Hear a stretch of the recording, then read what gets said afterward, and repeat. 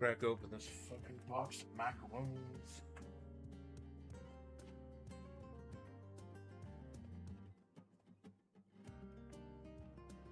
Got the aluminum filling in the mini fridge. I hope I don't forget it again.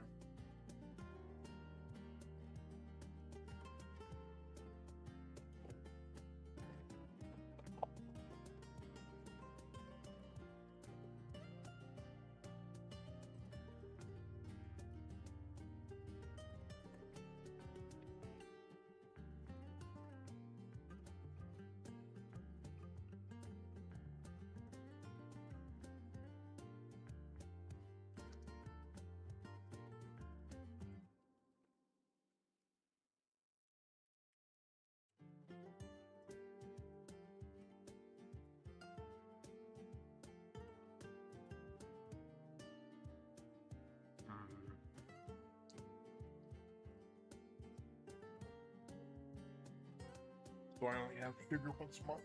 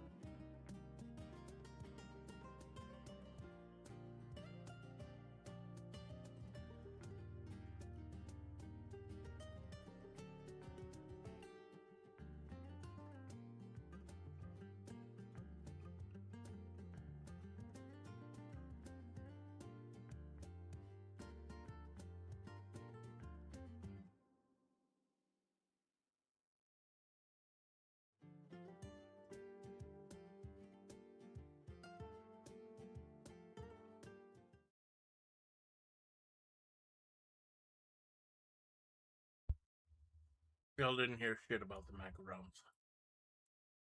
Hello, everyone. Your faithful Amanda Splats, the Amanda Splats Project. There's the legal Mahavri, storyteller of flavor. I'm just trying to figure out where my eyes are. Where my eyes should be. Put all your hands where my eyes could see. Sensoga, thank you for stopping by, Sensoga. Thank you for stopping by, Perv.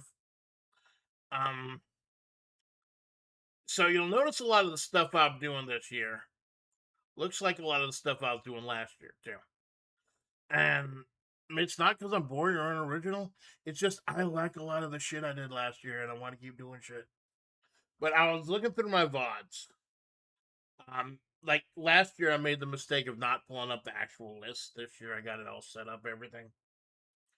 Gonna quickly compare what I did last year to this year before we start looking at this year. Last year, season 1 finale, Amanda and Sandruby finally have a conversation, heartfelt conversation, and Sandy sees Amanda as human.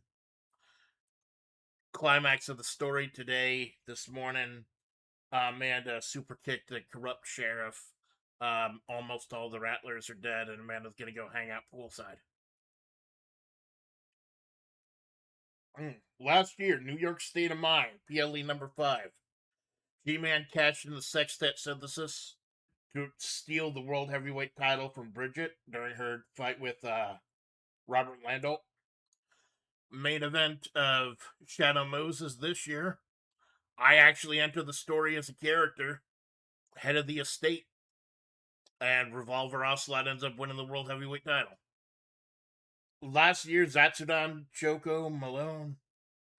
I didn't have time to set up something like that this year, but we did have a fun collab with Gamble with Your Friends. Last year, Robert Landau goes to Scotland playing Neo Turf Masters for the first time. This year, I played Daikatana for the Game Boy Color. Last year, I got to right before the final boss, or right before the boss of We Are the Flame. This year, I didn't even get that far, and someone died, and I bolted.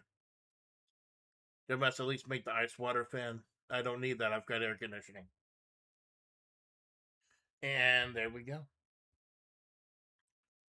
So, I notice a lot of people talking about the seasons of this quote-unquote show that I'm doing. There's seasons 1. Season 1 was the first episode, July 17th, 2024 to July 17th, 2025, the first year of the channel.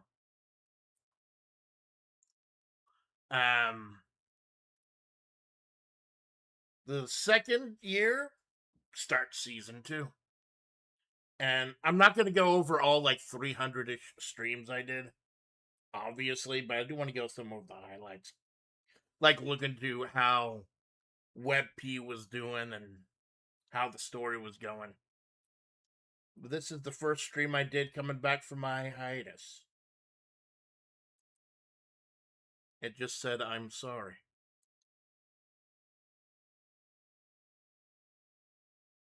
Started by saying, I'm sorry. Playing an arcade game called I'm Sorry. The safes. Like, usually, I don't make it past the safes. Oh, fuck, the barrel got stuck in the corner. Here's me blaming RNG like a dumbass. So now I was trying to get 9,999 in all the levels. Maximum score, maximum sorry. By the way, I'm on 350p because I'm worried about the chunk today. If you want to see these things in full glorious 720... Kicked by the greater Uma Musume community. Okay. If you want to see this in full 720p, you know where to be. It kind of pisses me off that it keeps opening up the top chat replay. Because, like, I have to close it every time. Karaoke. I'll tell you a secret since I'm not doing them anymore about the unstructured play with Sandruby. Usually the play is very heavily structured. Like, I know exactly what games I'm going to do going in. For our stream. Oh, the Landalt Invitational. That was to. That was Robert Landolt holding a tournament for his vacant Mayor of Flavortown Championship, won by Justice. And this is me trying to do spoopy stuff. Like, here's a spoopy picture of a giant purple dinosaur. Click the stream, and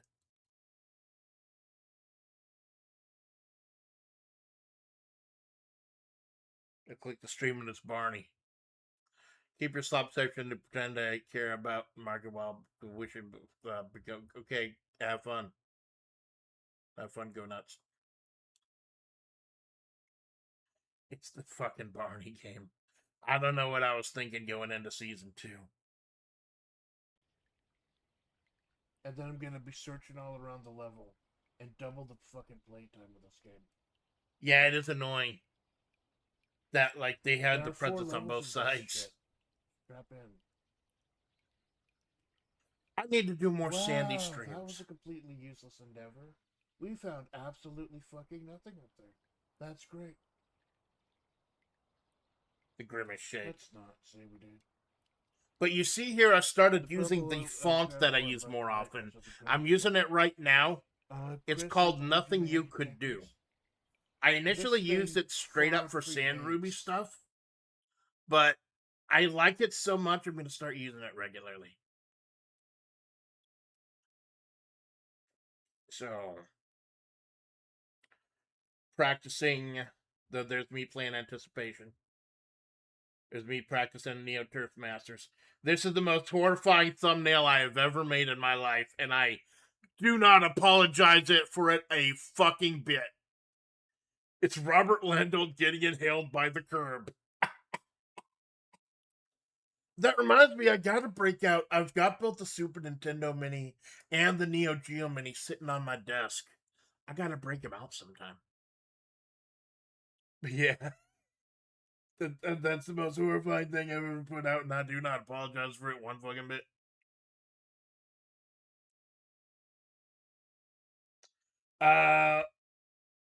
It's going to be a relatively short stream as opposed to last year. Last year, it was only like 3 hours. Plus, I'm not doing the call-in thing this year. I don't want to. I don't have access to the utilities I had back then. Here's my first time playing Uma Musume. Karl Malone riding shotgun.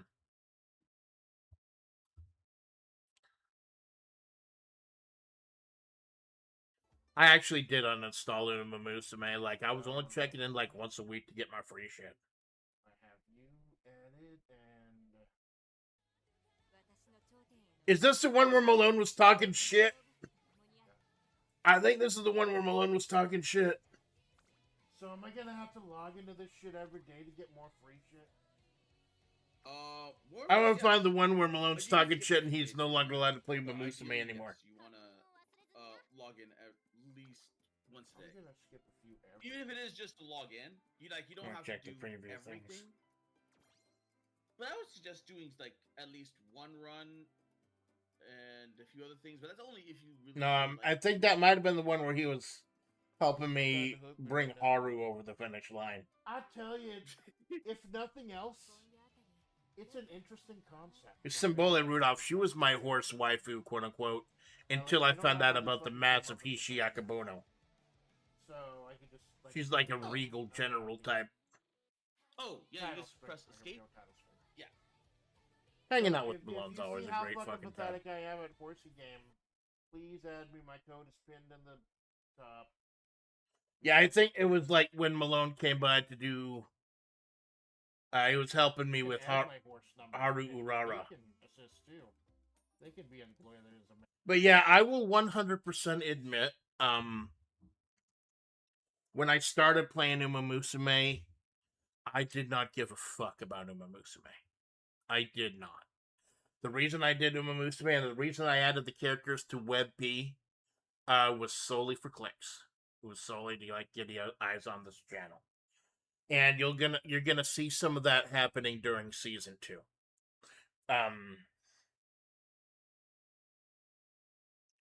you're gonna see me. I kind of want to breeze through season 2 because there's some not happy stuff. Like you'll see the Lucky 7 karaoke I did. They're not even worth clicking, honestly. They're just like 7-song karaoke's.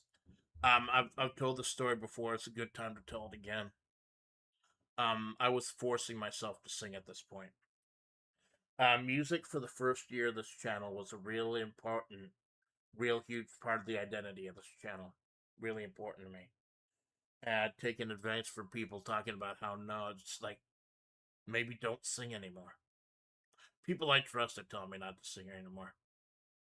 That needs to be less of an identity of this channel. And I started to come to hate music myself. So at this time, I was forcing myself to sing. I said, 7 songs a month. It's like less than 45 minutes. You can get on with your day. Summer Steam Sale. Peak, oh sir, cast and chill. Nothing huge. Me practicing all the characters of Neo Turf Masters. I think I liked using Adams, the veteran, the best out of anyone who's not named Robert Landau Golf Sex God. Because he has the one thing that Landau doesn't, and that is Landau is horrible in the rough. He has to compensate a lot in the rough. This guy, everything is the fairway. Like even deep grass, he can hit like 95% out. So I think I did pretty good with George Spinner. But I think anyone who's not Landau, I think I liked Adams the most. So you kind of tell by this thumbnail that things weren't going well. More Sandy. Oh yeah, Sandy playing yards. Just this. I think this one was actually random. Just like random shit. And this led to one of the happier ones I had. Minnesota Fats Pool Legend. I tried to make this guy a meme on my channel. It didn't work. I still might try to. I want to play the Sega CD version now that I've beaten the Genesis version. That's one of the several projects that kind of fell away from me.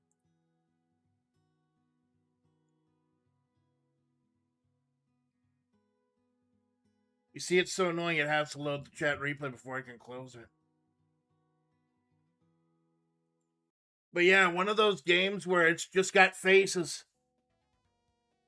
And one of those games that has that one boss. I think it was Susan for this one. Oh, and there's me doing the chibi, doing the little chibi. But that version of Minnesota Fat's like it's Saturn, and I don't know if it's properly emulated. Oh, was it on Saturn or Sega CD? I forget. Well, you saw my playthrough of Baroque. I can run Saturn games now. I'll have to double check. I thought it was Sega CD. But nah, it took me forever to try to beat Susan. It's the Susan's table. Yui Ren and Yui Ron as our tag team champions. The finals of the that's tournament. It's gonna be fucking great. Fast forward to Fats. No, I think this is there's Susan. Every game I play, there's that one boss, that one super difficult boss I can never beat until I like hammer my forehead. It was Nahar last night playing Daikatana. Minnesota Fats, it's Susan Short. Because she plays 8-ball. And you can tell Minnesota Fats isn't till like the very end. All the way at the end, I think I beat him in the first try. He took the name of a pool hustler from a book. Made himself Minnesota Fats. Well, that's perfect. That's me explaining who Minnesota Fats is.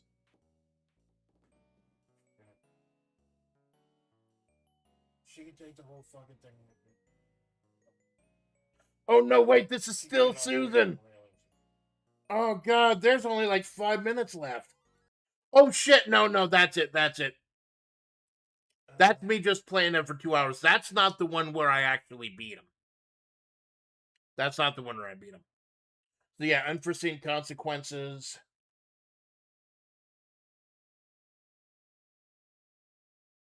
That's a minor one. It's G-Man and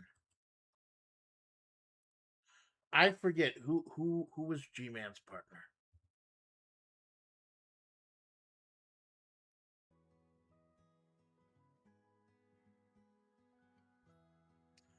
I really do hate that it's loading the chat first and I have to keep closing it every fucking time. I'm gonna complain about it all day.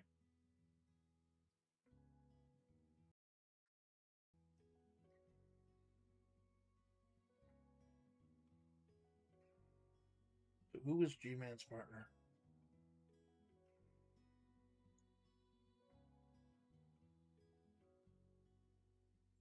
Is that it?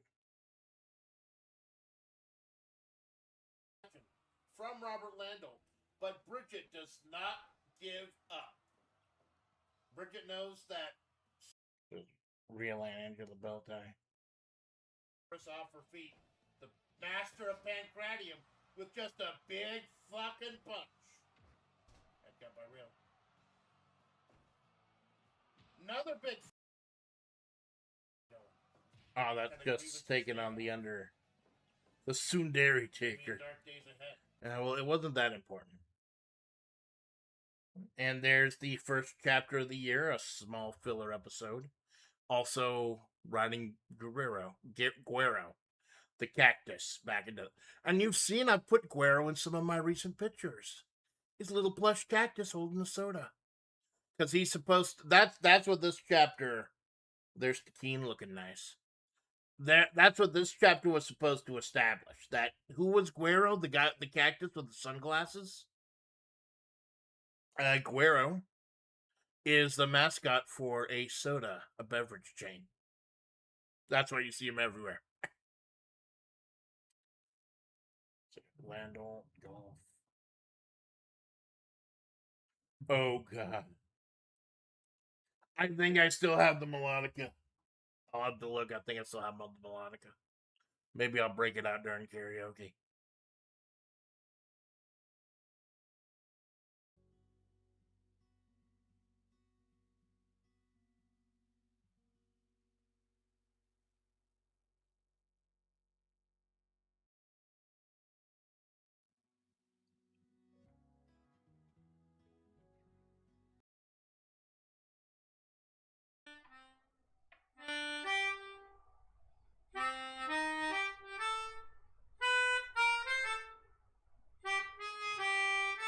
Yeah, I still have the melodica. I don't think I've cracked it open in a while. I just gotten this in the mail like a couple days ago, and like I just wanted to try it out. Almost passed out after this stream. You're blowing into it constantly just to make noise. If you're not used to playing the woodwind instrument.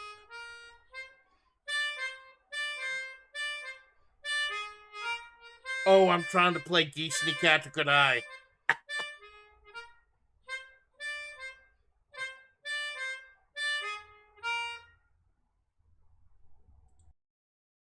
Geesney Katakadai. Yeah. I'm shit at it. Shit. Now this one was fun. This one was me exploring, like, between all my streams, I'd finally done all the games on Kirby Superstar. Every single one.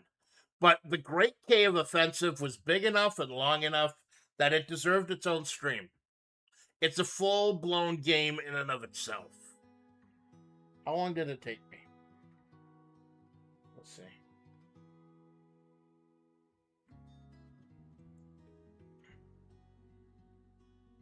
A little over 3 hours. Not horrible.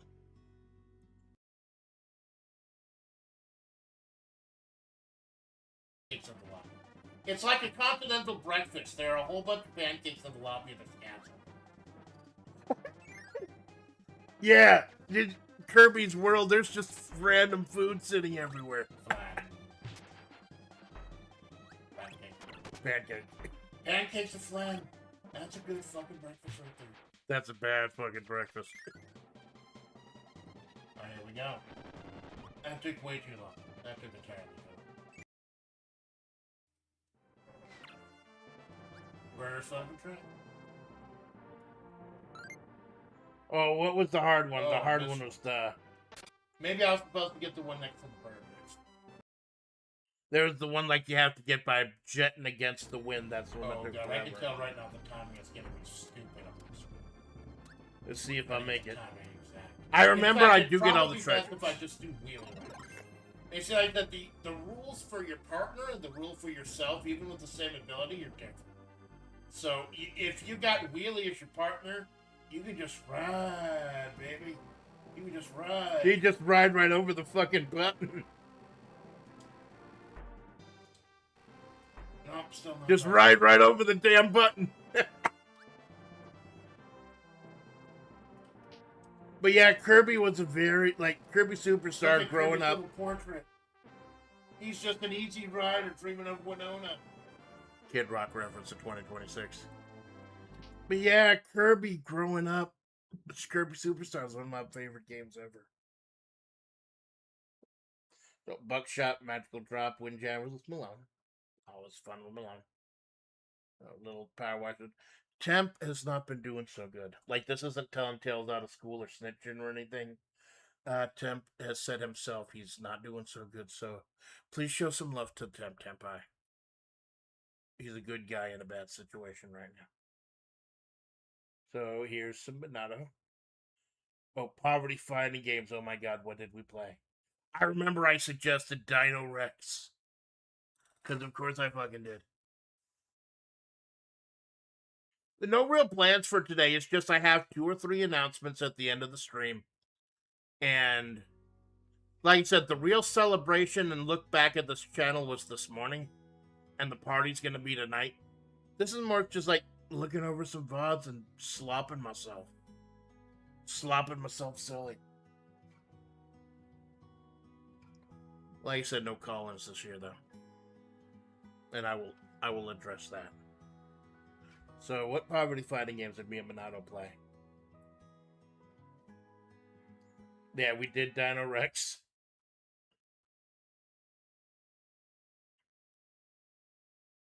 Looking sack at the one of the day. His next sack. Sounds like it ate a whistle. You don't like the... Dinos, no, You don't like the bulging, veiny throat sack? Oh, See, shit, you'd have got See, there's a hot chick. Why can't they just have the Why hot can't chicks we with the place swords hot first? chick? Oh my god! I get a feeling I'm gonna do that. Like, are all these? Hot chick is for marketing, not for gameplay. I'm gonna. Are these all real? I'm gonna make dinos? observations that I make I have observations no screen exactly like 5 seconds later. All survival fight with the boy like Joe. Yeah, and this is everybody, right? Yeah, I think so. Your boy like Joe. Punch plus kick, jump plus punch. So it's just combinations of buttons. Yep. What else? Well, we got a drop kick. Survival arts, yeah. See if I can find the clip of him and me doing Mungo. Nah. Tongue of the Fat Man. I hated this one. This is garbage. I'm a VTuber. I get enough parasite worm things as it is.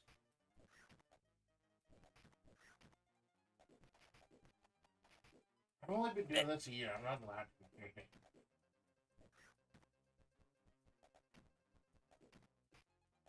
Yeah, I want to play more Fightcade because, you know, it's free.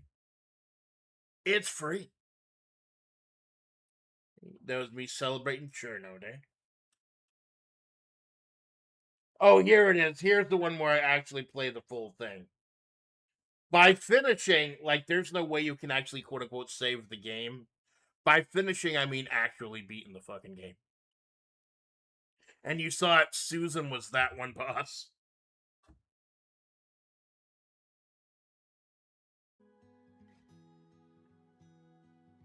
I warn you, it's starting to storm a little bit out here, just in case the feed cuts.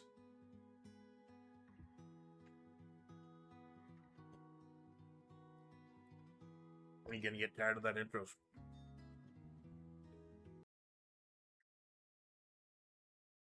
I remember Fats was easy to beat. Oh my god, it took me 7 hours. Fucking boo! Man. Luckily that was just the first one. Oh my god, 7. It took me 7 hours to beat this damn game. Alright. Should be able to get the blueberry. Where's Vats? Nope, that's Clyde Hinkle. Ooh! Oh god, look at all the shit. Like you're not. I think Fats owned goals at one point. Oh, that's still Clyde Hinkle. Yeah, the VOD is 6 hours, 56 minutes. The Fats fight doesn't start until like 6 hours, 36 minutes. Oh god, that was so close. Oh, the table is gray. That's helpful. The table's a completely different color. Come to Fats. Like, when this happens, like I did it yesterday. Shit, if I put the headset on, I won't. I feel like I have to, I feel like I have to put Fats away. I feel like I have to announce when I'm done with the boss fight. You can come back to the stream. It'll take him forever. Quite large. Quite large. Oh my god, how cool would it be? Oh my god! There's me sinking the 9 ball. I sunk the 1 into the 9 to beat Fats.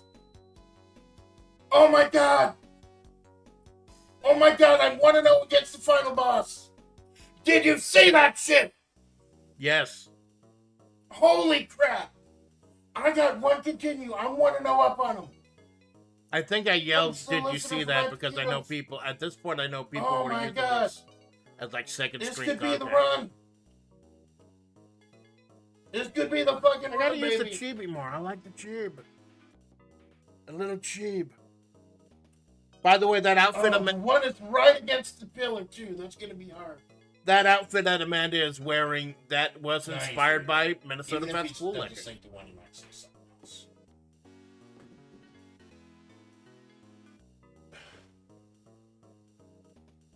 Let me get right to the end and see how this ends.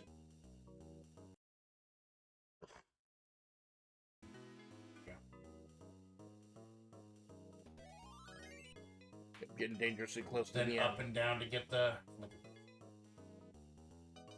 We're not ready to just go straight in the upper right hand. Don't rush the front, man.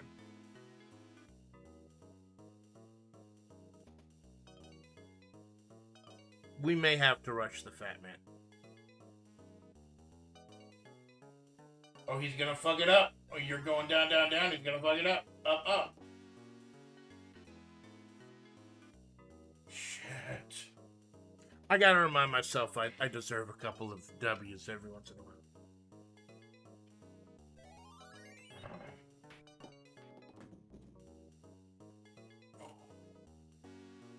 I'm one shot away from putting down the fat man and ending this fucking stream. One shot away. I just want to hear how loud I scream. I gotta remember though, this guide is kind of bullshit. This guide is kind of bullshit.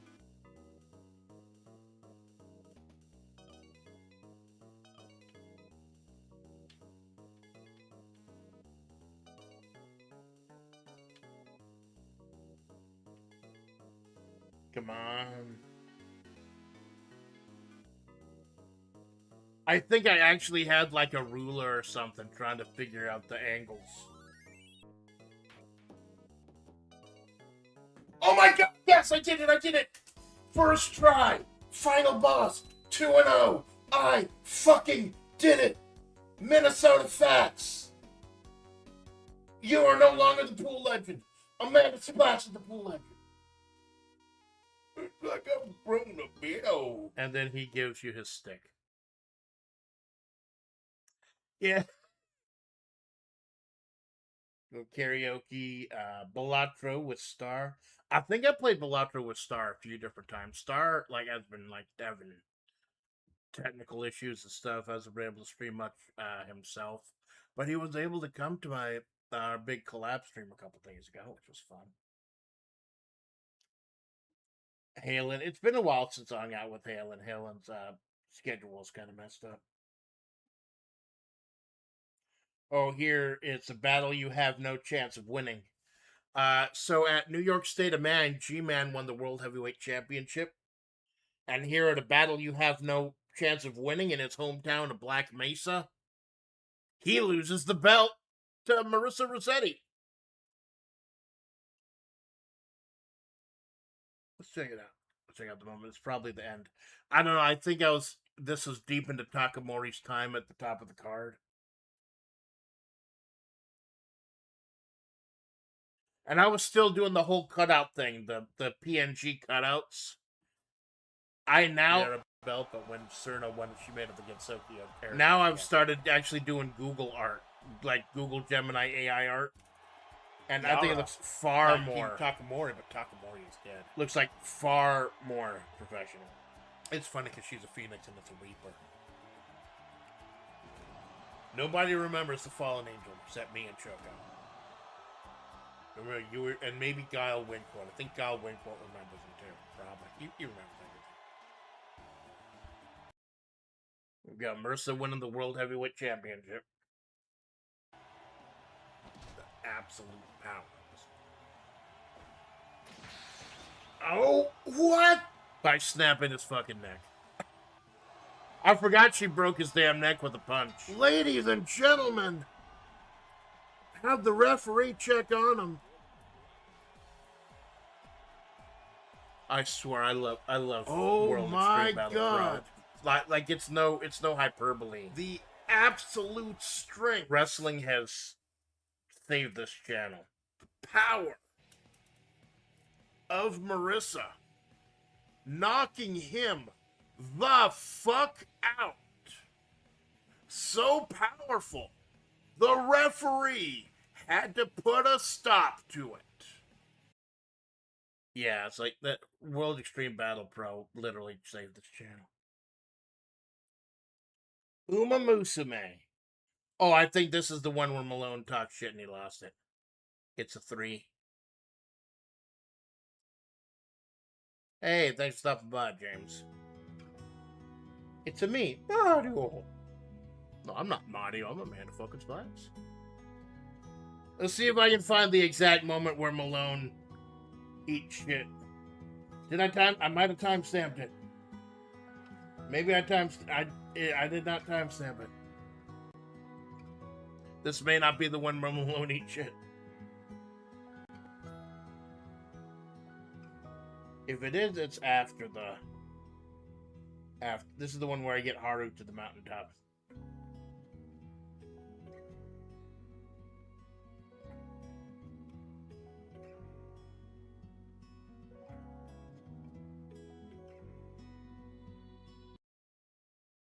$2-foot-tall VTuber snowman run away. Hey! The story or anything else. Thanks for stopping by. You're just going through it. Okay, so I've got a 1x scout for 1. Oh, that's what it is. That's the free one.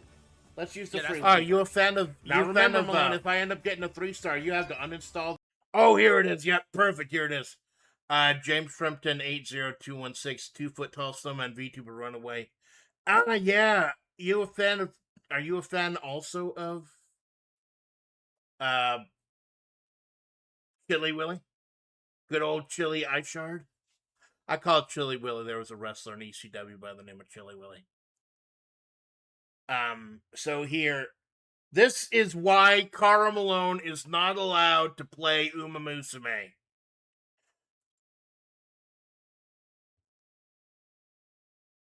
I'm not the one who made this bet. He made the bet himself. Okay, so... Oh, I got it. Oh, yeah. Why do they give it to you and then you have to go in and cash it in? That's fucking stupid. It is. Why can't they just automatically... I think it's an anti-piracy thing. Fuck, I'm gonna have to watch the anime now. Supposedly, Ryan's not really into anime that much. Right? They devote like movies to the side characters, and so that way they get their own time. Yeah, I think Ryan is barely in the anime. Like I know Aguri Cap is in Cinderella Grave, which is a new season. Hurry up and get to Malone eating shit. So, you know. All I know is that, like, the only clip I've seen of Ryan in this is, like, there's a compilation of Gold Sheen trying to capture people with a burlap sack, and Ryan just powers out of it and rips it apart with the bare hands. Of course, you know, I've got my Alpha Splats outfit on. So here we fucking go. Oh, I'm rolling Sky, or do you want the Amazon? I like the bronze one. I like the Amazon. I never got. So is it possible to get like 2 or 3 or 4 in a 10 pull? It is. I've gotten 2, 3 stars in the 10 pull. I've gotten 2. Not in this game, but I have seen people in Genshin and Nikkei pull like back to back to back to back, like a whole banner, like all 10, like an entire 10 pull full of like the highest rarity. Nice. Like granted, it's like different rarity. I'm like, waiting for him to hoist characters, himself but by his own petard. I've seen it before. Is it? I'm And aiming. it was just like, Oh, sorry. God bless. oh no, I was just gonna say like I like for the longest time when people would send like still images, like, oh look at my pools, and then like that's bullshit. You just like did Photoshop, and then you see it, and then you actually legitimately see it. Like, Yeah, I think this is captured the one live. I'm It's alone. like, Shit. how? Like Not how? for it, wait, Grace. Well, I'm so close to getting another set. Remember, there's the 1 in like 3.8 chance that Malone will never play this game again, ever. Ever. Let's see.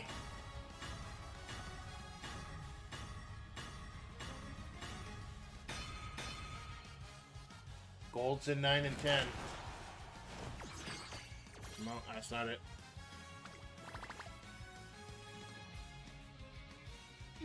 I think at this fuck, I accidentally skipped something. At this point, I didn't know that you could turn a 2 into a 3. 9 is the numero 1. 10 is Top Gun. At this point, I didn't know that a gold could turn into a 3-star during the review. Well, if I'm not playing this shit again, I might as well go ahead and throw out all my singles.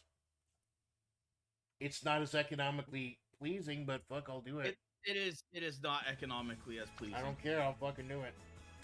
It costs the same, though. 1 scout is 150, 10 is 1,500. Okay, Ryan. Scout again.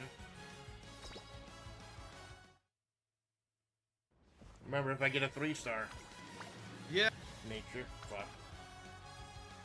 If I get a 3-star, your luck runs out, though. I think this is where your luck runs out. You just activated the fucking death flag. He literally did! He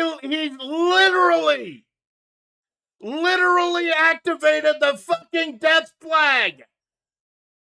That is what, I believe that's what the director showing up means. You're guaranteed a 3-star. And I think that's the flag that's the fan that, like, I think you earn it by winning a run. Malone literally set up the death flag a millisecond before the flag literally shows on screen. Check this shit out, yo. Malone knows what this means. The director gave me the director. What does that mean? The director's the one opening. That's different.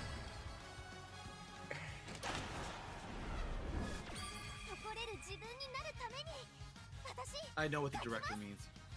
He knows what the director means. And it's the Season 1 Pro Tag.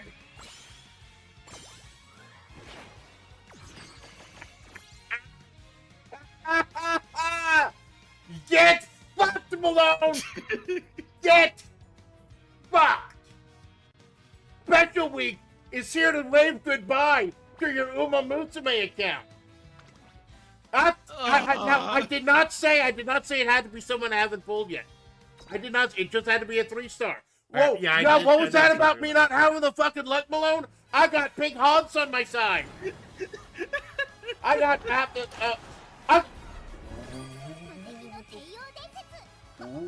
No! I don't have standard Teo.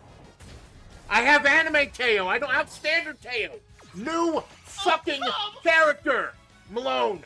New fucking character. 3%, baby.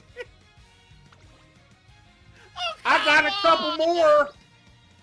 I don't think I pull anyone else, but yeah. That's why Karl Malone's not allowed to play Uma Musume anymore.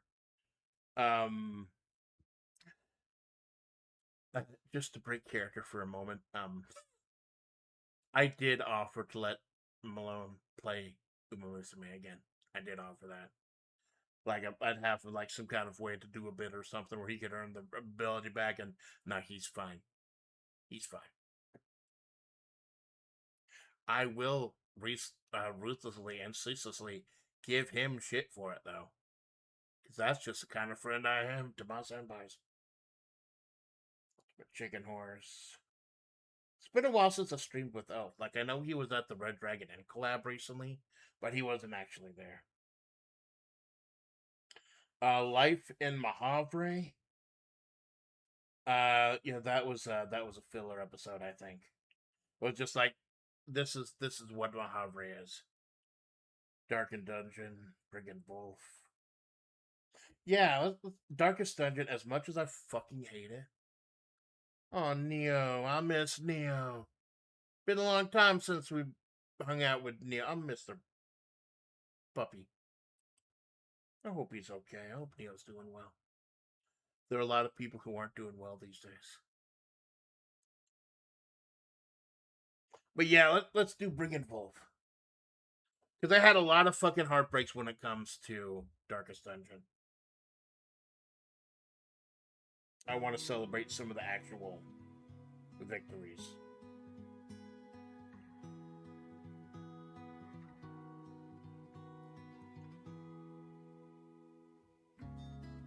I know it was at the end. I remember it was at the very end. Like, Jenks, my regular watcher, like, it was the end of the stream. I know Jenks usually has to leave about 11, but then he saw that the Volk 2 side wings that contained Ancestors trinkets. I'm not fucking around with that shit. Wolf only copies 1 slot, 2 returns per round. Slightly vulnerable to blights and blades. And then Jinx was cool enough to hang around. 100% stun, 75 blight, 75 bleeds. If you know where you're going, you can get to Brigand Wolf very, very quickly.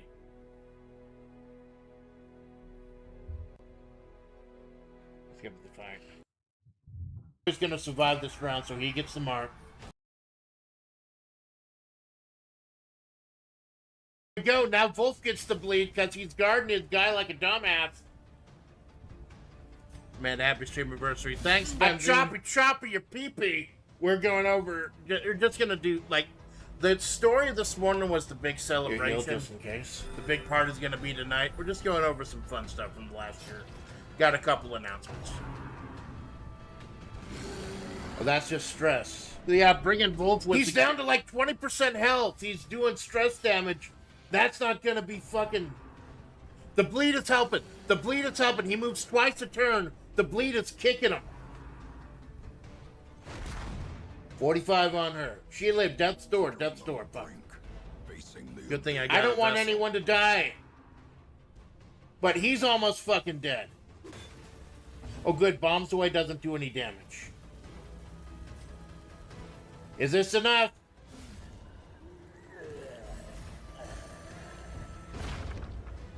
There we go. Bringing Wolf down.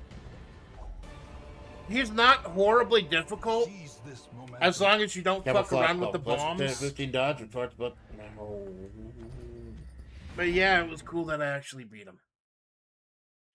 I will not be playing Darkest Dungeon a lot in the future. I'm going to save it for special occasions and in between games because it really does cause me pain. It does cause me stress.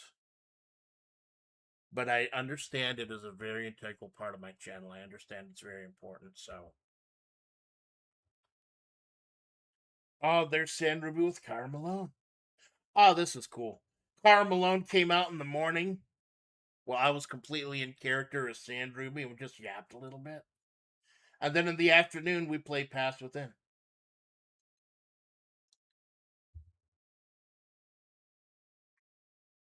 Wonder what we did. I think we were talking about trying to get Malone's lore. Figure out what Cara Malore is gonna be like.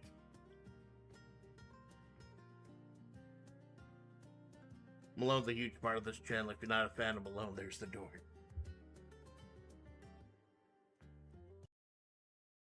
Yeah, but there's Sandy and the Cheeb. I wouldn't be here as a VTuber, which is strange. I think that's something Amanda needs to wrap her brain around. She has problems with, is that your failures help define you, not by how you fail, but by the path you take. It's like it's failure isn't the end of the world. It's just you branching off in a different path. And I think that's why she talks about, like, she used to be big in the art community a long time ago, and people have a tendency now, artists now, like, they just nope out of nowhere and delete their entire art gallery. She's like, no, don't get rid of your old freedom. Yeah, you ever notice Malone likes to jump into a bag, shitting into a vacuum, essentially. What? With your bones, like, losing lots of calcium. Everyone wants that. No, it's I believe it or not, it's not the fact that your bones lose calcium. It's the fact that in space, everything kind of.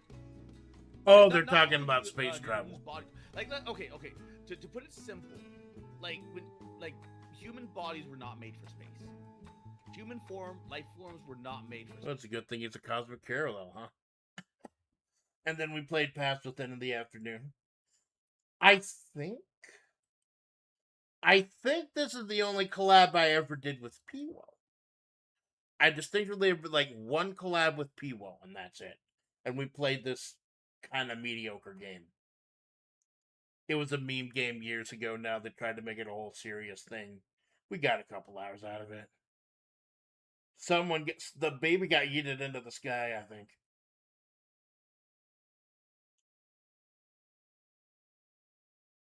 This to me. There's a timing game that comes up when you grab me, and if I can get the timing, like, frame perfect, then it lets you go. There's the daddy baby and the baby daddy. Eat that. Where did you go? Eat some banana. There you go. 84. Well, that ruins my game plan. Oh, that crossbow's I think we switched over to Ultimate Chicken Horse because it's actually fun. The new Ultimate Sheep Raccoon, I think that game's out now. The sequel. Oh, nice. Where it's like motocross. And a trap. Let's go. Yeah, I think that's the only collab I ever did with P-Well. Another test stream, Dokapon Kingdom, Skullgirls. Raifu Wars. Raifu Wars, that was a fun little board game.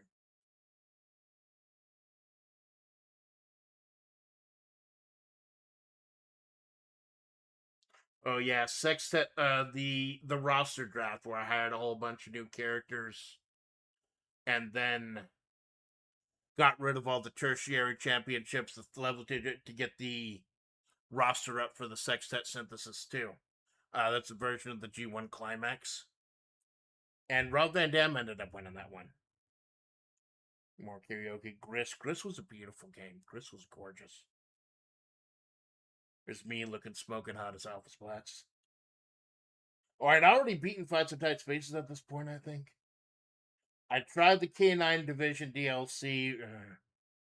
The DLC campaigns, like, they're so much similar to the main one, it's almost not worth it. Oh, yeah, killing. I think this is the one where I introduced Mossberg. Attorney Mossberg. With all the writing streams, I do a full story recap at the end. So I can just fast forward to some point at the end and see where... Yep, J. Mossberg Malgraves. The Rotten Mahavre. Graves. The representative of the Eldritch Taint in the desert. Yep. We got San Ruby representing the gods. Bun Bun representing the Red Desert Army. Juliet representing the military. This must not have been a full story. Representing the water bearers. This must be just like a brainstorm. Alpha Splats representing Amanda from the future. And now we got Mossberg representing the Eldritch Taint. I think, like I said, not every... I have to stop judging streams by how long they are. Yeah, I really do. Oh, there's another Steam Next Fest. Oh, I almost fucking died during this one. Omnibus, goofy little game. Hag and the Shrieker. I beat the Shrieker. Playing Hoscam solo. Up the Sextet 2. Rob Van Dam ends up winning this one. And Marissa Rossetti, who just won the World Heavyweight Championship off of G-Man, in her first title defense, ends up losing it to Geese.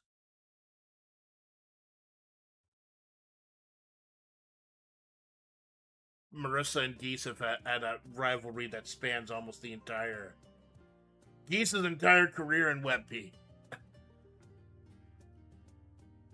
Although the tag team division is what really props off. The tag team division, Takamori, Yui Ren and Yui Ron, Lincoln Zelda, that's what really... And I eventually started understanding it.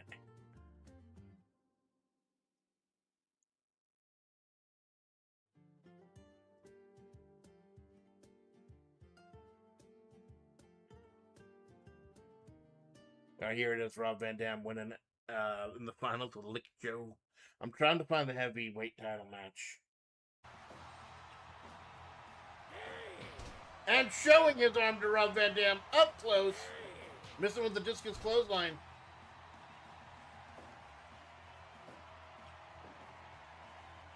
Oh, here it is. Big old kick. I used a different ring. That's good for Rob's got to be looking to put this one away while he's got the momentum on it. Yeah, Marissa just won the World Heavyweight title from G-Man. Is that going to be it? Would that be the right... Oh!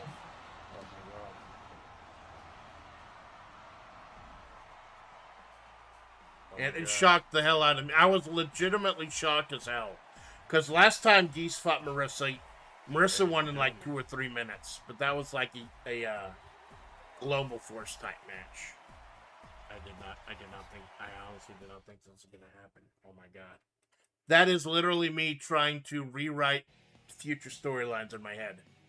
Because I did not know Geese was going to win that Rashomon.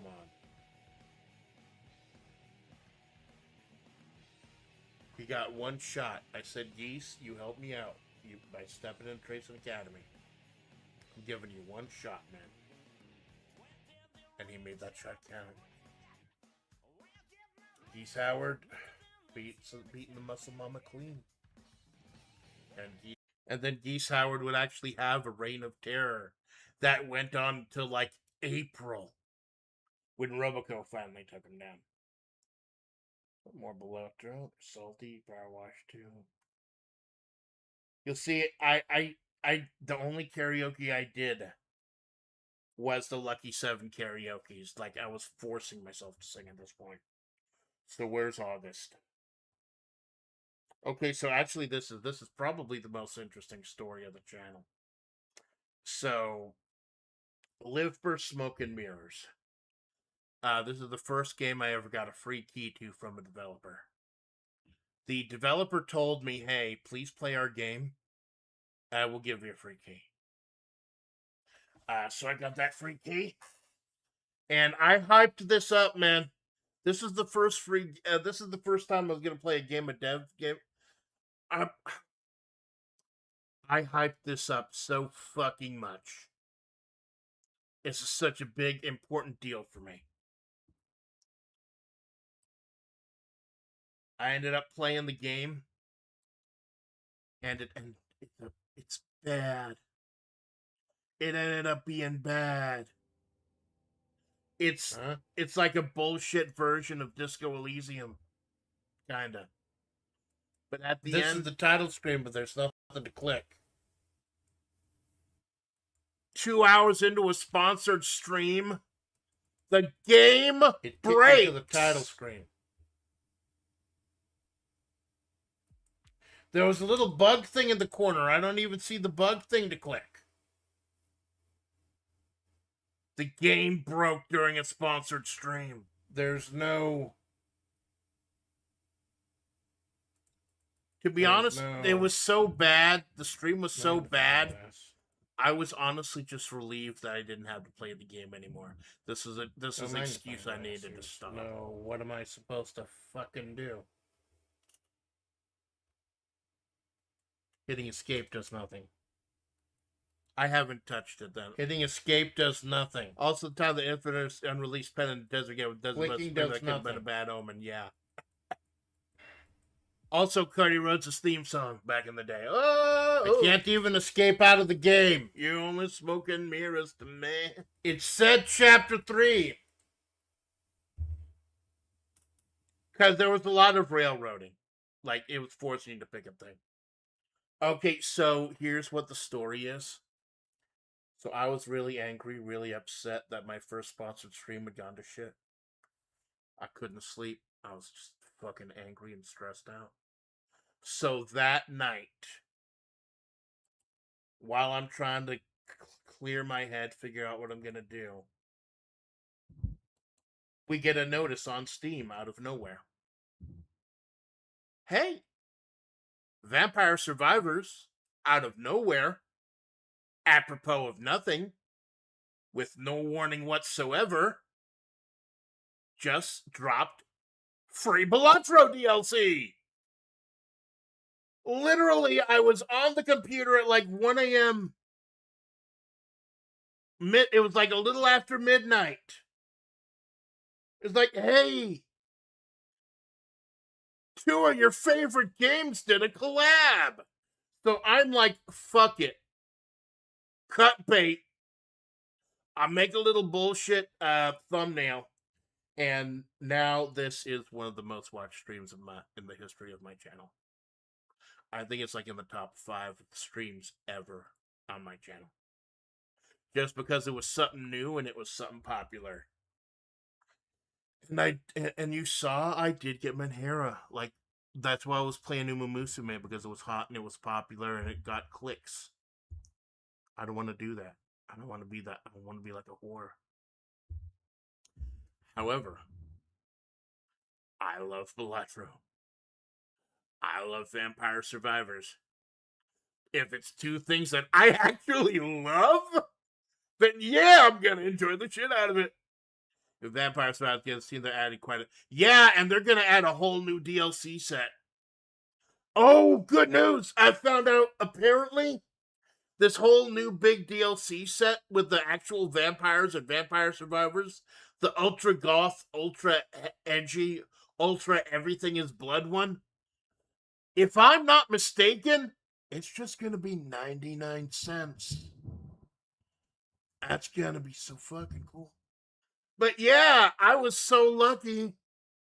And in fact, someone who didn't know how to, because they hide shit in Vampire Survivors, even stuff you buy or stuff you unlock, you have to find it.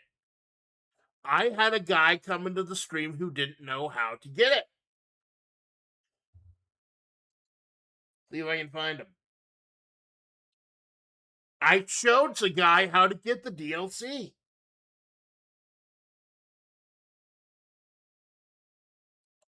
So at the end of the day, and this is why I want to tell you, I've been catching some shit after the whole incident that happened. I had the biggest audience I have ever had. More views pouring in than I've ever had before. Save for like 1 or 2 episodes of Fire Bro. And what do I do with it? What do I do with all those eyes on me? Hundreds of people watching? I talk about flavor. And I talk about my senpais.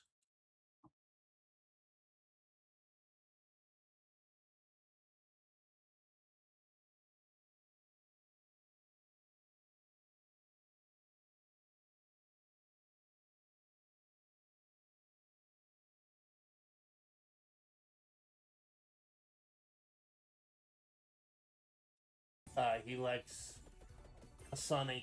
He's the giggly bitch. He likes Kasane Tato. He likes sad waifu games, sad robot waifu games like Girls Frontline. The other one. I think it's muted the window camera. That's weird. The one with the jiggling asses. when you're trying to snap and the asses be jiggly. Oh, good 5. That'll really fuck it. But yeah, I had this amazing opportunity, and I spend it talking about flavor. So don't let anyone tell you say I don't fucking care about flavor. I love flavor. All right. Oh, the Frights and Tight Spaces DLC. Out of nowhere, one of the games that defined this channel gets DLC that's weird. Makes no sense. It turns out it's a stealth advertisement for Knights in Tight Spaces, the sequel. It's a stealth advertisement because it's got stuff from Knights. It's got it got the whole survive as long as you can mechanic.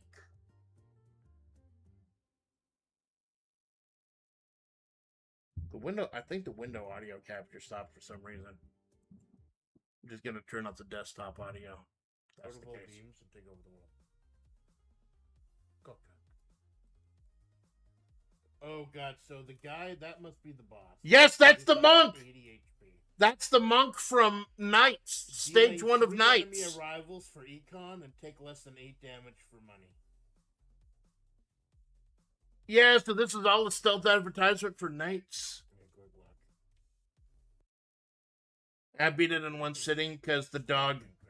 Oh, there was a mummy standing on my doggo. I could not abide by that shit. Because the partner mechanic with the dog, where you and the dog both attack something at the same time, that's the same as the whole team mechanic in Knights. Well, hey Malone. Remember the ninja boss of stage 3 in the regular camp? Hey Malone, you missed it. I found the clip where you ate shit in Uma Musume and you're never allowed to play it again. And I played it for everyone, and we all had fun. It was fucking great. We're up to Fights and Tight Spaces, the Frights and Tight Spaces DLC campaign. I killed him in like 2 turns.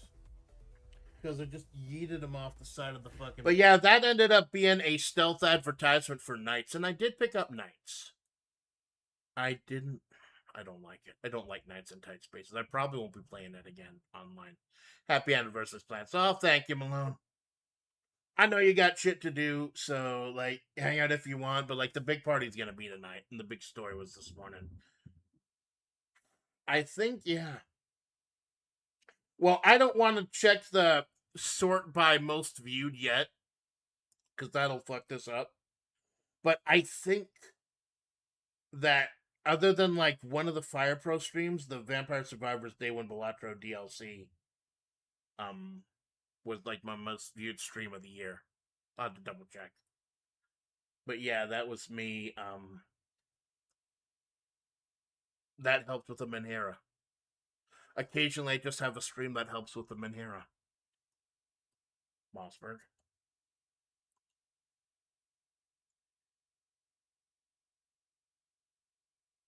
But you'll notice I don't do this anymore. I don't actually make...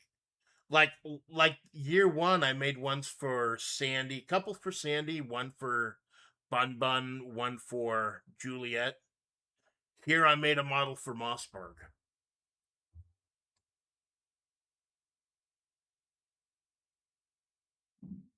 And I read, if she gets back, I read Nyarlathotep. And then I played a horrible game. Pass from the control of known gods or forces to that of gods or forces to run now.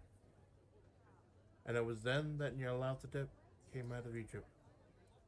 Who he was, none could tell. But he was of the old native blood and looked like a pharaoh. The Felican knelt when they saw him, yet he... I wanted to do one for Dakeen. I wanted to do one for Alpha.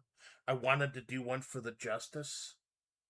But I find as the channel went on that as much as I wanted to bring the lore into the rest of the world, like, nobody gave a fuck. Like, I actually tried streaming as San Ruby during a collab while I was calling into one of Elf's streams, and everyone just treated me as Amanda. Like, so, yeah, like, so I guess I've had to learn to stay in my own lane. Still doing the lore and creative stuff, but keeping that segregated, keeping that separated. And here's one of the things that helped define the channel again this year. Last year it was, or year one it was West of Loathing, and this shit was Disco Elysium. Disco Elysium, really, really amazing. It just unparalleled storytelling. And it just makes me so sad that we're never gonna get a true sequel. Because of all the corporate bullshit and all the fucking things that were going on. And I do not give a fuck about Zero Parades. I am not playing Zero Parades. Fuck that company. They're not the ones who are like the true Disco Elysium, the true writers and everything. That whole bullshit. But yeah, Disco Elysium really defined what I think like creative writing can be, especially in a video game context. It's just brilliant, funny, dark. Couch in an unexpected location, and the murder at the hookah parlor. Even the rare article-free collapsing tenement. Murder features prominently throughout. You like this grimy murdering, don't you? Wish there was one in there. It's very, very hard to say, man. I do the long form games on Sunday, the RPG, the Sunday stream. Beep, happy birthday. It's not my birthday. My birthday's in March. It's my anniversary. But I thank you for the sentiment. I know your heart's in the right place. Which is weird because you're a robot. But yeah, I don't know. I have to say, what was my favorite Sunday stream of all time? It's either West of Loathing or Disco Elysium. It's hard for me to pick. Gets the blood pumping. But bottom line, Disco Elysium is easily the case files together, but it can be done once you're done inspecting them. Disco Elysium was easily my favorite game of this channel of all year. Period. Windows are clear. The driver as a dawn. The driver as a the back end. Racist nationalist paraphernalia. And Kim Katsuragi is the fucking homeboy. He is the best fucking homeboy. Bully in the Alley, that was Geese Howard, that was Rob Van Dam cashing in his sex set synthesis. And he did in fact cash in, and he lost. Level 5 Siren and Flesh. I don't know if that's the one where I died to the crew or not. The one where I had like the first ever full party wipe. So far in all my 3 chronological years, my 35 plus streams of playing Darkest Dungeon, I've had a grand total of 1 party wipe. And that was against the level 5 crew. I think this might have been the stream, I'm not sure. I'll double check. Because I usually only put the monster's name in the title if I beat him.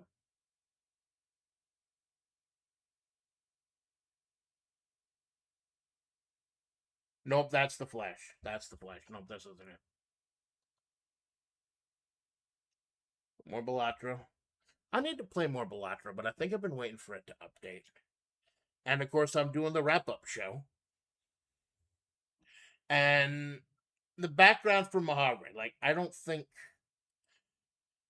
Yeah, this is a flashback of back when San Ruby was Julia Impastore. Which we kind of hinted at was her relationship with Mossberg. And how that ended also. And how the district attorney's relationship with this mysterious underworld figure ended up sinking her career. And then Julia, quote-unquote, dies to the world.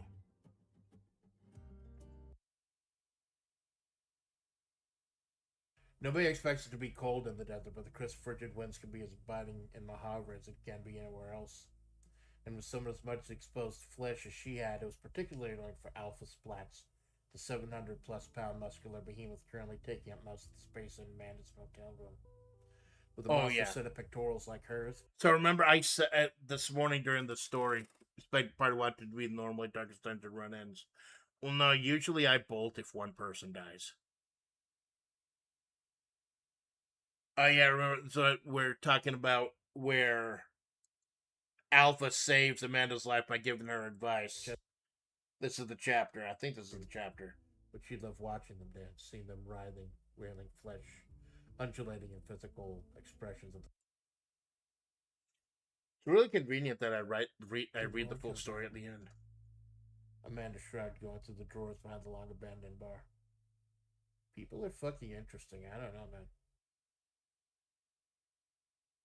Trying to get to the confrontation.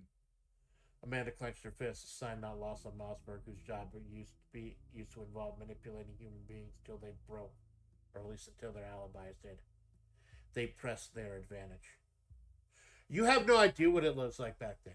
The money flowed like wine, the wine flowed like water, and Luce didn't even need any of it for herself. When it rained, it poured, and I was pointing right underneath her with the rain barrel. Mossberg stopped for a moment, carefully choosing her words. Nope, and of course I love her. Love her. I know, Amanda replied. I appreciate that, but it's over, man. She's put that time of her life behind her.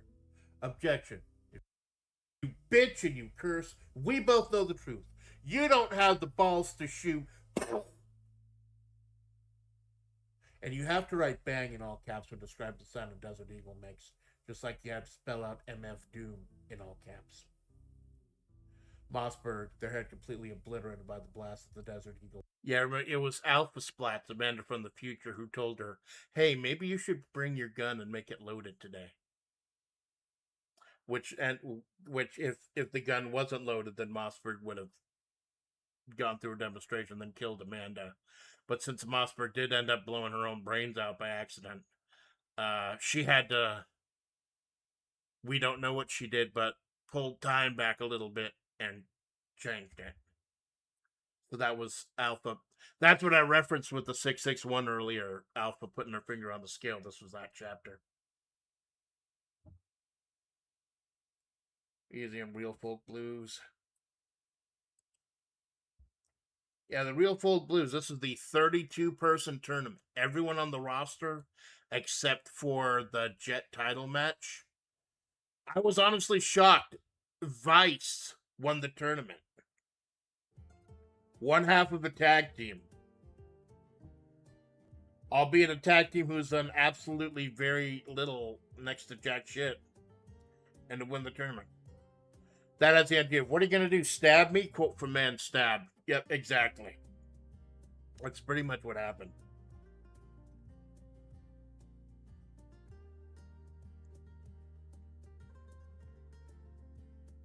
So yeah, here's the finals. Vice, who is one half of a mid-level tag team, versus the talent Bridget. Inside me. One of the heroes of this federation. Too close to the ropes, though. Again, that's the problem with the talent inside me. Too close to the ropes. Shiranui. My eyes are fucking up a bit. I don't know why. Hurricane Rana, is this going to be enough? Just a 2, not even a 2.9, just a 2. The town inside me, right in the middle of the ring. 2.9. How the hell did Vice kick out of the town inside me? Oh, that's not it. Bridget with those slaps. Stunner by Vice.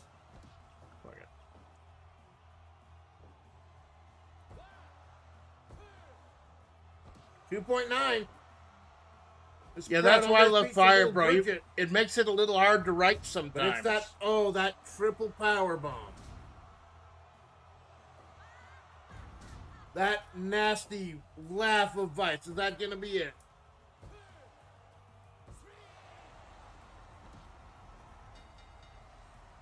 You see that? I just completely stop. Because I'm like, oh my god, what am I gonna do? One half of a mid-level tag team just won the tournament. Believe it. Of all the 32 participants in this federation, I could not have predicted this. The road was just too great for Bridget. So what I had to do was, Vice stated that she was only there to be part of a tag team with Mentor and sacrificed her shot at the World Heavyweight title for a shot at the tag titles with Mentor. Or Usume. I'm not going to click this one because I don't make it to the mountaintop. I make it to the mountaintop after the stream. Okay, I don't see a boss name on this one, so let's see if this is the one.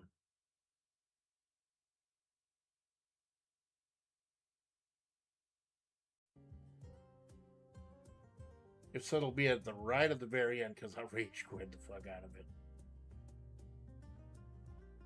No game has made me rage quit more than Darkest Dungeon. I hate the fact that it's part of the story of this channel.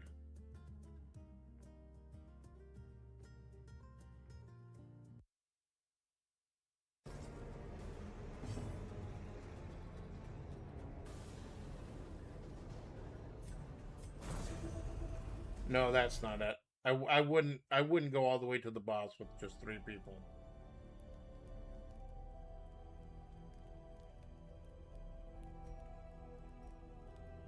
No, I'll find. I'll look for it. It's been so long since I hung out with Sensoka.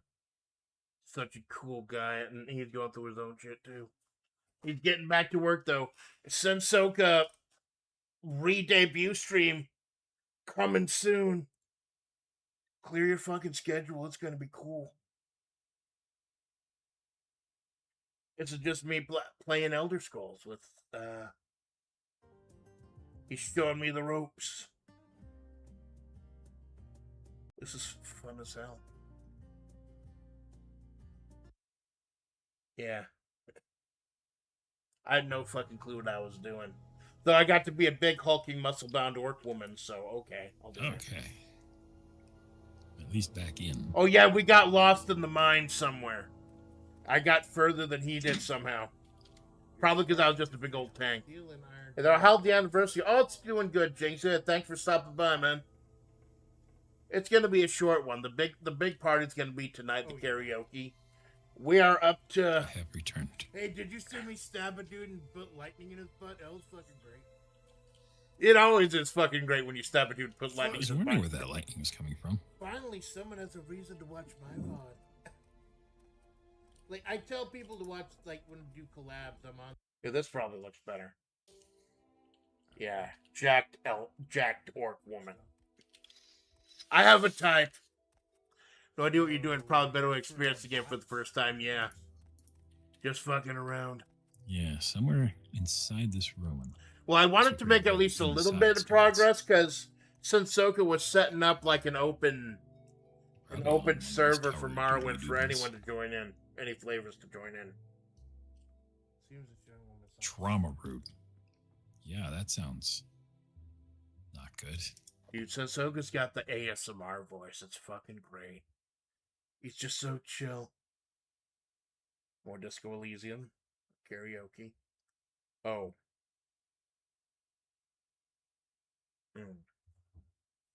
This must be where it happened.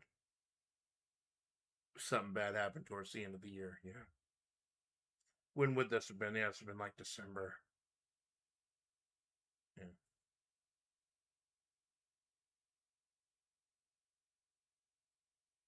More Darkest Dungeon. Yeah, I definitely want to show you the countdown because I did something special on that one.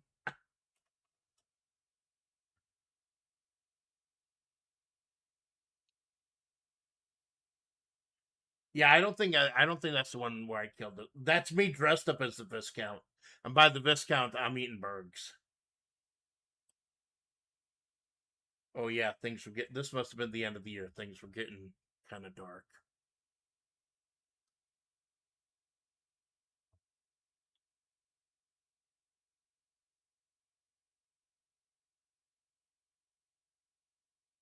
I need to know so I can watch his feed and not yours. My schedule's up on Twitter. You can check. Why are you gonna be so aggro, man? Joker Rattler screamed. You're breaking my balls, bro. Mooney's breaking my balls. You wanna touch my balls, don't you? Yeah, this is where we're first introduced to Magician and Hanged Man. This place used to be great until they started hiring all these. Completing the word. Moon stepped forward, her manic glare boring right into Amanda's dead, jaundiced eyes. Are you being so mean to the Magician? The moon. So this chapter was supposed to illustrate the rot in Mahavre. The eldritch rot that came from the eldritch war here ages ago. That's still warping and making the place a horrible place to this day. And also setting up the Rattlers. This group of anarchists. Like I said, today's chapter, this morning's chapter was unreadable by her robotic affect and the blood red eyes. We're giving you every second chance, every opportunity to join the Rattlers again. We've even kept the wheel open for you. You're just a relentless. What's the word? Cut! The orange-fingered one shouted right in the middle of the casino as one of the dealers finally called for security. Thank you, Hanged Man. And this is also where Amanda gets that card from Dual Greens. I threw myself into the war back then. And we also find that Juliet is not a femboy, Juliet is a woman. Cut her off! Came from Dual Green Stop that cold. Amanda sat down, defeated, glancing over at Julia. Can I catch a ride home? She asked. I jogged here. Julia gently replied, yeah, things are getting dark at this time. I guess it's time to start addressing you. And that, yeah, crab game, that's me wearing the tracksuit. I'll tell you now because I don't do it anymore. It's not the case every single time. Not every time. But most of the time, if I'm wearing the tracksuit, that's Manera time. Oh, and here's something that was not Manera. This is the 1-year anniversary of World Extreme Battle Pro. And I wanted to get the main event, Yui Ren and Yui Ron versus Takamori. At this time, I'd started understanding that the tag team division was the main draw of this federation. And this did not disappoint with Takamori 3. Yui Ren and Yui Ron versus Mori Calliope and Mori Calliope and the Chicken was like my main event thing, my big thing. The whole tag team division. Hold on.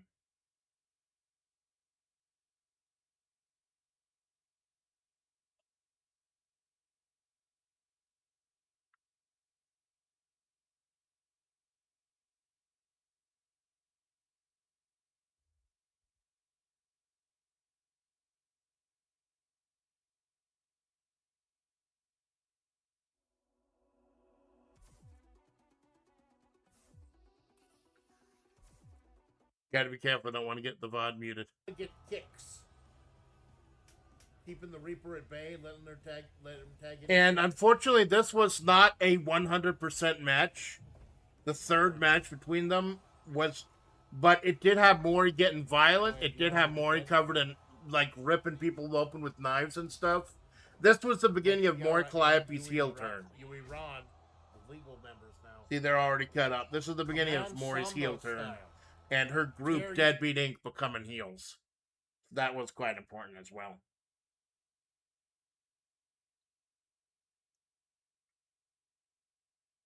Here it is, Christmas in Crimson Court. This is the reason why I'm going to have to click a couple boxes. Because they say, like, you have to tick something on the channel if you show something that is, like, realistic AI. But I get away with it in my thumbnails because obviously they're cartoons, they're not realistic. I'm about to show you the dumbest bit I've ever done. Well, second dumbest bit I've ever done. The dumbest bit I ever did was the fight outside the Waffle House. This is the second dumbest. I need help with Darkest Dungeon, so I talk to the greatest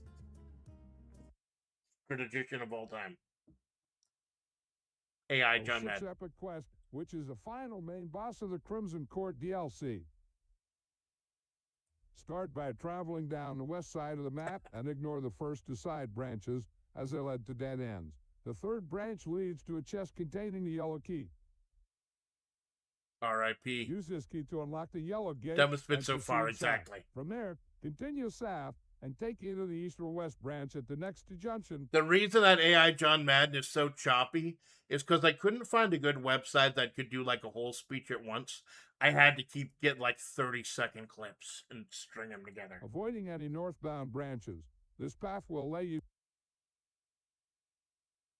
to a chest holding the red key. After collecting the red key, backtrack to unlock a red gate on either side. This gate leads to a chest with a Crimson Court trinket. We're not worried about the trinkets today, man. We just want to get right to the Countess. From there, follow the straight corridor directly to the Countess room. This route is fixed and symmetrical, allowing players to skip many rooms and encounters. That's exactly what I had to get all this done in one run. We did. Pick up a few firewoods along the way for campfires. No, I think it ended up being 2 runs. Because I ended up getting the highwayman party.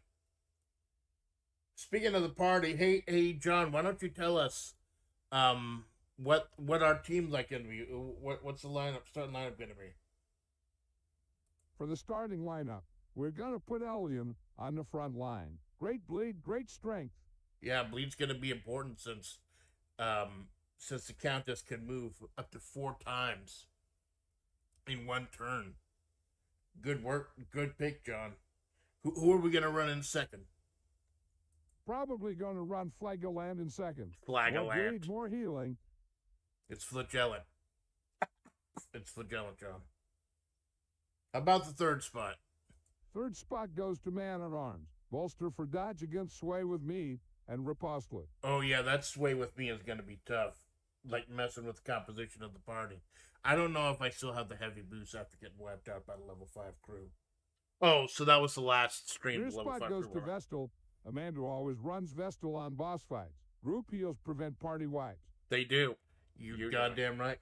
Now, she may not be that useful with Sway with me, but we're going to try to figure out ways to have other people move around the party as well. And Flagellant can move forward as much as he wants. So that helps. Flagellant can move his forward as much as he wants. Let's get this done and dusted so Amanda can get back to what she does best. Yeah.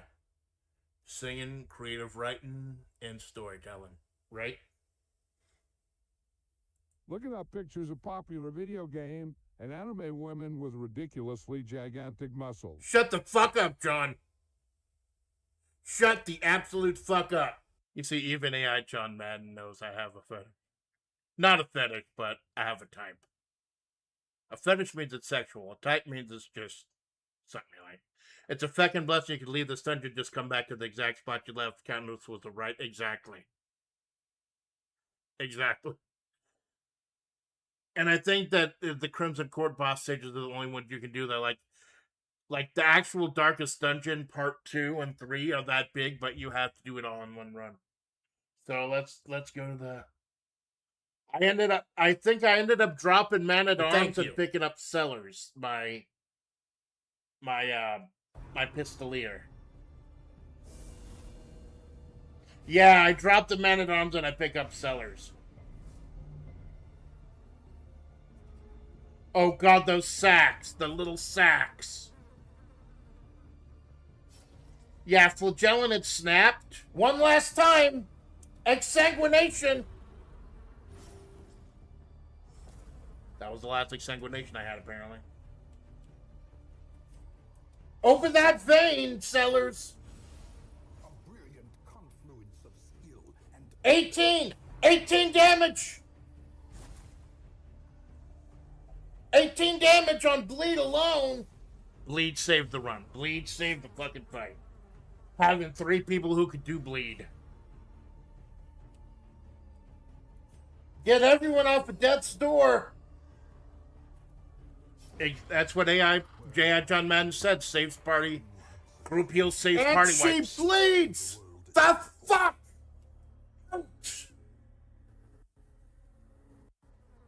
Crimson Court was a mistake for over a year and a half. And it was that stream where I finally fixed the mistake. Because after you beat the Countess, you can heal Crimson Court, the Crimson Red shit, at the place in town. The Sanctum or the Sanctuary or whatever. And enemies from Crimson Court no longer appear in normal stages. So this was me correcting a problem that this channel had for like a year and a fucking half. And she bled the fuck out. Whatever this is, I'm taking it.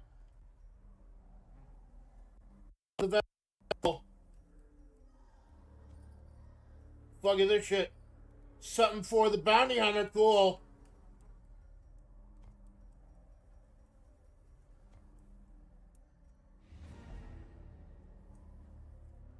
Crimson Court was a fucking mistake.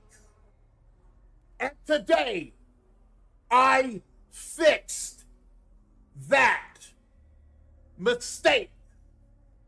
And I couldn't have done it without Jinx's help. You're a real fucking homer, man. So, yeah. So I was actually in a pretty dark place around this time, around Christmas. Because there were things happening. I don't want to spend my anniversary talking about it, but I would be remiss if I didn't say that bad things weren't happening. And so we're talking about season 2.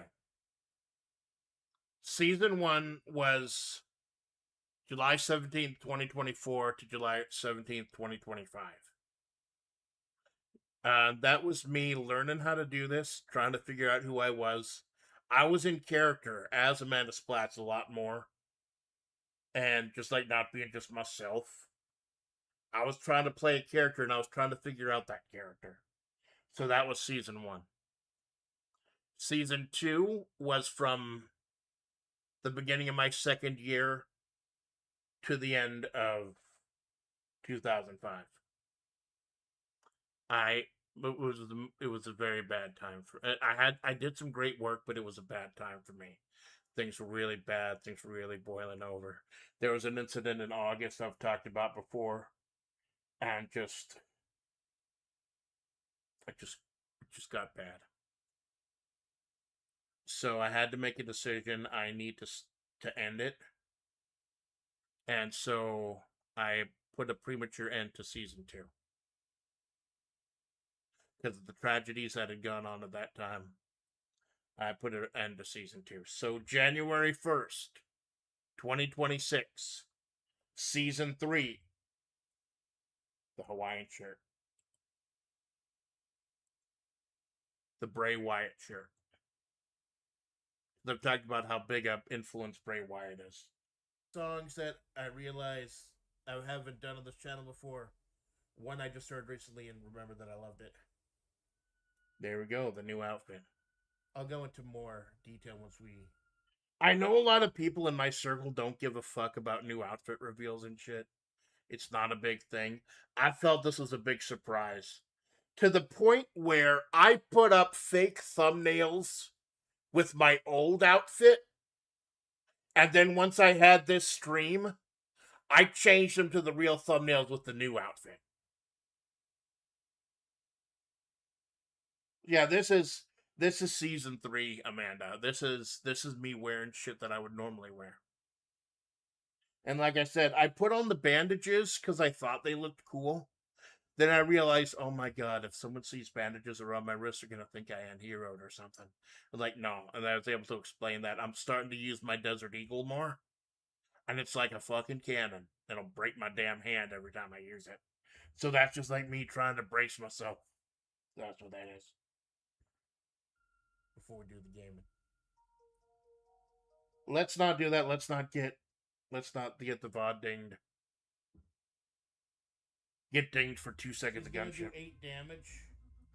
Die for the Lich, man. That was a fucking ripoff. It was a neat game with a lot of shit that was not good. There's It was a cool idea. And then the developers bailed. You know. So, like, I can't even get my money back or anything. Yeah, now we're at season 3. My sleep schedule is at shit, and I'm trying to recombobulate everything. One of the things that helps with the Menhera at the beginning of the year, the beginning of 2026, is Tabletop Simulator did a Unity update. Tabletop Simulator, it's easily one of the greatest collab tools. I'm just happy it looks like it's not only one of the greatest collab tools ever, it's probably the greatest collab tool ever. Any board game in the fucking world you can play. Any board game. As long as someone's made it. So, but I could never stream my end because it was too chunky. So then Unity, then they put out an update around this time. They're changing engines to Unity. Because it's not just me. A lot of people are having problems with the chunk of Tabletop Simulator. Not just me. So this is me, Malone, Choco, and Smug. Oh, Unstable Unicorns. That was a fucked up game. We gotta play Unstable Unicorns again. This game was fucked up. And you could see in glorious 360p, things seem to be running fine. That is his turn, so I'm just gonna draw. I'm gonna draw again. Okay, there you go. Well, your turn. That's why I asked ahead of time, Choco. That's why. Part of it was also that if I'm in a dark place, really dark place, if there's 2 people in the world that can help me get out of it, it's Carl Malone and Choco Bonato. And also Smug is a cool guy too, but Malone and Bonato. Asked ahead of time with the pony play. Okay, so it's my turn now. Let's see. Is this Niana? See, it's running very smoothly. Niana? What? Sorry, my playlist is going on. So that told me, yes, I can start streaming Tabletop Simulator. And that has helped this channel too. Just like early on, Fire Pro saved the channel, the Tabletop Simulator Unity update helped this channel greatly also.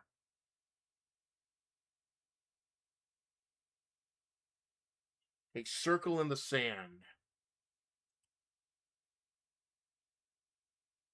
I think this was a prologue one. This wasn't Dreamer in the Ditch. We'll only get like a couple minutes of screen time. Because we're talking about it had season to be something 3. germane to the plot too. Like when I had Sensoka at a cameo, it was him as in his capacity as a mechanic and a master dwarven craftsman, looking at Malone's destroyed mech. That seemed like You notice I don't write the FlaVR crew into the story as much. It's not that I don't want them in. I love having them in my story, and I'm happy they give me permission to portray them in the story. It's just I'm having ideas for my own chapters now that actually forward the story itself. I want to do at least one more chapter with FlaVR characters in it, but I'm starting to get my own ideas now.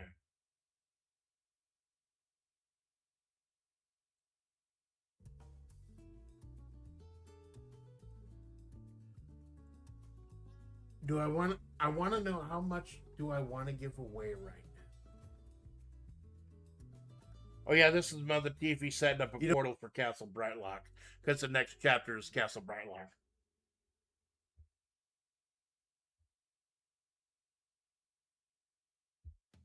Okay, here you see Amanda is almost about to use that 1 week she got free at the Vegas stream, but she gets distracted by Mother Tiffy, never ends up using it. So she's gonna end up using it the next episode, or the episode that'll be I get after my hiatus. See, that was just a setup episode. Caramel. Let's see what my priorities. I know I had like 23, 24 priorities set up. Then I split them in half. Let's see what were they at the end. I had like 20 priorities and I split them in half. I wasn't gonna do a what if because I did New Year's resolutions. Like my two big New Year's resolutions are.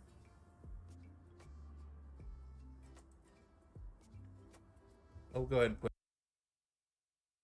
Oh yeah, it was a little faithless women. Oh yeah, that was me premiering the theme. Lord. So yeah, so let's look at the top five. 5 long form games. Yep, Disco Elysium, Final Fantasy IV. Yep. Board, card, and dice games. Red Dragon Inn. Period. Wrestling, WebP. Collabs as much as I can. Yo, hey Blastbox, thank you for stopping by. Just looking over my 18-month priorities, and I think I've got most of them. Creative writing, of course. Collabs, of course. Wrestling, yep. Board card dice game. I don't think I've been able to do board card dice game without Tabletop Simulator. That helped me keep that one. Long form gaming, yep. Retro gaming, I do occasionally. Casino games, I do sometimes. I don't want to get dinged though. Singing. At this point, I've stopped having to force myself to sing. It was just kind of confronting the trauma I was dealing with at the end of the year. I kind of felt a little more open to singing. I haven't done any learning streams. I gotta do more. Fighting games, lore, non-writing, and slump. So kind of probably cut off at singing. Like the top 8 things. And I'll pause because I don't want the VOD to get muted, but Season 1 was Doolin Dalton. Season 2 was Turn of a Friendly Card. Theme for Season 3 is 555 by Jimmy Eat World. And the reason I choose 555 because it's a song about trauma and trying to process trauma. And I was just trying to figure out what was going on with my friend and my friends and people I thought were friends. And it's about doing the things every day and feeling like no one's listening on a deadline, but people are listening. And so Jimmy, originally the theme for Season 3 was going to be Big Casino by Jimmy Eat World, a far more upbeat song. But 555, when I read the lyrics of 555, they made more sense to what I was feeling at the time. So I'm kind of keeping hold of my priorities. I'm keeping hold to my top priorities. The middle priorities, no, they kind of went to fuck. Here's some of that retro gaming I did. Hanging out with Zosimus Tarkus. I don't get to hang out a lot with Zosimus Tarkus because of our schedules. I'd really love to do another tabletop series with him.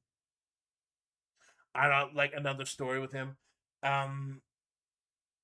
His work schedule changed recently, and he's off Sundays like I'm off Sundays. So hopefully, if we can get a crew together, if we can get Malone to do a couple Sundays, because I know his weekends are important.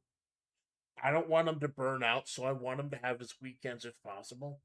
But if we can get another collab, another group, and he can write another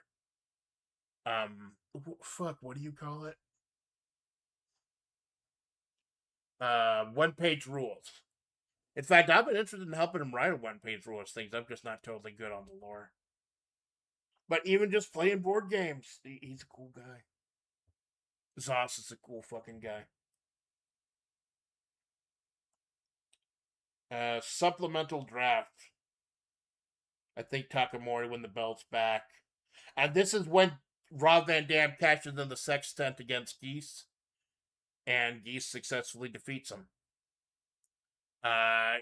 This is Geese's reign of terror. He successfully defends that world heavyweight title multiple times. Meanwhile, I actually have the title history up. Let me pull the title history.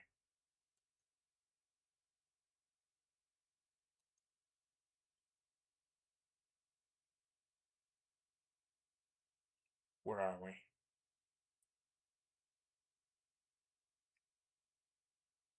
Yeah, Takamori defeats CDI Link and CDI Zelda to win the reign for the second time.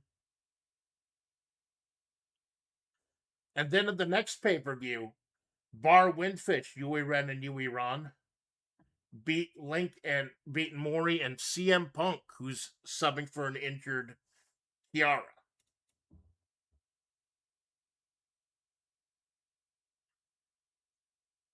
So yeah, this was. Oh, I'll go ahead and show the clip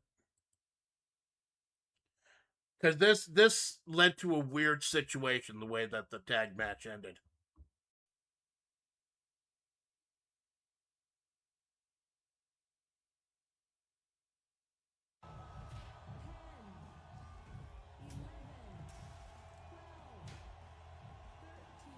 You see, Kiara is knocked out unconscious on the outside.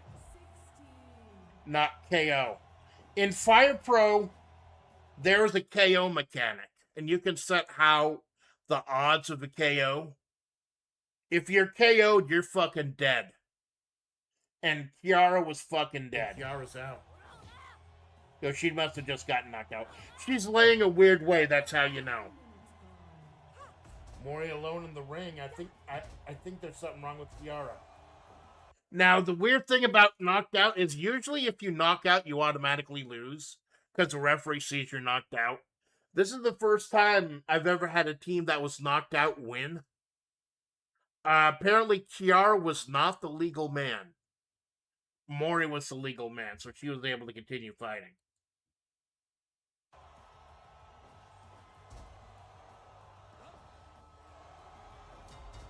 What the hell?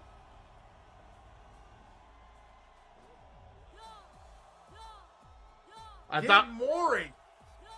thought Mori just single-handedly win the tag team championships. You got to go to the judge for this one. Hold on, you need to talk to the judge. Yeah, the reference during the story today, karate champ judge.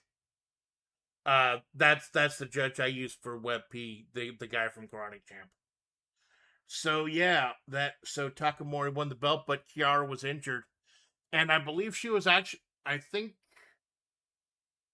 the way I do injuries in Fire Pro is, if you get KO'd, I roll 2d6.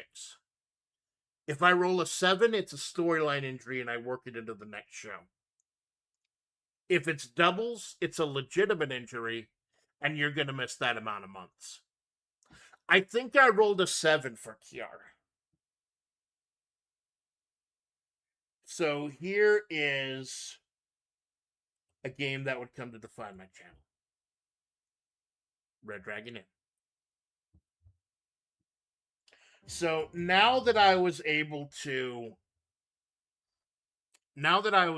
stream Tabletop Simulator, I knew that would open up a whole world of potential collabs, because that is literally hundreds of thousands of board games. And I end up falling in love with Red Dragon Inn, which is a card game in which you're adventurers who are drinking, and there's all different kinds of characters and mechanics and stuff. I fall in love with this game. I believe it's Malone who introduced it to me. I fall in love with this fucking game.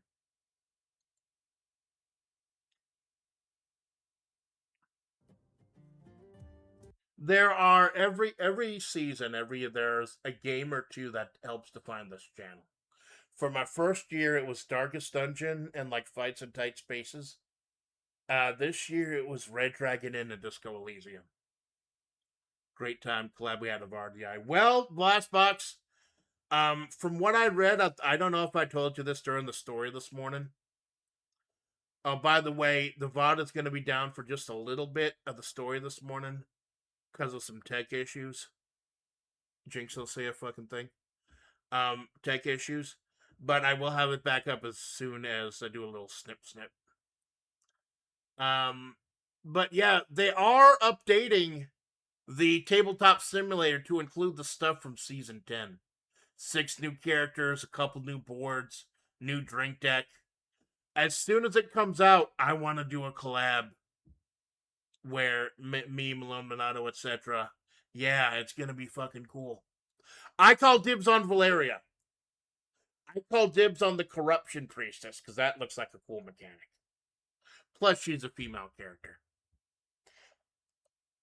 Yeah, let's see. Who's at this one? I think it's me, Malone, and Minato.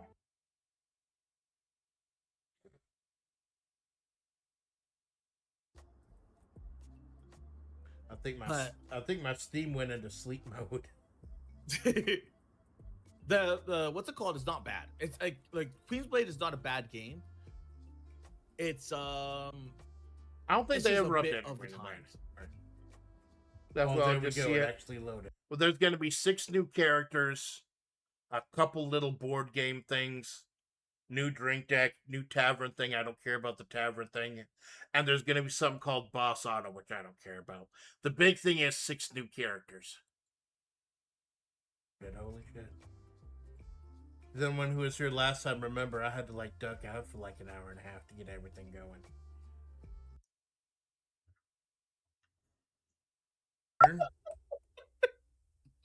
Oh, Muscle Mommy Bryn. My Muscle Mommy Bryn. Because Spot still has this 4 that he can just deal with.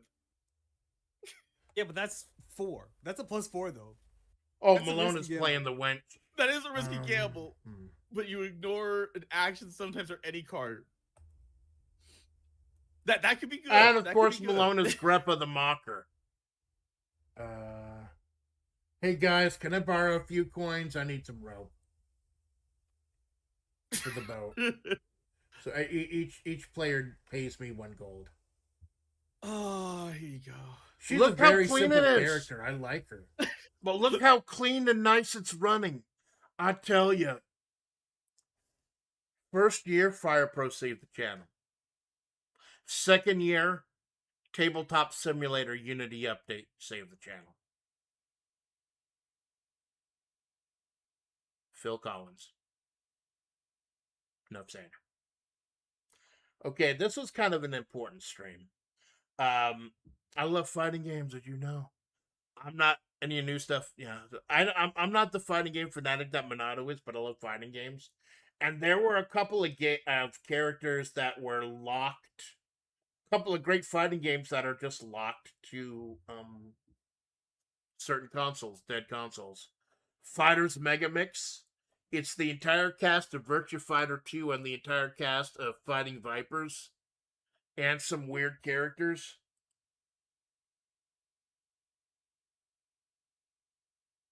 So here's the important thing, though. Is that these games were both locked to the Sega Saturn. Obscure disc-based console that for a very long time was super difficult to emulate. Really hard to emulate. Not that I'm emulating. I'm not saying I'm emulating it or anything. Shut the fuck up. But I was able to play these games, and this actually, now, well, anyone who's seen me play Baroque knows this, but this was a test stream, essentially. This was me testing to see if I could run a Sega Saturn. Playing something that I know is chunkier than what I was gonna do. But the Virtua Fighter 1. The progenitor. We have yet to this day get I gotta go for the graps more thing. We have yet to this day to get a arcade perfect conversion of Virtua Fighter 1. I believe the Saturn port is about as good as I also keep forgetting that it's a button to block. I'm so used to playing like King of Fighters Mega Mix. I want to see if I've unlocked the fucking car. Big punch to the mug. Oh yeah, big muscle mommy Jane. I'm starting. Clothes fly off. I think at this point, like, season 2 was a lot of anxiety and worry and hopelessness. Season 3 was just me saying fuck it. And I think I started letting my love of Muscle Mommy show a lot more since the beginning of the year. Without making it weird or anything. But yeah, Jane is absolutely jacked. And you see, it's not sexist. In most games where the women's clothes fly off, it's sexist. It's not in this game, because the men's clothes fly off too. Yeah, clothes are an armor mechanic in this game. Plus, I think it's only the Fighting Vipers characters. Like I said, I used to main Lion in the Fall. But I think I just had better luck with Lau and Vanessa. Where's the car? You can actually play as a car in this game. Here he is! The Hornet! The Hornet from Daytona! Daytona, let's go away. He's slow. Daytona! He's not that dynamic. And I'm fighting a Cheeb.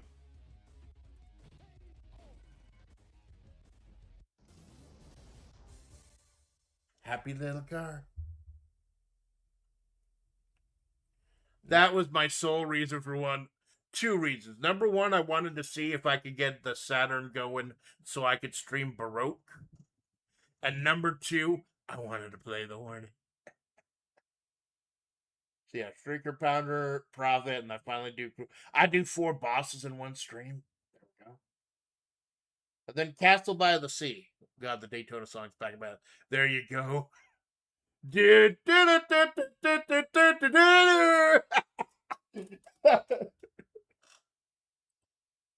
I think they brought him back to do a song for Virtua Fighter 5 Ultimate Showdown too. Like they added the lyrics to like the Virtua Fighter 3 song. So here's Castle by the Sea. Oh, this is one with Mother Tiffy, where I actually go to Castle Brentlock. This place isn't going to be safe anymore. I venture to say it never really was safe, Callie interjected. Well, with the Rattlers and other things? He intimated, not sure how much Amanda wanted out there as public knowledge. Amanda raised one hand to stop. You'll notice the flute going off because we're in a medieval D&D type castle, the home of my mentor, Mother Tiffy. There's Tiffy, there's Zosimus, Sensoka, Malone and Gabo form. Mossberg makes an appearance. I think I didn't know what to do with Jinx, so I got Joker from Fighter's Destiny because it's a similar mask. And although I think like a better would be Arcaroon from BlazBlue. How fucking weird is it that BlazBlue's getting another character after all these years? And there's some monster, the lava monster, that Jinx helps me take down.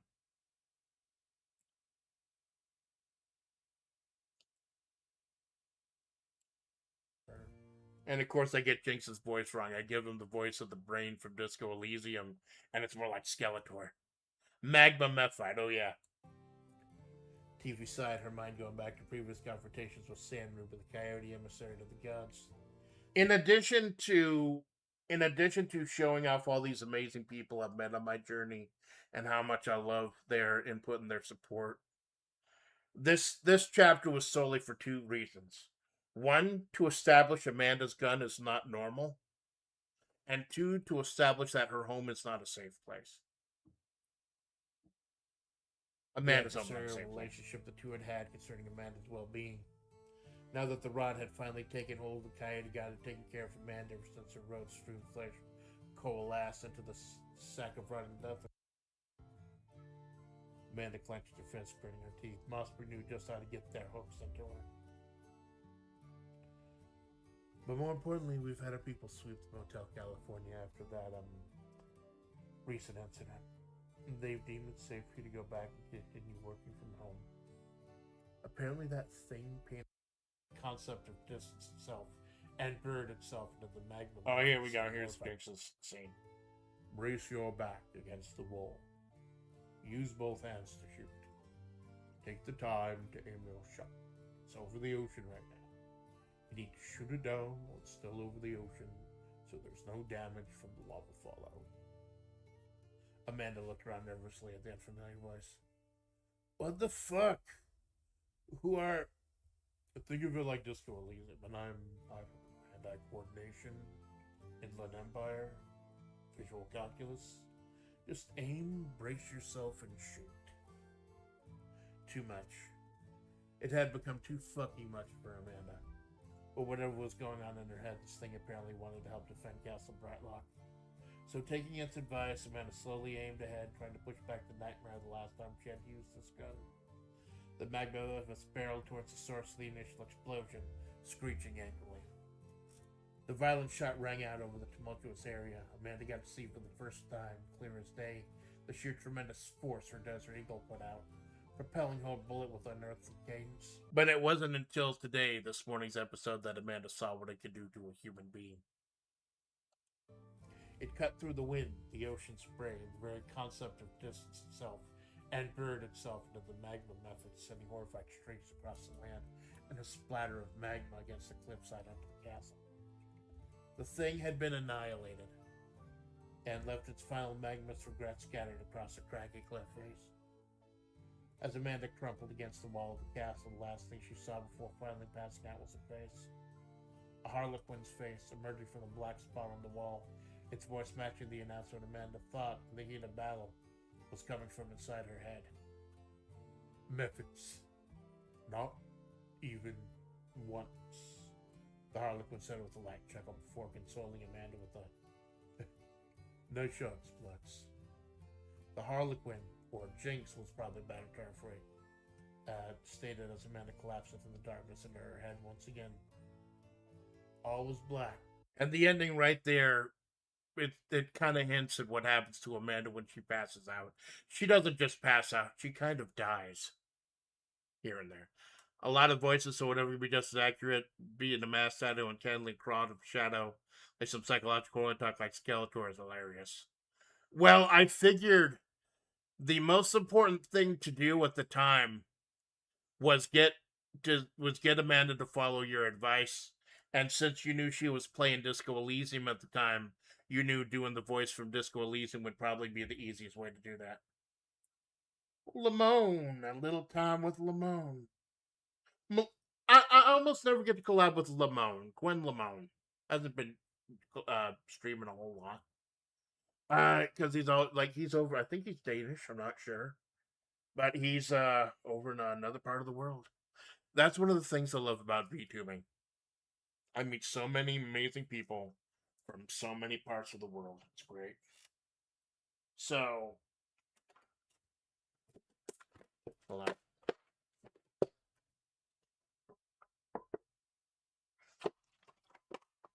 So the top 3 games that have defined this channel for this year.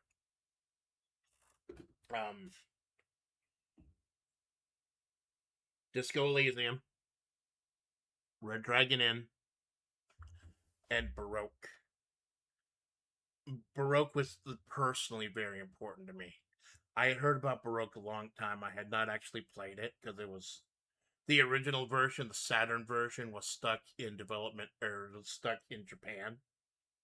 It took a fan translation for us to finally get it. Now, a remake was put out for the Wii and PS2 that America got, but it's shit. It's fucking shit. If you want to get the whole feel, you gotta play the original.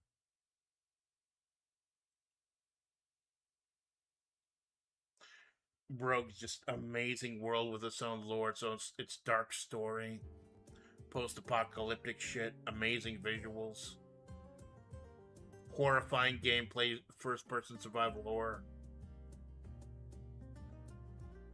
I don't know what kind of like. I think the final chapter of Baroque only had like 4 viewers. Period. But this was a personal journey for me. And you go, this is the beginning of the year. This is the beginning of season 3, where I've realized I need to stop doing things just to get clicks, and start doing things for me, because this is my channel. So as soon as I realize I need to start doing things for me and doing Sunday streams for me, that's when I was like, I need to see if I can emulate, I need to see if I can stream Baroque. And Streaming Fighters Megamix let me know, yeah, I can stream Baroque.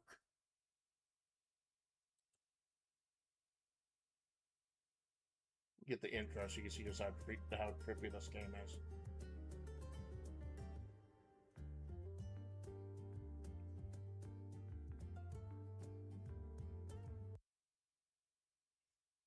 Had some heartbreaks playing it too, like the idea dying on the last level.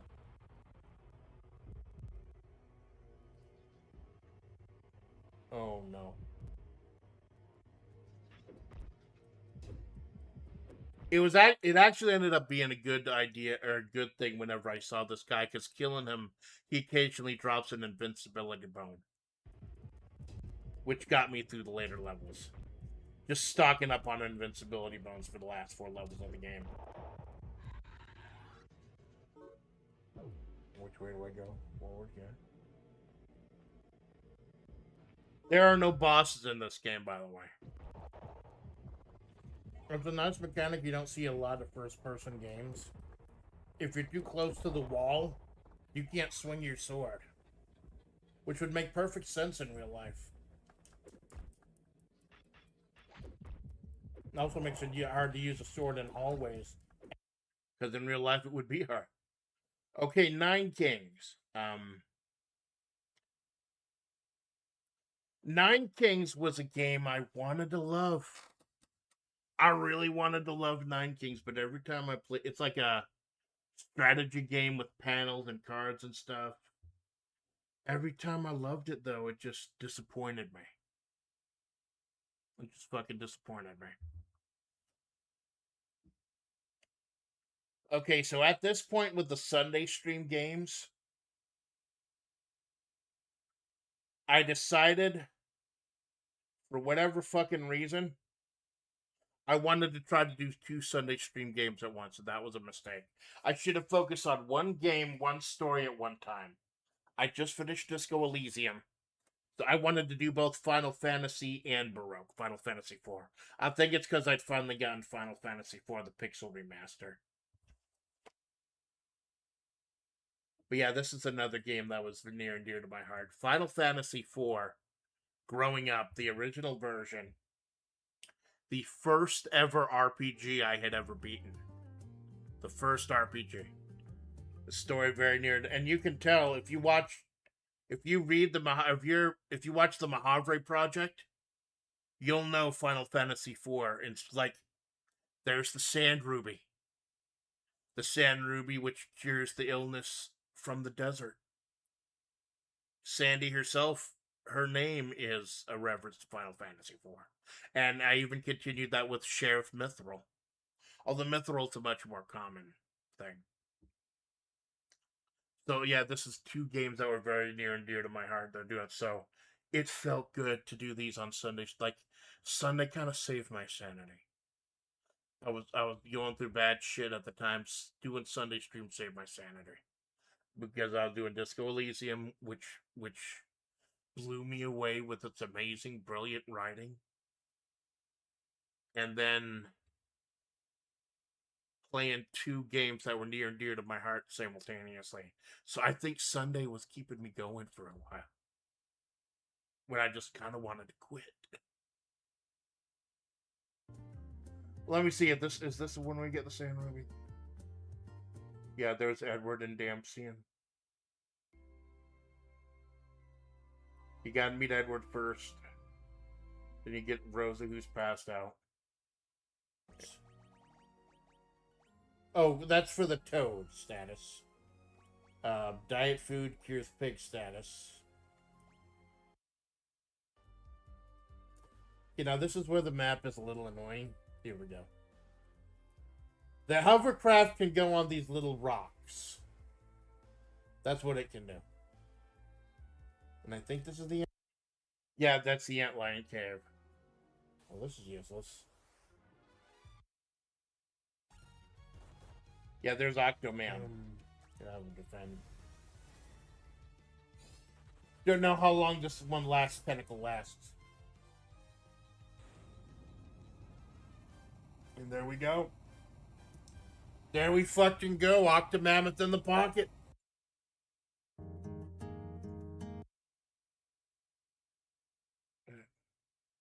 Yeah, because it's so much cleaner when I do the pre-tapes. There's the city. But am I returning it? Gotta get my smoking hot girlfriend to wake up.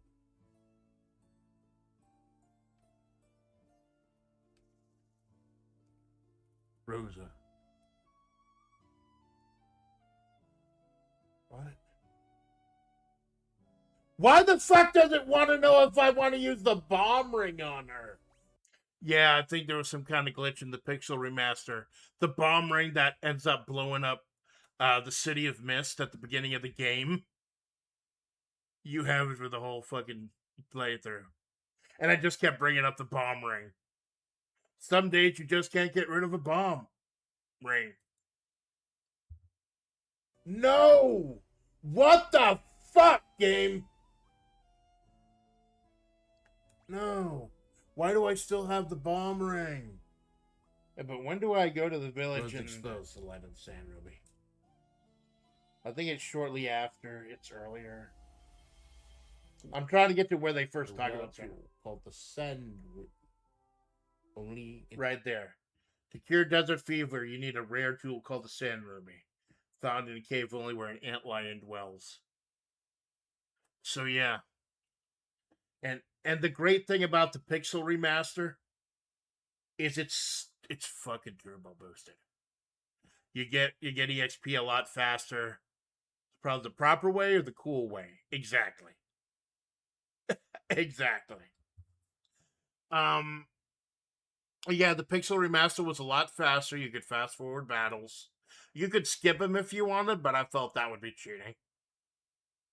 Although towards the end, there's a couple battles I should have skipped. And we'll get to that. We'll get to the disastrous end. A little something with Sandy from the 661.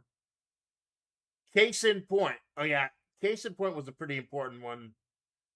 The fishing village where Mature got a world heavyweight title shot. But just like her partner Vice, she forewent it in name of a tag title shot. And Hishiaki Bono had a huge, big, important match with Geese Howard. She almost won the title and changed history. And in this one's where I think Yui Ren and Yui Ron successfully checked the history here. Yeah, the fishing village, case in point.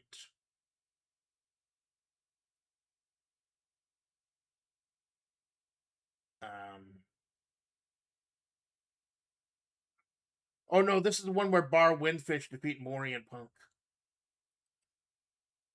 Because Kiara was injured on the last show.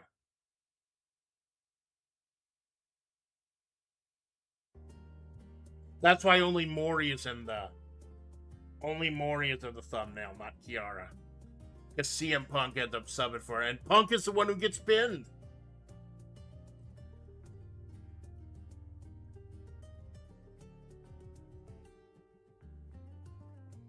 So shit out.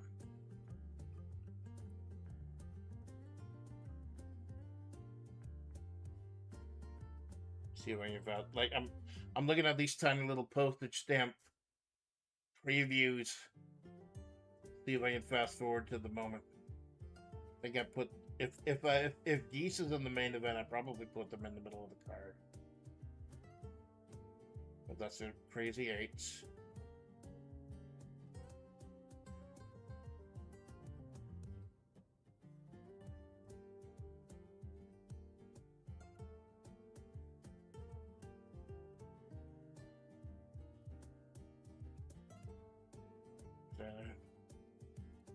Yeah, here it is.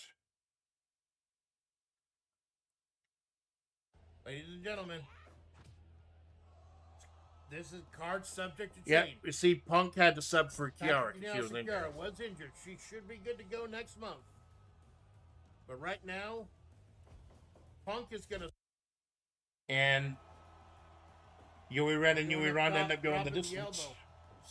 Just more of these disgusting tactics.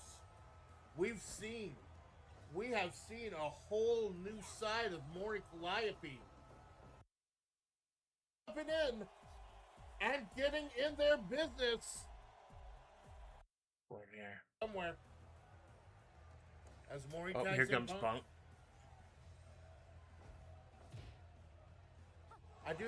Axe kick. That has knocked people out before. That lethal axe kick of Yuri Ren. By the way, Yui Ren and Yui Ron are from the Fallen Angels. Bulldog, a very obscure fighting game that deserves a lot more love than I've got. I don't know if that's the right word. Of Yui Ren. And the all business, no bullshit. Command Sambo stylings of her sister. And that's it. And that's it. Regardless of the Undertaker. So they get their end. Yui Ren and Yui Ron end up getting their revenge on Takamori. Kind of. We know the gorilla by. At this point, I was forcing myself to stream as Sand Ruby.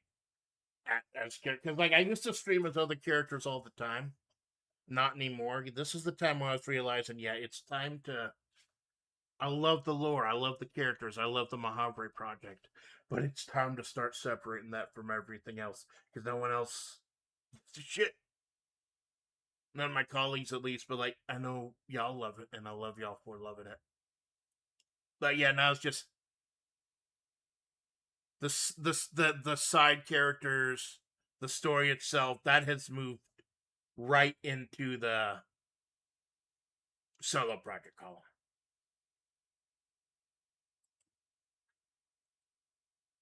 So, this. We have to address Dokapon Kingdom. I didn't want to address Dokapon Kingdom. We have to address Dokapon Kingdom. This is when I started realizing maybe it's time to cut bait on some things. I loved Dokapon Kingdom as a board game growing up. I did.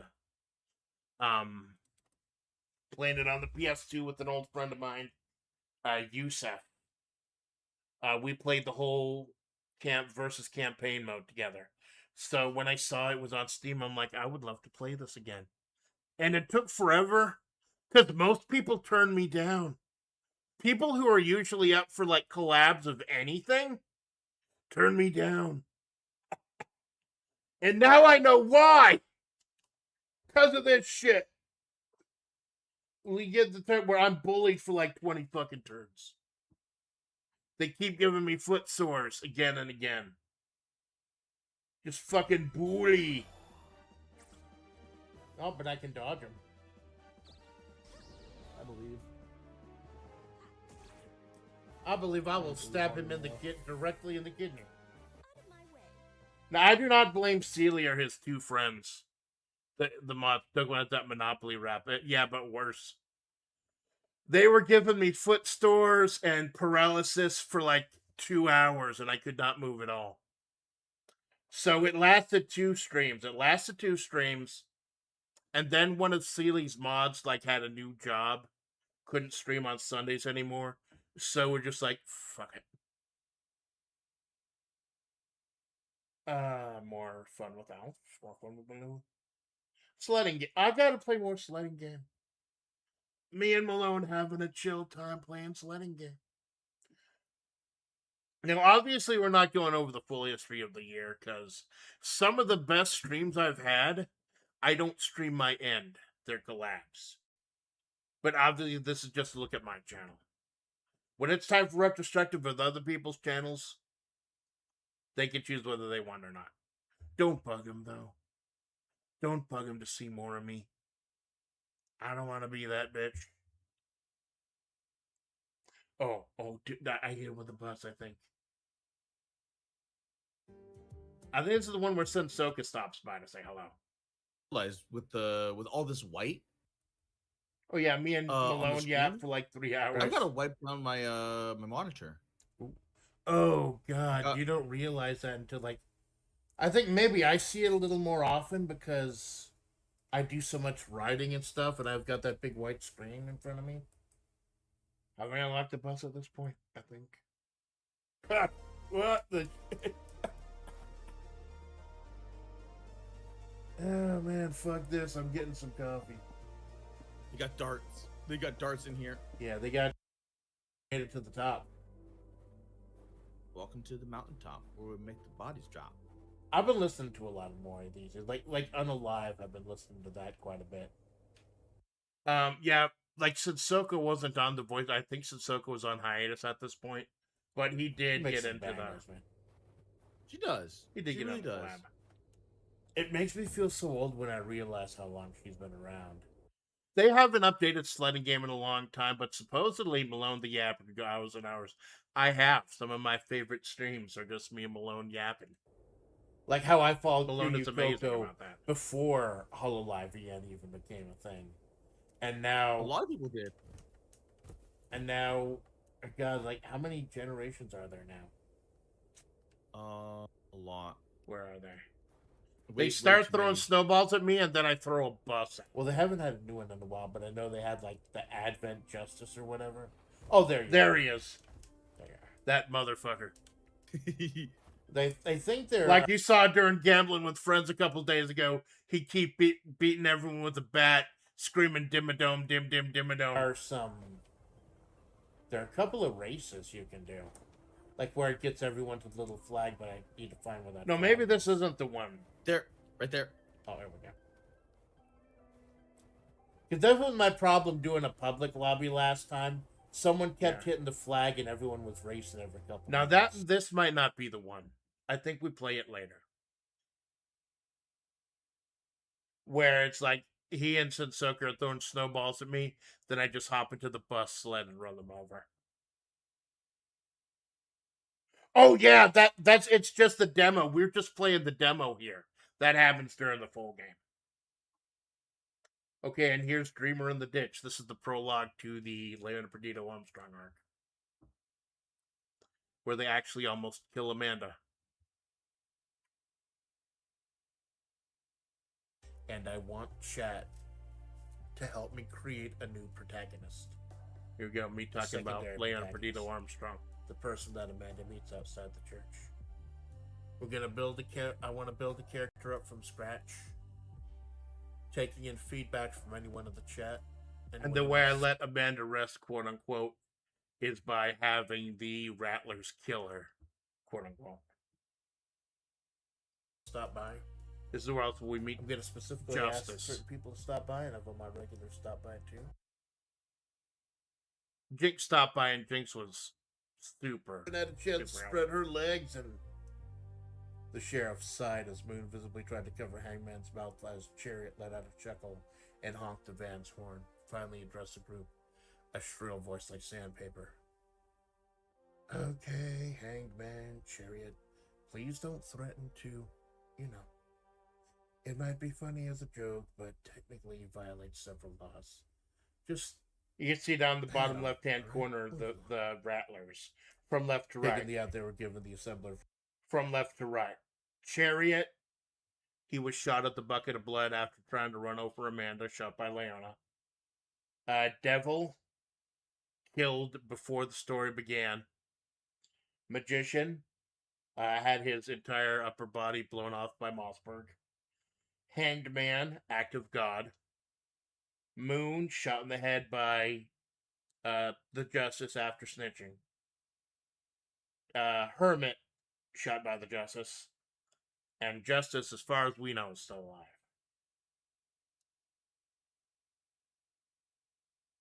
Rattlers poured back into the nondescript blue van and Chariot peeled off. Enjoyed to the point where she actually started dying. Fellow time traveler from the past. Even knew her identity. Alpha had to stay silent. She couldn't save herself. She couldn't stop these horrible things from happening.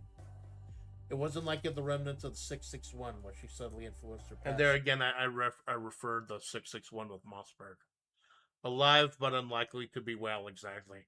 Her soul's just like splitting apart into her desperate roadkill stew parts.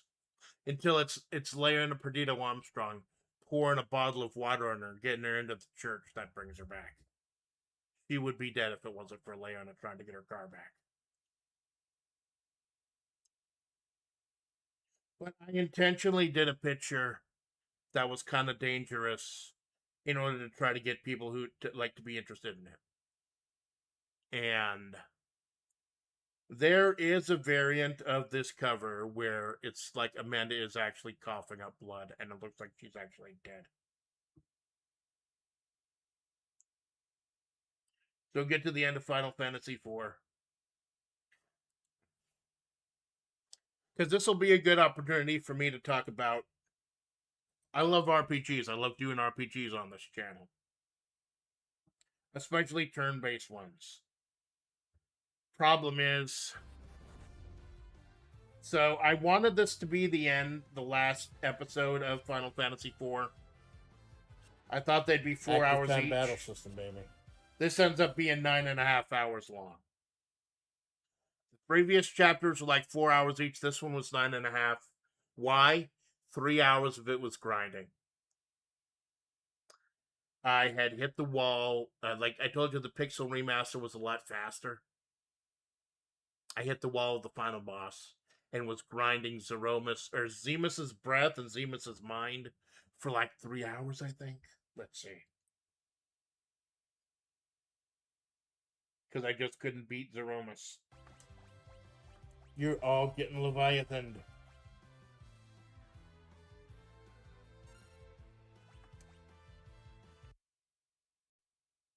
Oh yeah, I get so pissed off that I contemplate ending things early and I just end up showing what I'm gonna be doing for my birthday. Oh, we're coming up on March. There is an end to this stream. Don't worry. We're not going to go on forever. But you see, with my schedule on my birthday, March 22nd, I do the same thing I did with my anniversary. A fuck ton of streams to celebrate. Come nut to the big shit on the day itself. Ending with karaoke. And then I take a hiatus. I burn my battery out and then I lay down in bed to recharge. I did the smart thing this time, though. Usually when I do that, I have to go to work the next day and be not Amanda. This time around, I was smart enough. I got Saturday and Sunday off also. So I will actually be able to rest 2 days before I go to work. And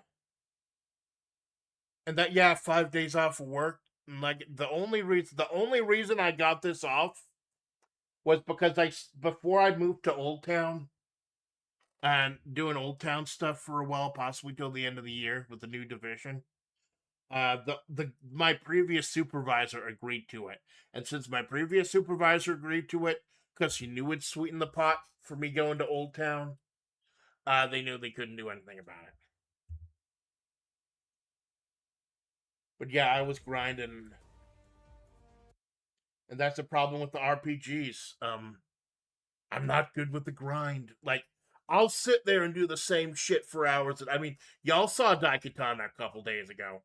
Or yesterday, rather. You saw I'm good to do the same shit again and again and again, but I'm not good talking while I do it. That's why it's hard to find a good game for the wrap-up show to play in the background, because I'll get distracted by the game. See, is this a run? No, that's not the run.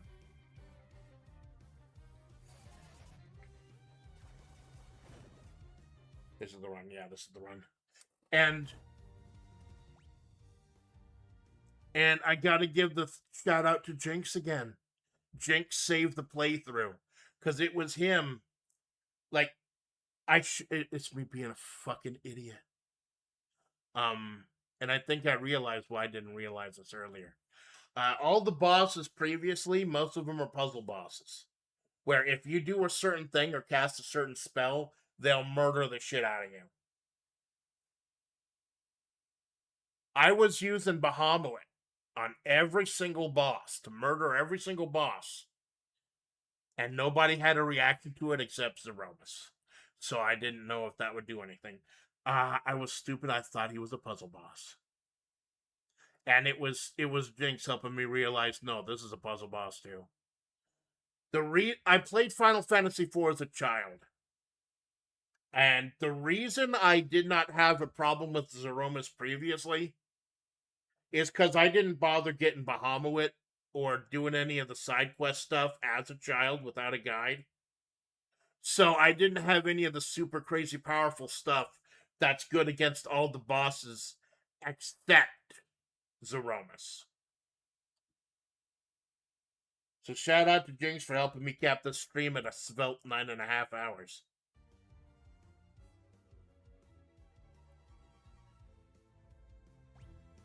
I think that's me having the revelation. Azura was the MVP of the playthrough. Giving me healing. Got lucky there. Giving me healing from my mage.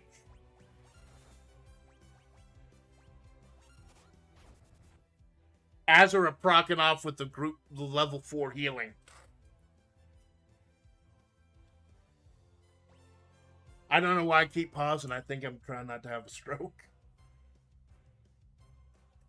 No, I've got calculator open. I've got calculator open and I'm trying to count every single time he loses HP. Which I think was a fool's errand because if I remember right, it was actually different than the original game. So everyone survived, that's the important thing. Since any of Ryda's summons were gonna make him murder the shit out of me, I just had her spam Azura. You see, that's why I didn't want to buff anyone with magic. He keeps using Black Hole. I was literally just nullified.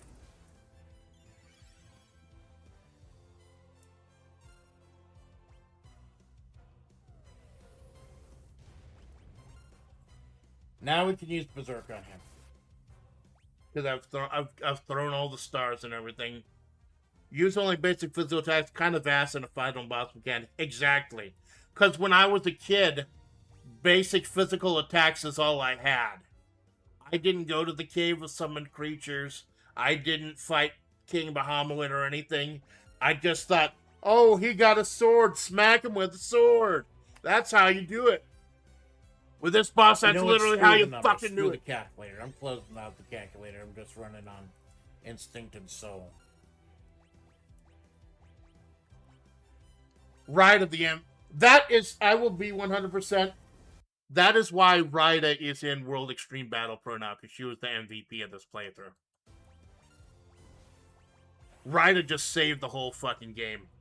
Bahamut murdering every boss except this one, and then Azura saving the day.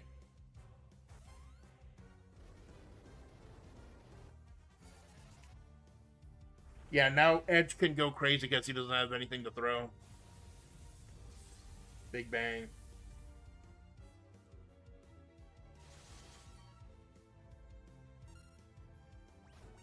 I think Cecil can go berserk too now.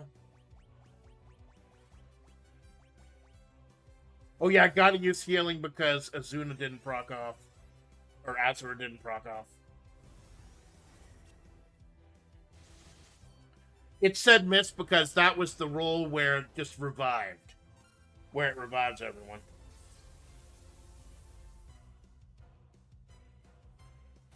Yeah, after season 2 ended and I stopped being Menhera and depressed and angry and thought about quitting this channel, once season 3 started and I stopped giving fucks, I started getting a lot more wins.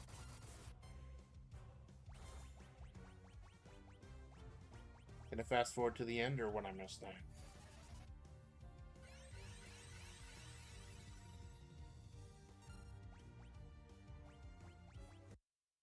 What? Kane is still in the air. Kane is... I was that close! I was that close!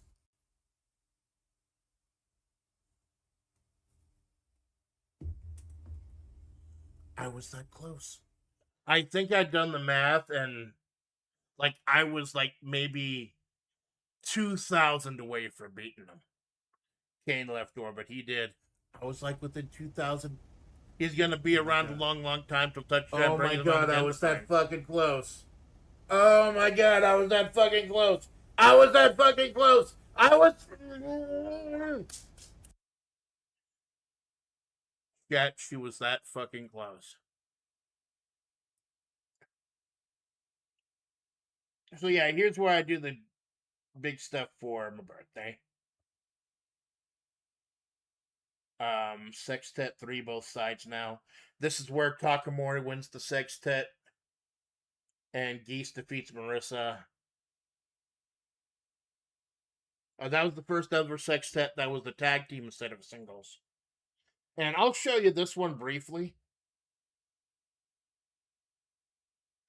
Because this is when I discovered, and you saw it when I was doing Daikatana yesterday.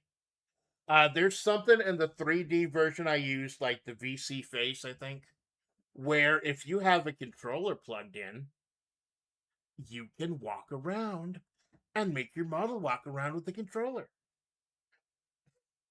By the way, something I didn't notice until I was checking out the VODs last night. The Daikatana playthrough. I did not know this. Amanda has jiggle physics. I didn't fucking notice that. Like, Amanda's supposed to be androgynous. I've told the story before, long story short. Amanda was supposed to be originally androgynous with a questionable gender. Because, like, a throwback to the 90s anime, 90s OVA and stuff. But then I did some art of her, some gens, and like, you know what? She looks better with boobs. Small boobs, but still. But yeah, this is when I first discovered the locomotion.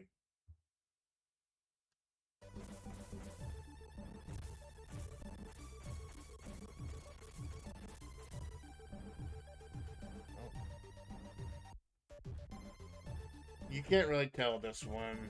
What else do I play? Oh, here we go. It'll be a little more obvious in this one.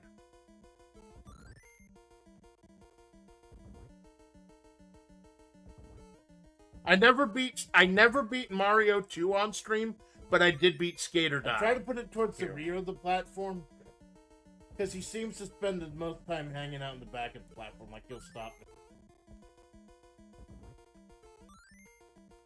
There we go. 1-1 down, no lives lost. Yeah, it's just me running around. It's hilarious. I'll do Baroque. I'll do this one because the first run of episode 4, I meet all the story requirements in the first run.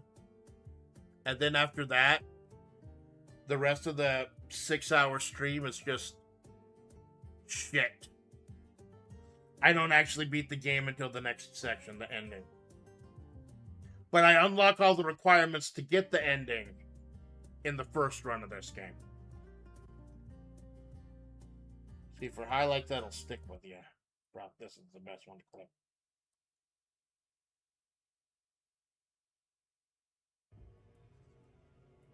All these guys. You saw me clicking there. There's a little bit of realism here in the fact that I can't swing my sword if my sword hand is next to the wall. That's kind of a neat touch. Oh, it's a story thing. It's this dude again. It's this dude and his shoulder homie. Those cross agony. The agony of the littles. Yeah, dude, I saw them flying at my fucking face. Weird. You ain't find any of the moments. Did I? No, I didn't. I should have. I gotta start. Those living walls are some real. Oh shit! Yeah, they were the tanks. Absolute tanky motherfuckers. Like I said, I already cleared all these areas, but they're respawning here and there. So even if I use the convergence to pull every single weapon and item to the floor, trying to find where I talk to Dr. Angelicus. Oh, well, that's helpful. That's actually helpful. Look at the bottom. I'm posting the last benchmark I made. That's actually cool.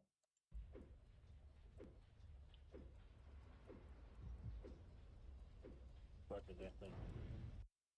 I should move. Thought possible to run the two of them with only one heart. Why is our body different from everyone else? They remain fused together, both of them will surely die. My back hurts because my brother was squirming around. They got 2 burst bones and 2 evacuation bones.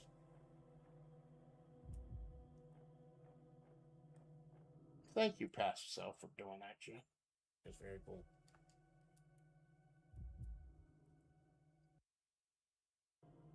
Cultivation tube shatters as it enters the grotesque, and the little pierces through its body.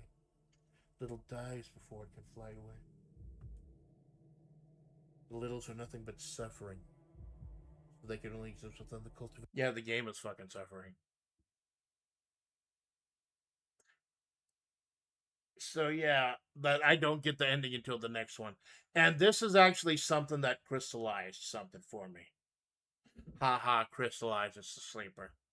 It's that I'm trying to do streams that are too long. My health starts failing. My instincts start failing. Everything just goes to shit. The reason I got everything except the ending was because it was the first run of the day.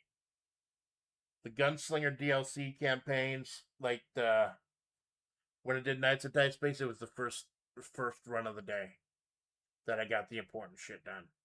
The later it went, the worse my reflexes get. So it tells me, yes, Amanda, you're not horrible at video games, but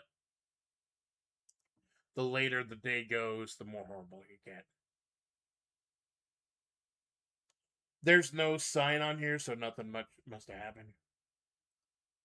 And here we go. This is me and Jinx creating Leona Perdido Armstrong.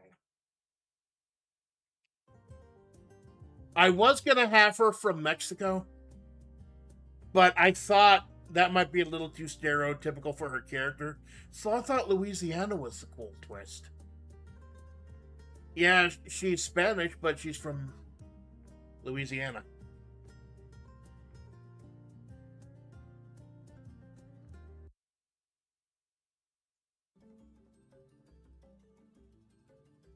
I'm from New Jersey. This is a weird song. I did this person. It's part of a different plot thread. And as we found out, 55 from New Jersey is actually a woman who's a fan of Amanda's streams. It's just she showed up as that because she values her privacy. Well, you'll learn more about the little fish woman in season 3. In fact, you may learn more about this fish woman in the next chapter.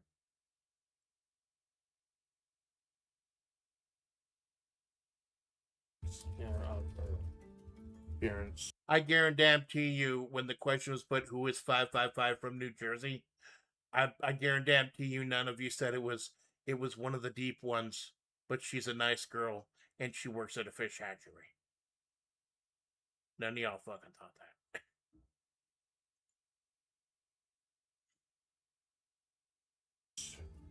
Leona was supposed to be meant as like a no bullshit, loud, proud, fucking ass kicker making money. And if you ain't talk about money, you shut the fuck up. Yeah, you're supposed to see a big contrast to Amanda, but to still be cool, still be friends. Except she's going to be working on revenge now. I would run this through. Maybe I'll run it through Sora later, but I don't think my Sora credits refill until like 1 o'clock today.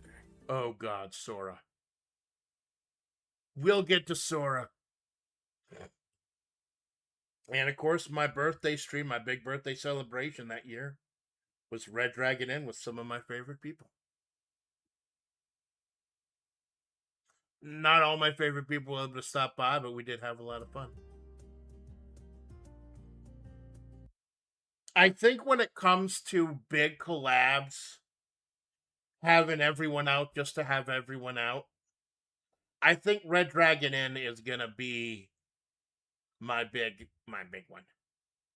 Honestly, I was expecting 555 with the person from the church was gonna be Tower turning a new leaf. Oh God, I never told you who Tower was, did I? I never told you who this big, mysterious, hulking, muscular, silver-haired brute who mysteriously disappeared was, did I? The mystery continues. But yeah, I think Tabletop Simulator is now going to be my go-to big collab thing. Was it just alpha? Well, do a drink for the goblin. No spoilers. Oh yeah, this is me trying out Brother Bastion. Bastion, some people say he's OP. I didn't think he was horribly OP, but he is a really good character. I want to play Bastion again. And of course, Malone is the bomb-chucking goblin. Now I've got 3 prayer tokens, I believe. Now, let's see what my drink is. Alright. Drum roll, please. Oh. Pretentious wine. Move up to 3 cards from the top of your drink me pile to other players' drink me piles. Distribute it as you like. Do not look at them. Your last drink, who would you like to give it to? So I've only got one. I've only got one. That's a hard Soka came by for the second game. He needs to learn the way of the bomb. Well, I say to be fair, let him go ahead and go through. Just to be fair, let him do the draw and discard phase first.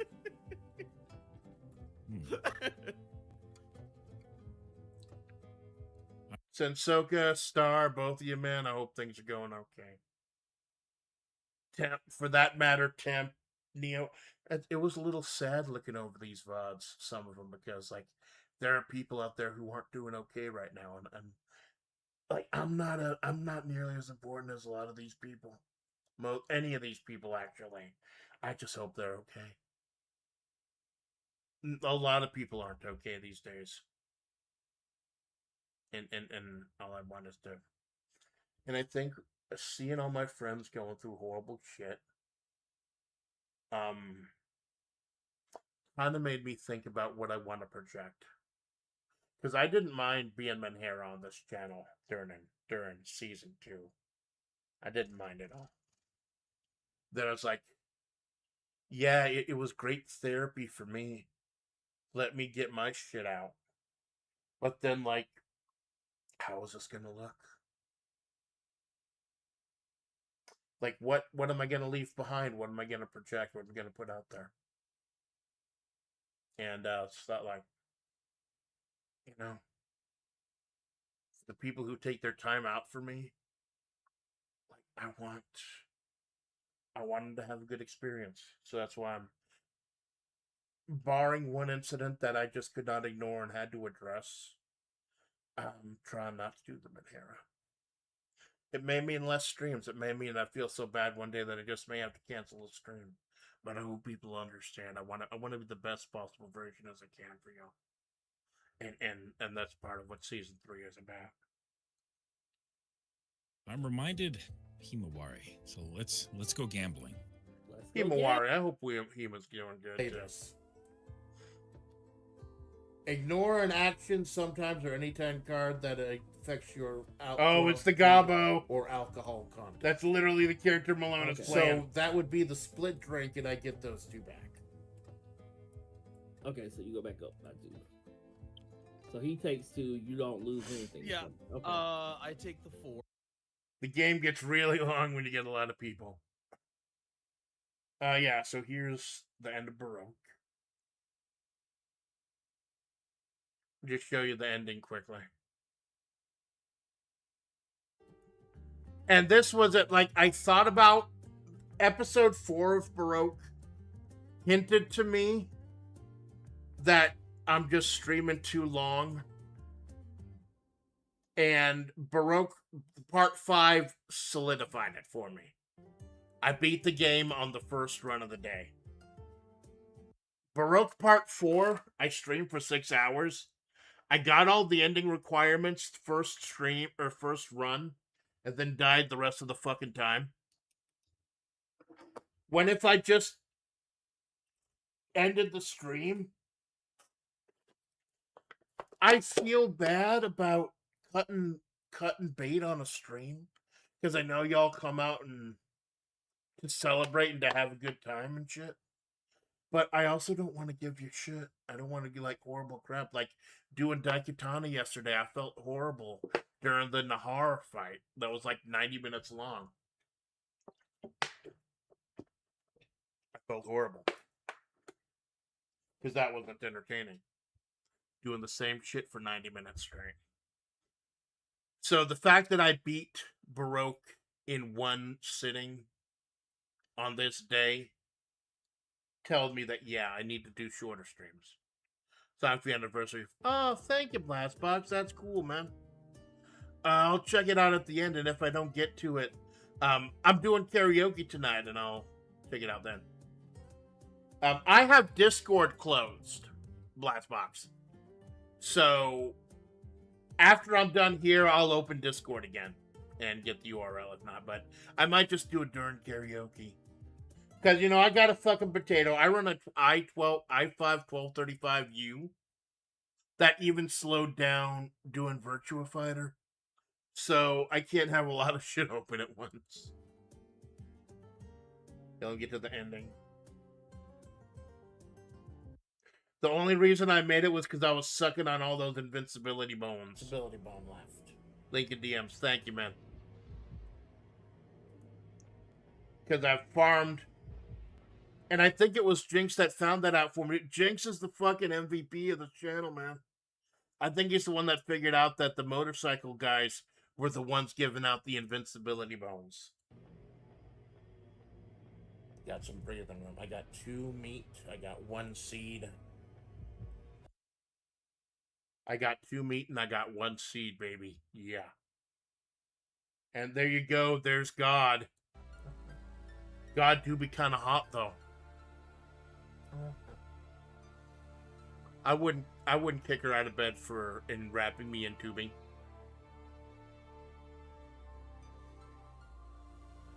I imagine that's what heaven is like, just sucking face with God.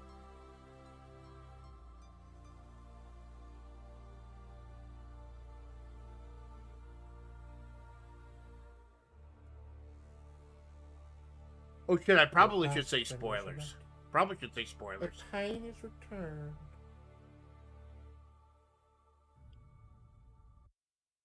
But yeah, that was like, that is God, I'll take what I can get. There you fucking go. They made her like a egg white lolly in the remake. Now, Blastbot, an angel guy seen on his spike to this. Yeah, fucking Archangel. In the comic, there's actually a full manga based on Baroque. It is like very close accurate, except for parts of the ending. In the comic, Dr. Angelicus comes to keep the Archangel company. So here, this is during the first year of my channel. I asked myself, what is my proudest moment? The stream I'm proudest of. And that was my first big collab that I ever put together. Gardic Phone with 8 people. So I had the question, what am I proudest of for my second year?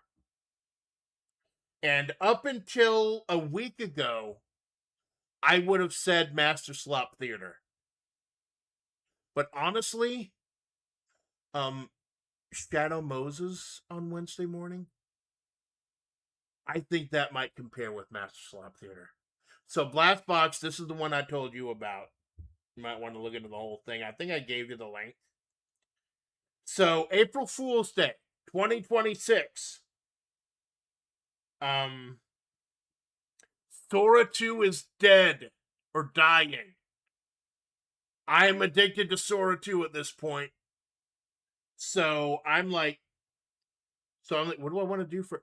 Because the first year of the channel, The first year of the channel, the April Fool's joke was I made a model of myself as a mini girl with gigantic tits.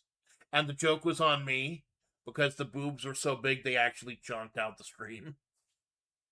Oh yeah, it did a little. It's fun. It's cool. And so I made Master Slop Theater. The joke was that initially on my schedule, this was just listed as watch along. I didn't say what we were going to be watching along. Listen to this. I made all these titles in Bing Create.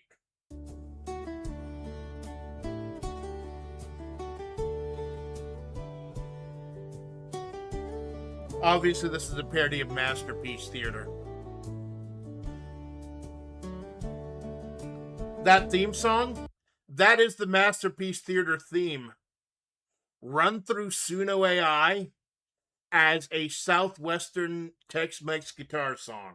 So it's actually a remix by AI. The title cards are AI. This is AI videos. It's the power of AI. Now everyone hates AI. Hey, Splats. Hey, Minato. Thanks for stopping by, my dude. We're almost done. We're up to April. I hope you're doing good, man. I'll just briefly say, I won't spoil it here in case you haven't seen it, but I got mixed feelings on Season 3 of City of the Wolves. We can bring that up. I like AI. Well, I like you, Black Box. Really, but YouTube was shitting itself. That happened this morning. It's weird you bring that up, Minato. That happened this morning to me. 7 a.m., the story chapter Doolin Dalton. It took like 2 minutes after I hit start streaming on OBS for it to actually read in my browser. I thought there was like some connection there or something. I thought it was locked out of my computer or some shit. No, it's just YouTube being weird. By the way, you'll notice this. I don't know if you're actually following the story, the Mavre Project, Minato. I had to do a little bit of editing. There's something I heard on there that I don't think was safe. So I will let everyone know as soon as it's back up. But yeah, this is my proudest moment of Season 3. Master Slot Theater. Dialogue. There's AI videos from Sora. My AI avatar. The only thing that is not AI, but I can listen to a playlist. I do not like that Kim is being added. Yeah, I think it's overkill. It's overkill because both of his sons are in it now. I like Duck. I don't play Duck, but I like Duck. He's there for historical purposes. Lackhorn's a weird fucking pick. And who is the other one? Duck, Kim, Lackhorn, and Rick Stroud. Rick Stroud is a crowd pleaser. That's why they led with him. The only thing that Freeman's still not added for some reason. Well, there are 2 guest characters left, but if the previous history has shown us anything, those 2 guest characters are like collab slots. But anyways, yeah, you said you can listen to a playlist. The stories that I do, I always read the full story at the end, so you can fast forward to like the last half hour. The only thing that is not AI is this border. This border is from the Game Boy Color. You can plug in a Game Boy to a Game Boy, or not Game Boy Color, Super Game Boy. It's Super Game Boy. You plug in a Game Boy to the Super Game Boy, plug in the Super Game Boy to your Super Nintendo. You play Game Boy games on your Super Nintendo. And they had a bunch of borders, and this was one of the Super Game Boy borders. Some Giga Chad uploaded all the Super Game Boy borders as PNGs, and I thought this would be the first. If I'm doing Masterpiece Theater, this would be the perfect fucking border. But yeah, this was the last days of Suno, and all the amazing stuff I made. There's Sandy. There's Bun Bun. There's me. You can make the option of writing dialogue or not. You can put in exact dialogue if you want. We'll just skip around a little bit. Hey, girl, for it. Truck Coon. Yeah, Truck Coon, man. But she doesn't even get isekai or anything. She just died. I had to fix that. I didn't have too much going in, but I just thought it was a cool character. And for a while, I was just experimenting cool characters and stuff. You may or may not see this Elven Nitrous woman again.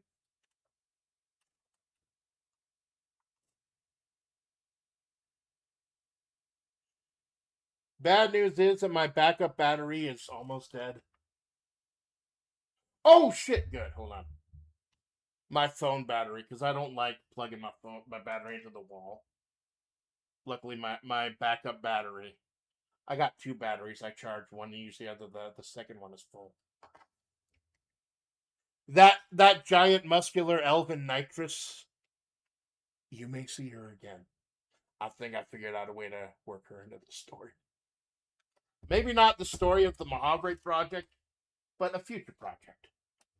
Because I tell everyone, even when the Mahavre project, my story has an end date. It does have an end date. But even after that story is over and Amanda Splatz is gone, the author wants to continue streaming. It's just the author might take another form. But I think at this point, I started pulling back on the remixes, and I went. Oh, here's me getting pissed off. To notice that Sora was doing some slimy things. Phantom generations. We've seen phenomena. I want to do some actions, man. You know, they had the remix threads and the memes and everything. All of them started to be stingy for a while. You could not get away from this guy. For example, tagging us. Those things lurking out there in the darkness handle the rest. Justice is served.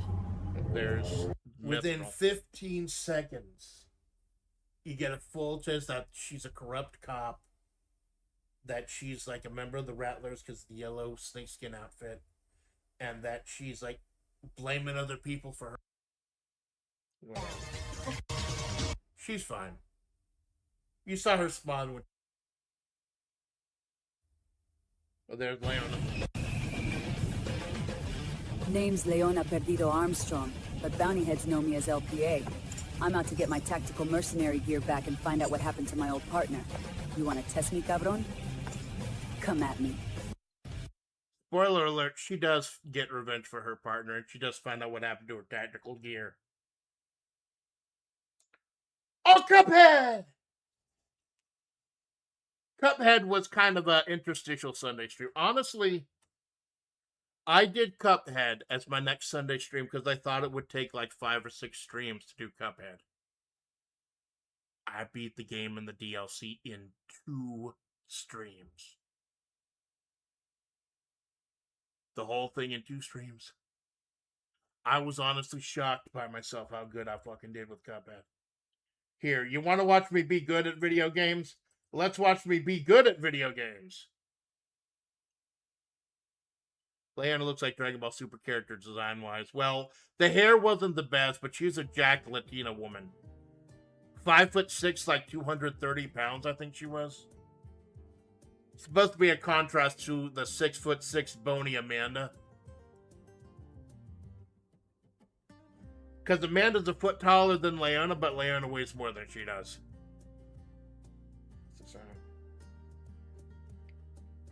Yeah, I think the only reason the second DLC stream went so long, I got stuck on the one mountain guy. And that's because they had like the wrong weapon.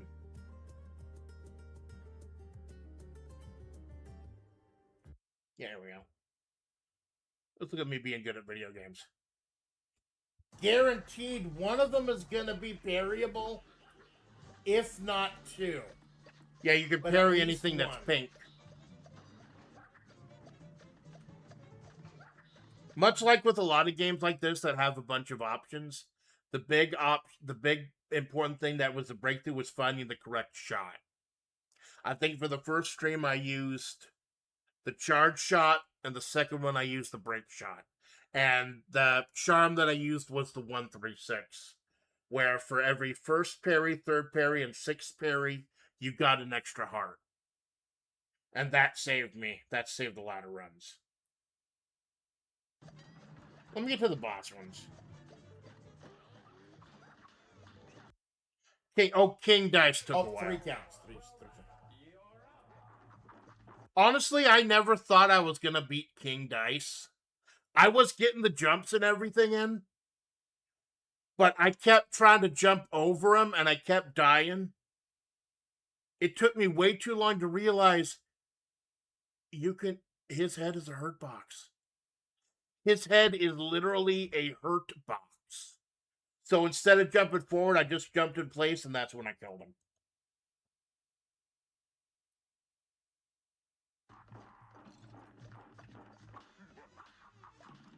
Yeah, that was the problem. That was the fucking problem. There's me realizing it. I was getting the jumps. I was jumping into his fat fucking head. That was the problem. Fat fucking head. His fat fucking head, baby. I was not getting the jump, so you saw me die right there. The first one's a little hard to get.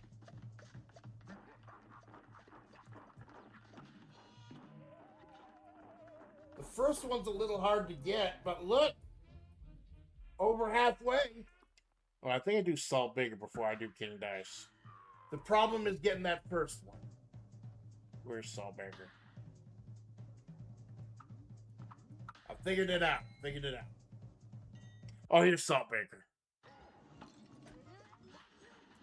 Once I figured out how to beat this form of Saltbaker, the rest of it just kind of fell into place. All right, next form. Because Saltbaker is actually harder than the Devil.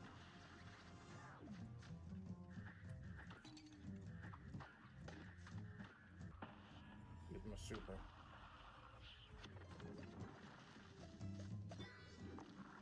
Oh, super just destroyed it. Oh my god, what is this horror?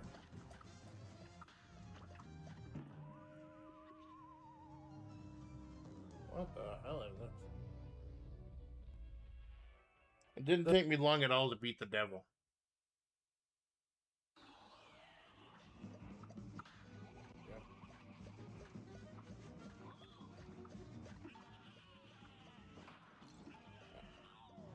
But I'm honestly shocked. Devil turned out to be kind of a pushover, yeah. King Dice was the hardest. Because you have these stupid long jumps. And Saltbaker was a problem just because Saltbaker is an endurance, so it's like 5 forms. But King Dice was also endurance, with like the enemies you have to beat before him.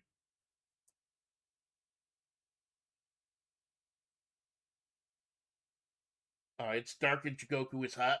Yeah. That's where Mori freed her, and this with the Orochi team absolutely slaughtered Yui Ren and Yui Run and won the tag belts as Freebird Rule. More Phil Collins, holy shit! Getting a double dose of Phil Collins. That's more than anyone needs. Oh, here's episode 1 of Leona.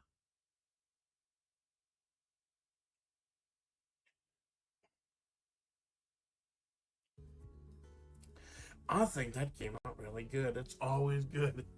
I was so... There we go. I think I made a Darkest Dungeon reference, or Amanda made a Darkest Dungeon reference early in the story as a joke.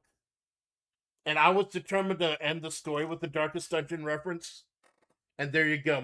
More blood soaks the soil, feeding the evil therein.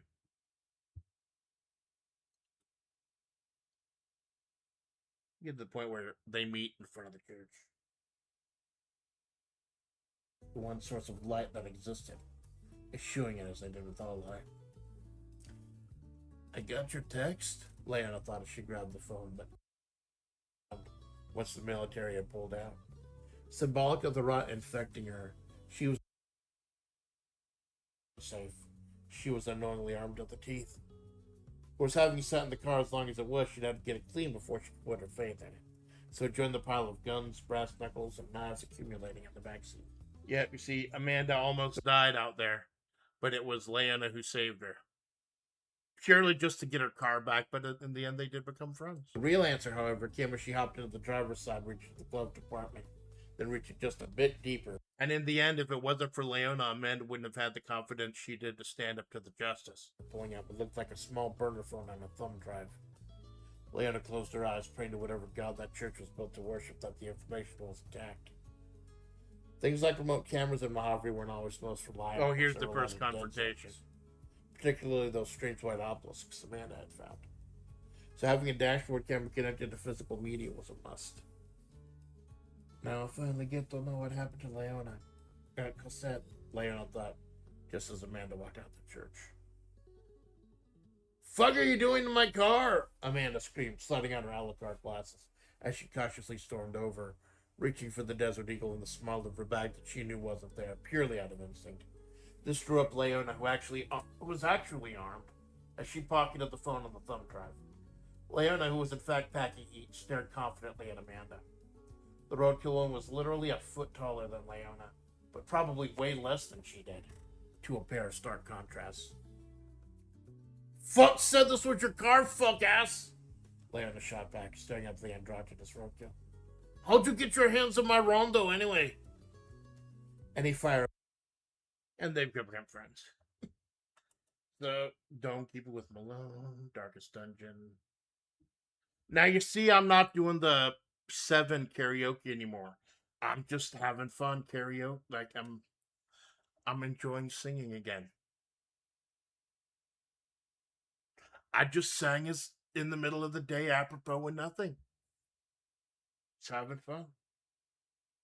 One years we stream a slutty game. I think this is the full one.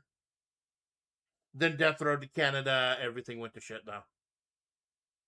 Wait.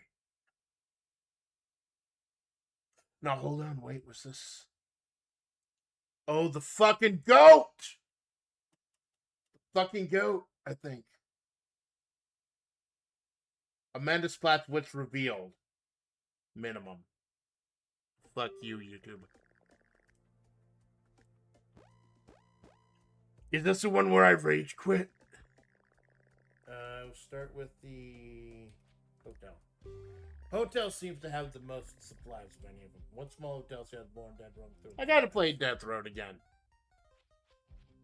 Let's fucking go. Oh yeah, here we go. Baby. This is the next to last siege. If we survive this horde, we get to go to Canada for the final level. This is the next to last level. This is the last survive mission. It's me, Sensoka, the boxer, and a goat.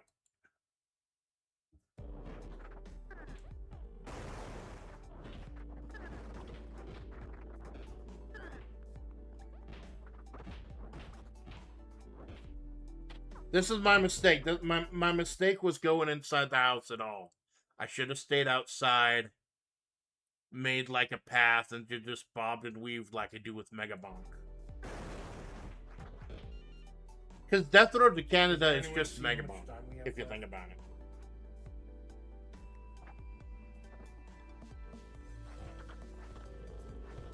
There's 2 minutes left in the VOD. How does everything go to shit in 2 minutes?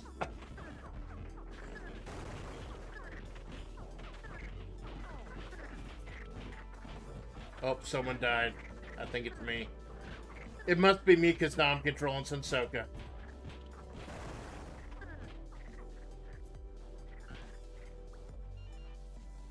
The boxer's still alive somehow. I was so close, dude. I was so fucking close.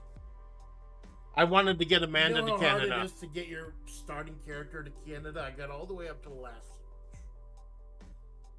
Fuck. The little penguin, by the way, that's sledding game. So fucking close. Because I've become enamored with sledding game at this point.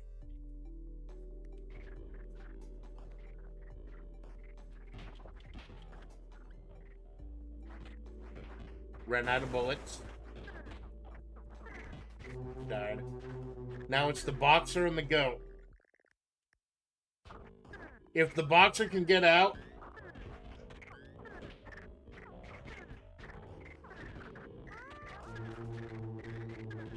The goat's alive. The goat made it. The goat made it. The goat survived. The goat survived. The contender, Amanda, Sensoka, all dead. The goat survived. The absolute goat, yes. Don't let drive the car. Oh, wait, there's a goat alive.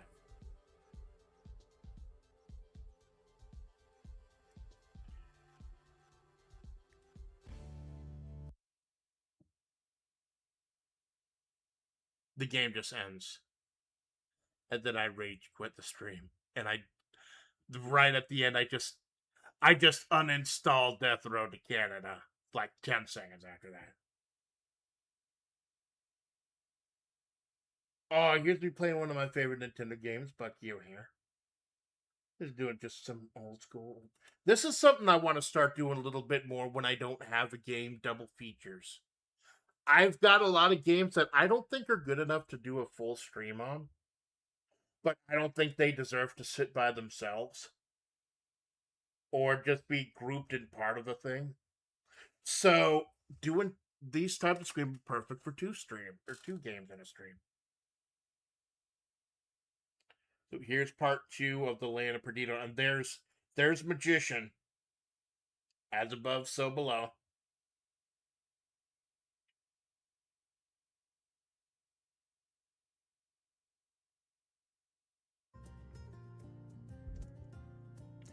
I put out a little pre-recorded content this year, but not a lot. Mostly videos that have to do with WebP. So you're not missing a whole lot by missing those. Yeah, here's the confrontation at the Bucket of Blood.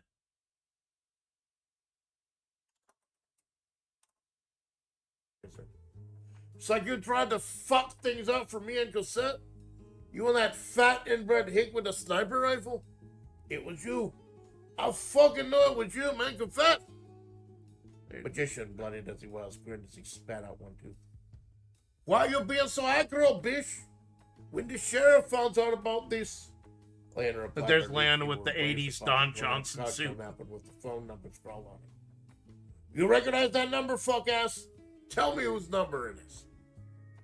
Magician, preparing a rebuttal or flippant liar, more crying and complaining, instead settled on a genuine show of surprise. Wait, how did you find my work number? Lana replied with a double axe handle to the face. Let you finish your set list? No one knows that. Yep. To Motel California. Basically, Leona baited Amanda to take it a singing gig, knowing that the Rattlers would come harass her, and then she catches the Rattlers. They escape, but now she does know she has a lead on who killed Cosette.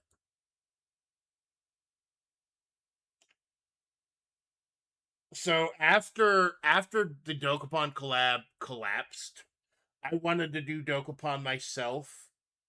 So I did the other one, Sword of Fury.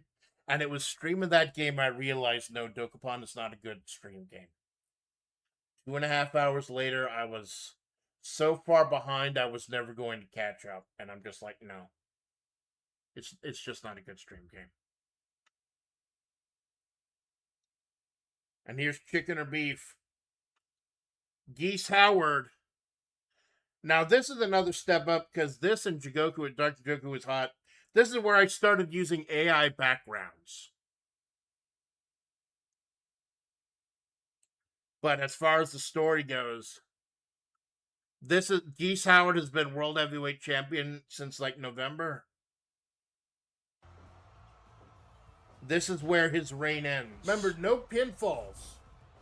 Knockouts are the only way. Knockouts and submissions. And remember, not only does she finally end the nightmare, keeping her grounded. She ends it in like 6 minutes. Very important. Does not want that. Oh, and the high-spec robot lifts him up. And another suplex. Roboco was traded to the Revachol Citizens Militia as part of a triangle trade. if she comes away with the World Heavyweight title, she'll do it under the banner of the RCM. Missing the wheel kick. Oh, the Geese with the Bulldog. Remember, Geese has been the champion since October, like November. He's got like 7 victories under his belt.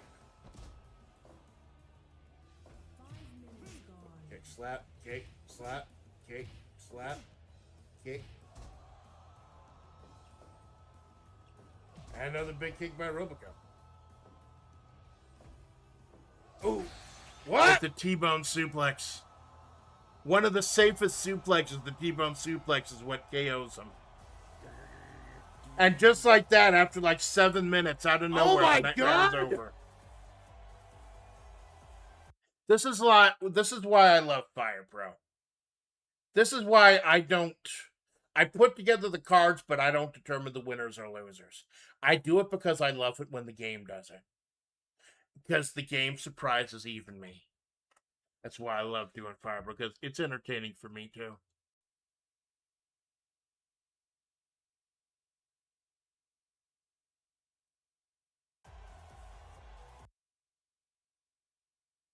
So I'm loving Fire Pro. And I want to hold off because I know I don't want to do Fallout New Vegas until after my hiatus. So I'm like, what can I do to fill the time? So, like, I love Fire Pro. Fire Pro is great.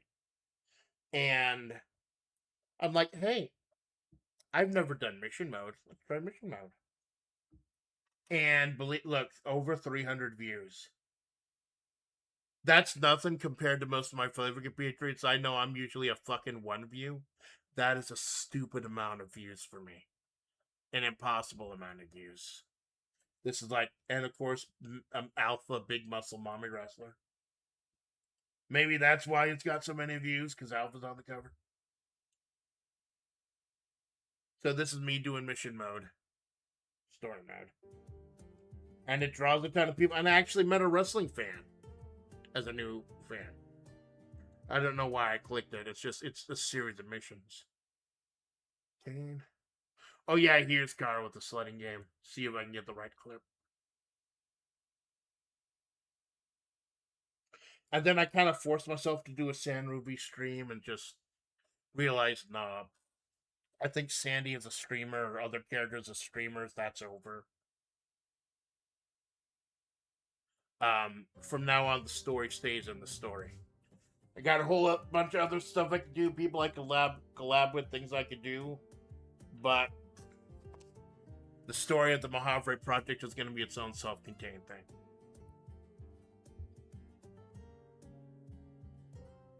Where is it? So this is the one where Sensoka ends up joining us. He's not on the mic, but he's joining it because like he's in the hiatus at this point. And then I'm trying to break the game with a whole bunch of ramps. The place I can show. See, it's me a panda. Get a whole ton of points. Just being a panda. And Malone making Malone noises. He makes the best noises. Well, when you get shot out of a cannon and that cannon just sends you directly into a tree, and you just like, here it is.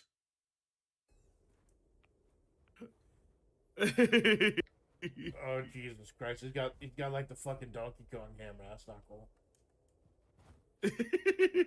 Dude woke up this morning and chose violence, and normally I would respect that. Actually, I wonder. Here, get on the bus. Wait! I got an idea. Get on the fucking bus. That's like the most expensive sled in the game. I knew it. That's how much I was grinding. What did you do, Malone?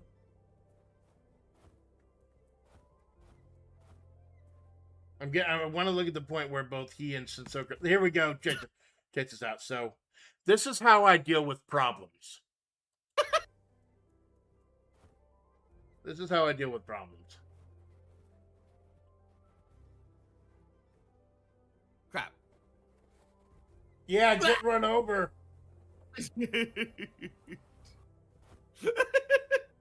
Yeah, bring a fucking bus to a snowball fight. If you throw a snowball at me, I will run you over and throw a bus at you. That is how I handle things. Well, you still got pelted in the face.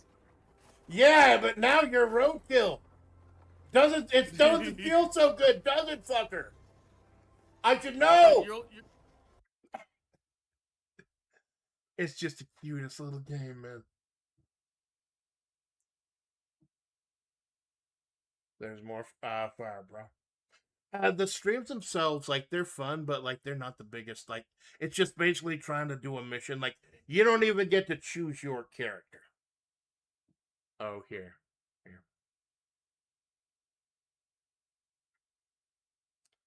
Around here is where it happened.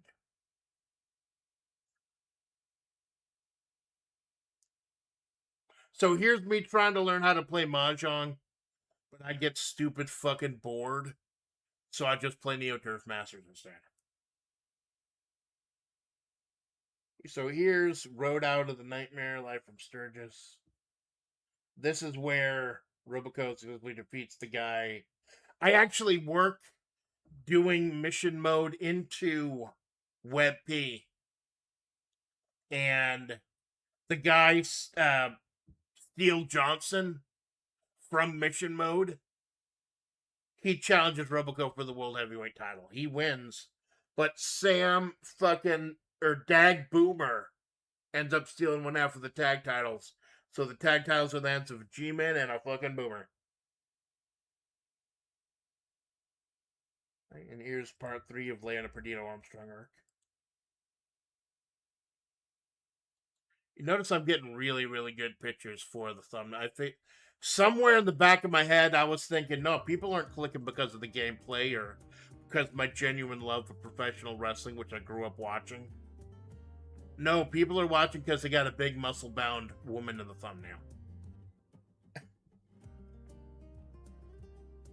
I wonder, of my top 10 must-read videos, I wonder how many of them are from this year. I'll check. But yeah, here's Act 3, where you think it's the end of the story. Until this morning. Put it on the ground! Magician dropped the phone on the eldritch sand, limply kicking it towards her. She kept a close eye on the clown show as she thumbed through the last text conversation he'd opened. Doesn't matter if it's you or Thaddeus LARPing on that phone. What he did is on a government device. I'm gonna have to have you turn it over to me next time I see you. Leona blinked, catching her breath. Thaddeus. You mean the Hanged Man? Yeah, Hangman was using my phone to chat with young women and lured them out to do the desert. Justice was fine with it. She'd been feeding those things out there.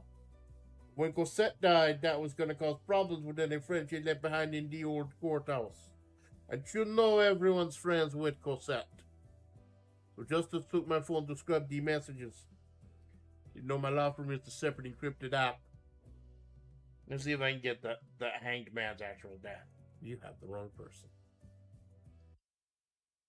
He was still armed up there.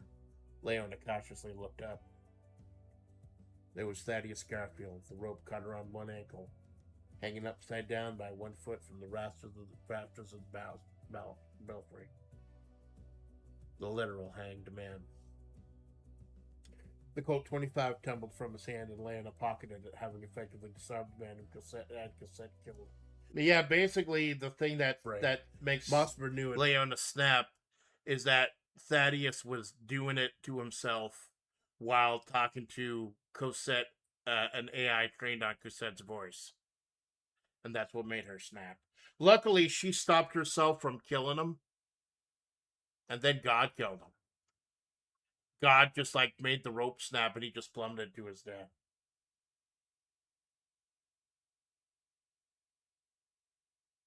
Lord. Hangman surely had some disgusting asinine reply. I hope I wasn't making it too obvious by the fact that Leona's not the one who killed him. But yeah, it was an act of God that killed Hangman. On his lips. On his lips is where it would stay as his ankle bone gave out. And the combination of his weight and the death. Again, another fucking awesome idea from Jinx. I was originally just going to have the beam give out from his weight. But the fact that his ankle would probably go flying, because he's like 600 pounds, caught up on the rope by the foot, that was a lot cooler. Emmett sent his foot flying one way, and the rest of him plummeting skull first down that shaft. Leanna didn't even hear the crunch. All she could do was grab Hangman's phone and search and set static image. She typed, "Rest in peace." The chatbot replied instantaneously, "Good night, sleep well. Morning always comes soon." The living wall of fire muscled bounty hunters from Baton Rouge who had plot out a living for herself in the autonomous desert region of Mojave calmly turned off the phone. And you think that's the end of the story? You think that's the end of the arc? But no. The demanded challenge is justice to a duel. So here's the end of mission mode. Here's me just doing karaoke. I promoting nothing. Yes, season 2. I hate singing again. And I force myself to sing. Season 3, I just don't give a fuck of care. And I just sing whenever. I think tracing the history of singing on my channel is a good indication of a lot of things. Where season 1, I was supposed to be Flavor's V singer, so singing was going to be the most important thing, but nobody gave a fuck. Season 2, I hate singing. I'm scared of singing. I have no confidence in myself. Worried about other people. So I forced myself to only sing a little bit. Season 3, I just said fuck it, and now I just sing because I want to. And I think that's kind of indicative of the channel and the drive of the channel as a whole. Where I finally realized I have to do things for myself. Season 1 was about discovering the character, learning how to do this. Season 2 was about trying to please everyone else, and my life still going to shit because of it and everything going horrible. And season 3 is just like, fuck it, I'm doing this for me.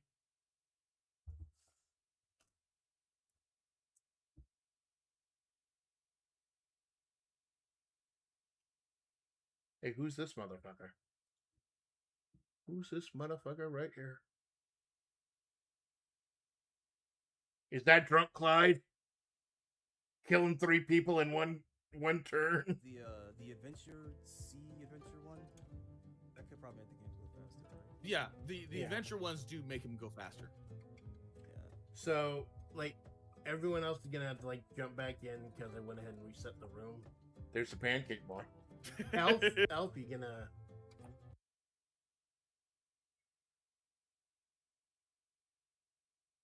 What? Ballad of What? Drunk Clyde. You're not... Here we go, Ballad of Drunk Clyde.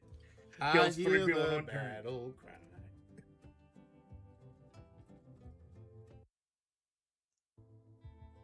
Yes. Please put your heart marker on here. I'm sorry to bug you about it, but that's for the scripting, for like the turns and everything. Put your heart. I think it.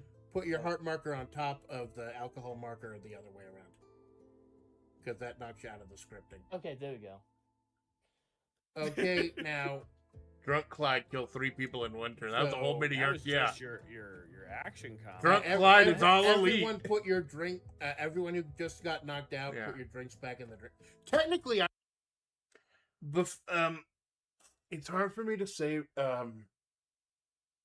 Like I said, there are a small handful of games that define this channel. Darkest Dungeon, Fire Pro, West of Loathing, and now we can add Red Dragon in and Disco Elysium to that list. The best game I've played all year this year, no question, Disco Elysium. It was a beautiful, amazing game. It fucking spoke to me. It told me just how amazing writing in a video game can be. That's definitely the #1 game I played this year. Red Dragon Inn is a very close second. Super close. And I don't count Fire Pro because I don't really play Fire Pro. I use it as a simulator. Oh, Europe, going to Europe. Now, European Vacation, this is a minor show, but this is the first time I actually... No, Sturgis was the first time. This is a better example. I used to just have little PNGs that I had walk around and dance around to do storylines and cutscenes and stuff. But about this time, I'd started using Google Gemini. This Disco was great. I loved it. Yeah, it was fucking amazing. And I actually ended up accidentally skipping most of the storyline stuff, the side quest stuff, because I got that Shivers check so early for the phone building. Yeah, see if we can fast forward it. Find the right spot. Here we go.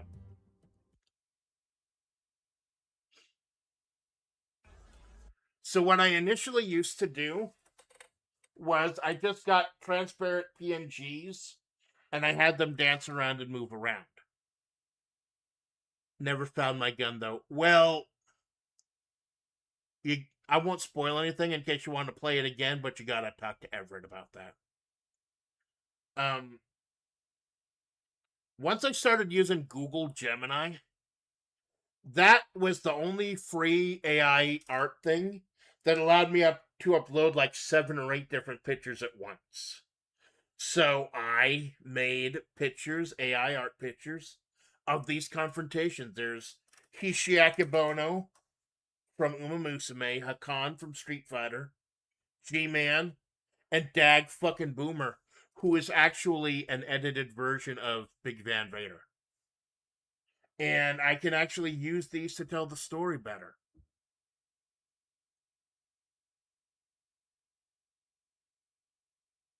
You go out there and you find yourself someone who's tough. You find someone who's been part of the toughest generation. You get yourself a boomer! Dang, boomer! I'm just glad they have these white monsters here in Turkey.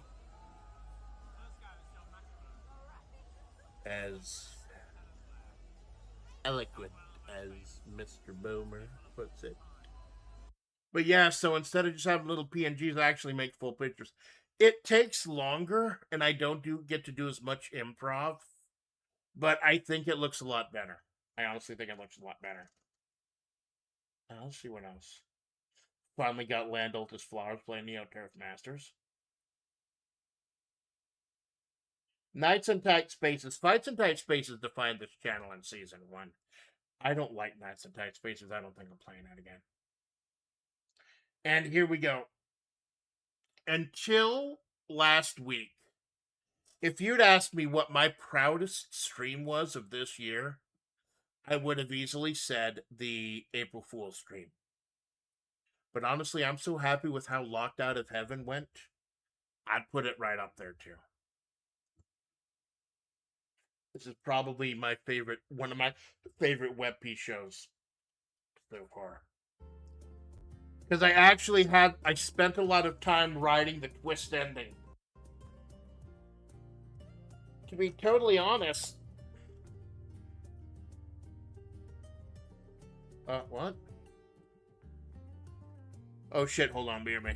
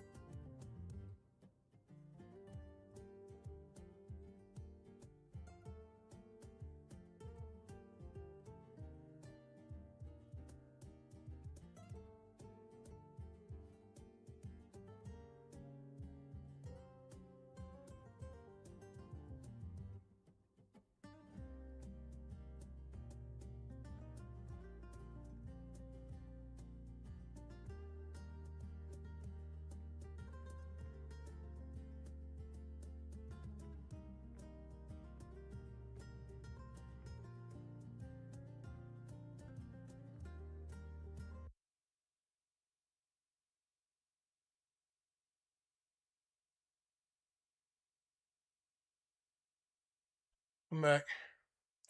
Sorry. There's something going on outside. Gonna have to be done by 6. I may have to push karaoke back. Maybe do it tomorrow. I'll let you know. There's just something going on. Fine. Don't worry. We have gone all the way in like 3.5, almost 4 hours. We've gone all the way from a year ago to fucking Wednesday. But yeah. Locked Out of Heaven. I put together a cohesive narrative. The game gives me some amazing matches, including a nail-biting main event where Revolver wins the belt from Robico. And I'm able to use the Google images to tell a cohesive story. No. Which is kind of hard to do when you don't get to choose the winners or losers. Me and the BA double crooked letter. Nobody do it better. Better this big tag team. Oh god, Ryoko and Abobo. Ryoko and Abobo going like 33 minutes. I think I might have to invite both of them to the estate. Yeah, I'm actually able to. That's the hard part about writing a story with WebP. Is writing something that will be coherent and work depending on who wins. No matter who wins. Did I ever roll for injuries? No, I didn't. I'm gonna roll for injuries right now.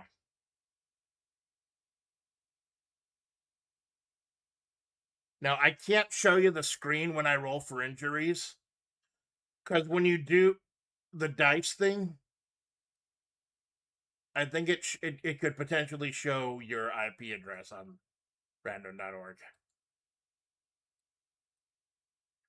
So, rolling for injuries right now, so just be short. There were a total of 3 injuries, 3 people KO'd. Redman, G-Man, and Crony. Let me pull up the page. Don't worry, we're almost. I do have a couple of announcements to make, nothing world shaking, but it is about the future of this channel.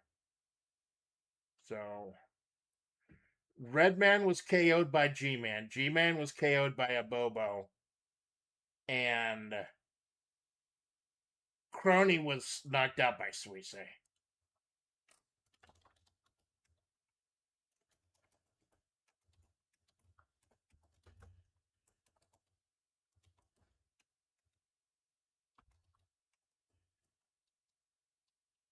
Yeah, that was probably the biggest shock to me.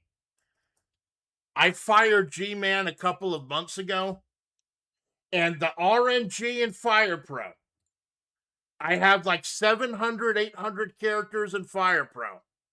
The RNG dumps G-Man into the open weight match. That's why I love Fire Pro. Just let it do its thing. Okay, so rolling for injuries. Roll 2d6 using random.org. The only true random website because they use atmospheric noise. If it's doubles, it's a legitimate injury and they're out for that number of shows. Just like Road Dogg was out for 5 shows. If it's a 7, then it's a storyline injury. Otherwise, it's just nothing. Okay, first up, rolling for Redman. Oh, 4 and a 3. It's a storyline thing.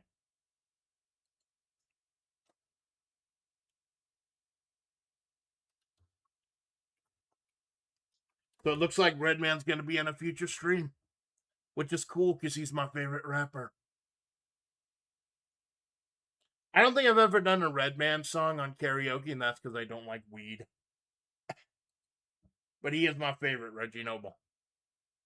Okay, rolling for the G-Man. Oh! Ooh.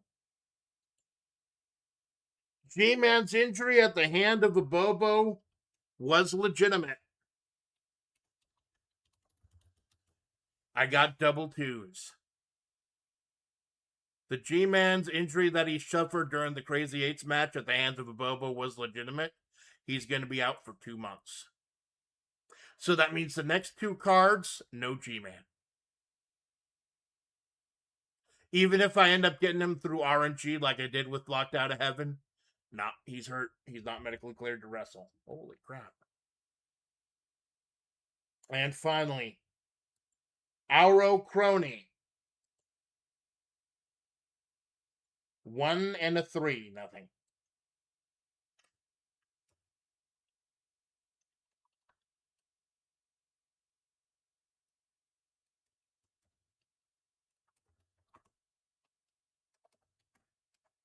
So finally resolving the injuries from Locked Out of Heaven, the KOs. Redman's a storyline injury. Crony was nothing. And G-Man's going to be out for 2 months. Abibo is a fuck. Abibo gets stiff. Apparently. Stiff as fuck.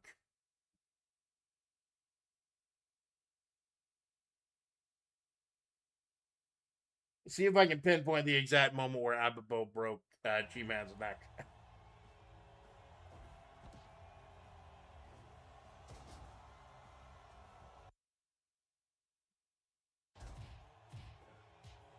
I think he ended up being in 3rd place, so it's towards the end. Nope, there it is. Oh no, Reggie Noble got Nope, that's Redman getting injured.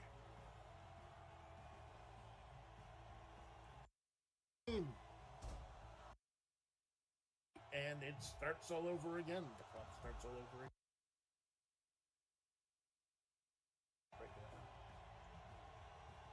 Man going to the top. Big body splash on a Bobo. Too close to the ropes. Rio goes gas. Rio goes absolutely gassed. Don't fight each other. Don't fight each other. I think each Shilly comes up. Eliminate the G-Man.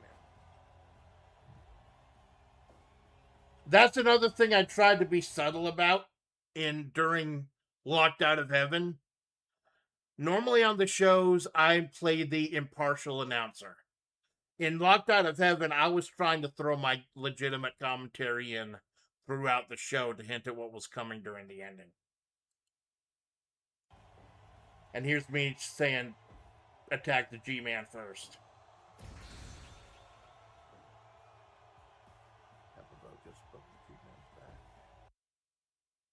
Oh, God, that's usually a pretty safe move.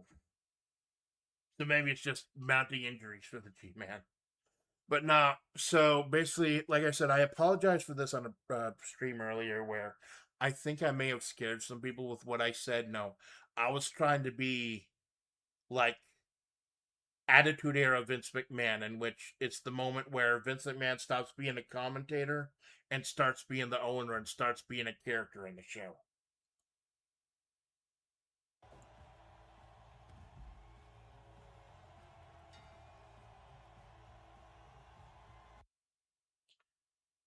You can see Revolver and Yuri turning on Takamori. Walk away, Robico. Just walk away. Works whether or not Robico wins or uses. Abibar I've seen where Bane breaks Batman's back. Yeah. Do not interfere. Except he's breaking it over Redman's body. Keep her in there, Yuri. Keep him in there, Revolver.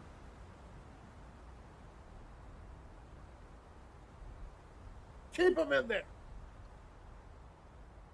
It's a little harder to show movement since I'm not using the PNGs, but I think this implies it pretty well. So here's Takamori splitting in half. Or deadbeating splitting in half, rather. Again! And I tried to, like with the story, like with the writing, I tried to do foreshadowing. So I foreshadowed this at the beginning where Revolver is talking about Yuri being disposable.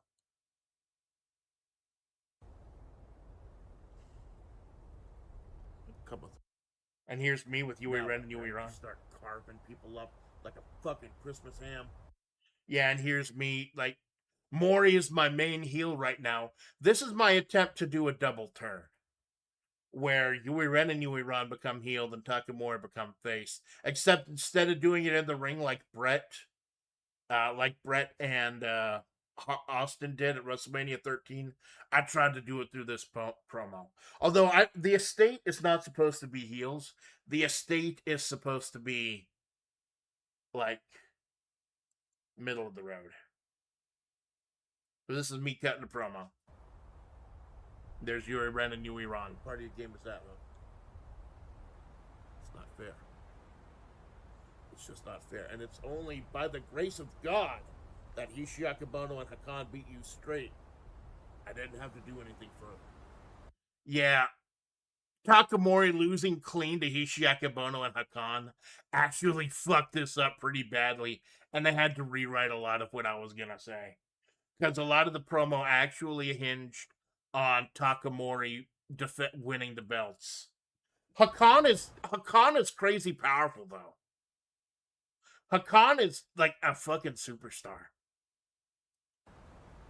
Remind myself that happens sometimes. It's always fun when Fire Pro picks a character I never even think about or don't care about, gives him a huge win streak, and makes him a superstar.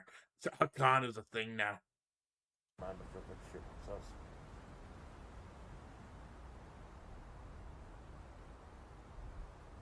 I've stayed away.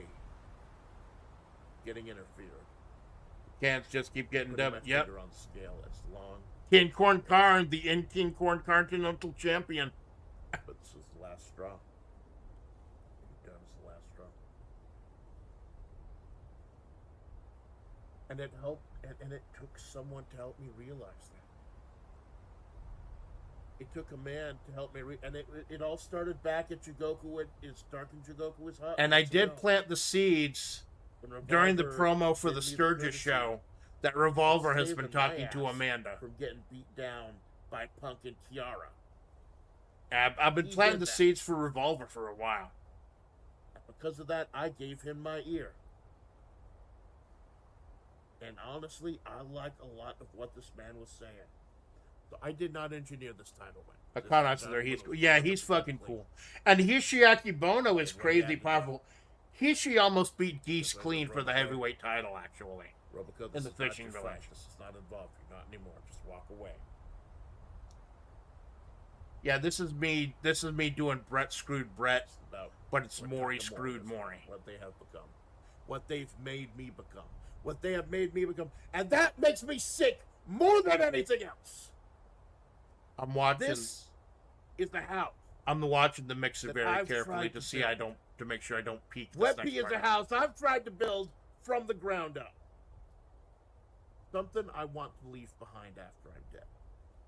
And I think that's the part that scared people, talking about leaving things behind after I'm dead. But that was just so I could get to the line, this is the estate. The stable is called the estate. The house that built, leave after you die, estate. I wasn't actually thinking about my death. That's what this channel is. The Amanda Spots Project. Something I'm trying to leave behind after I die. You know what? And as a bit of foreshadowing, and I apologize to all the Discords I'm on. I posted a whole bunch of Pete and Baz videos. Pete and Baz, a UK drill rap, greatest shit in the world. But one of those songs is called The Old Estate.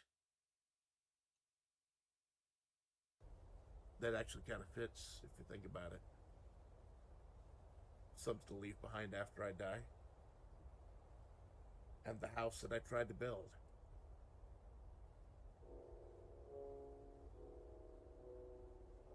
You know, I think I'll go with that. That's the instrumental for The Old Estate by Pete and Baz featuring M24. Ladies and gentlemen, it's Rory. This is the estate.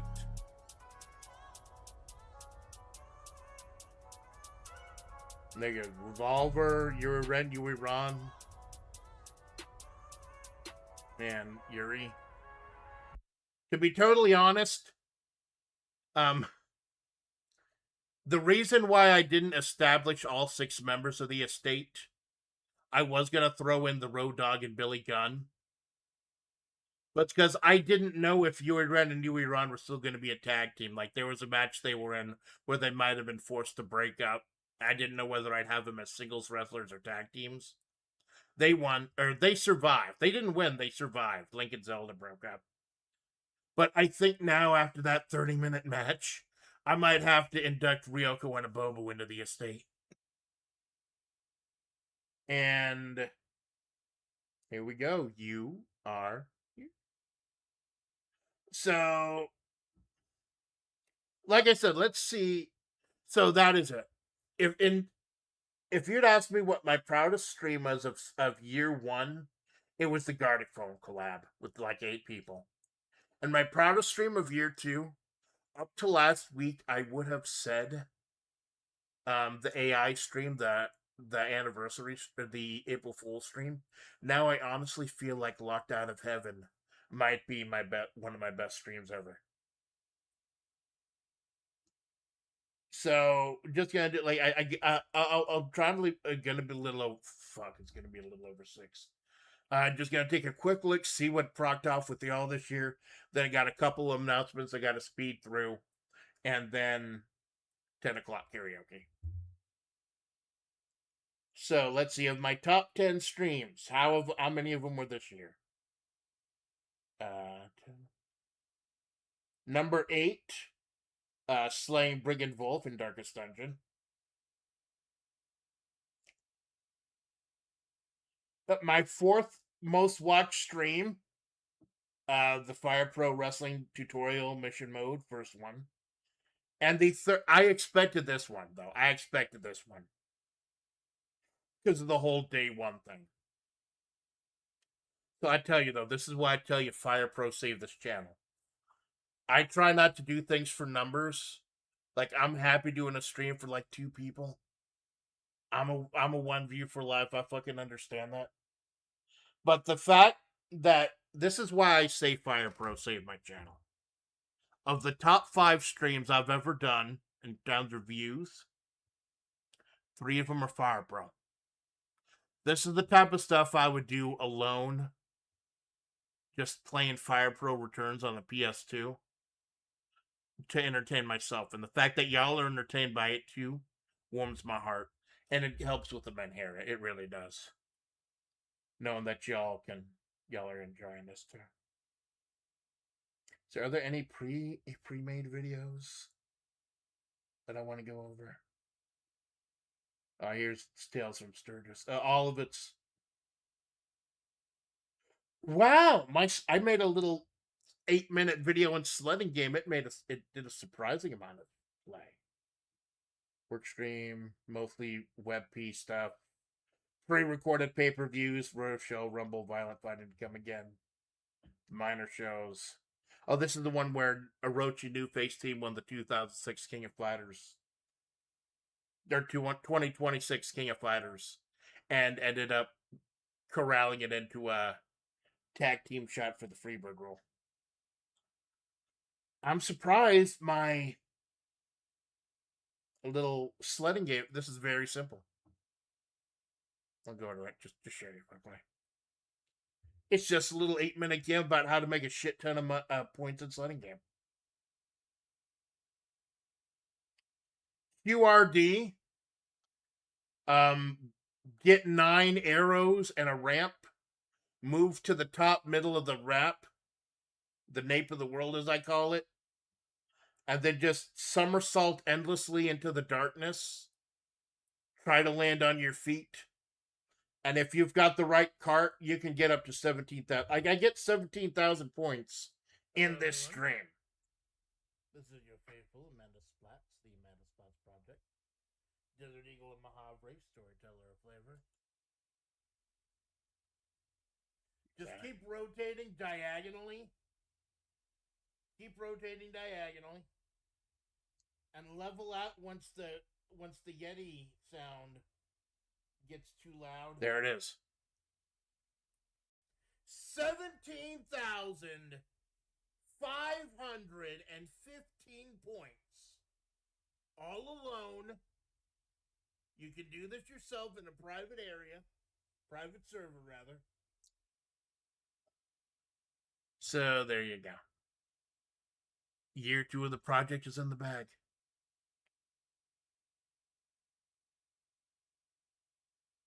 It's been out of the ride. And I will tell you, I'll tell you right now, there was a point during season 2, Now, let me go ahead and turn on. I've got it to capture the mouse right now. Let me turn it, just since this is only be a little bit.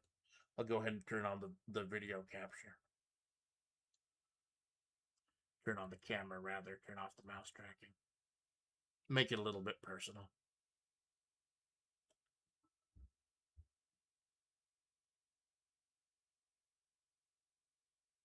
There we go.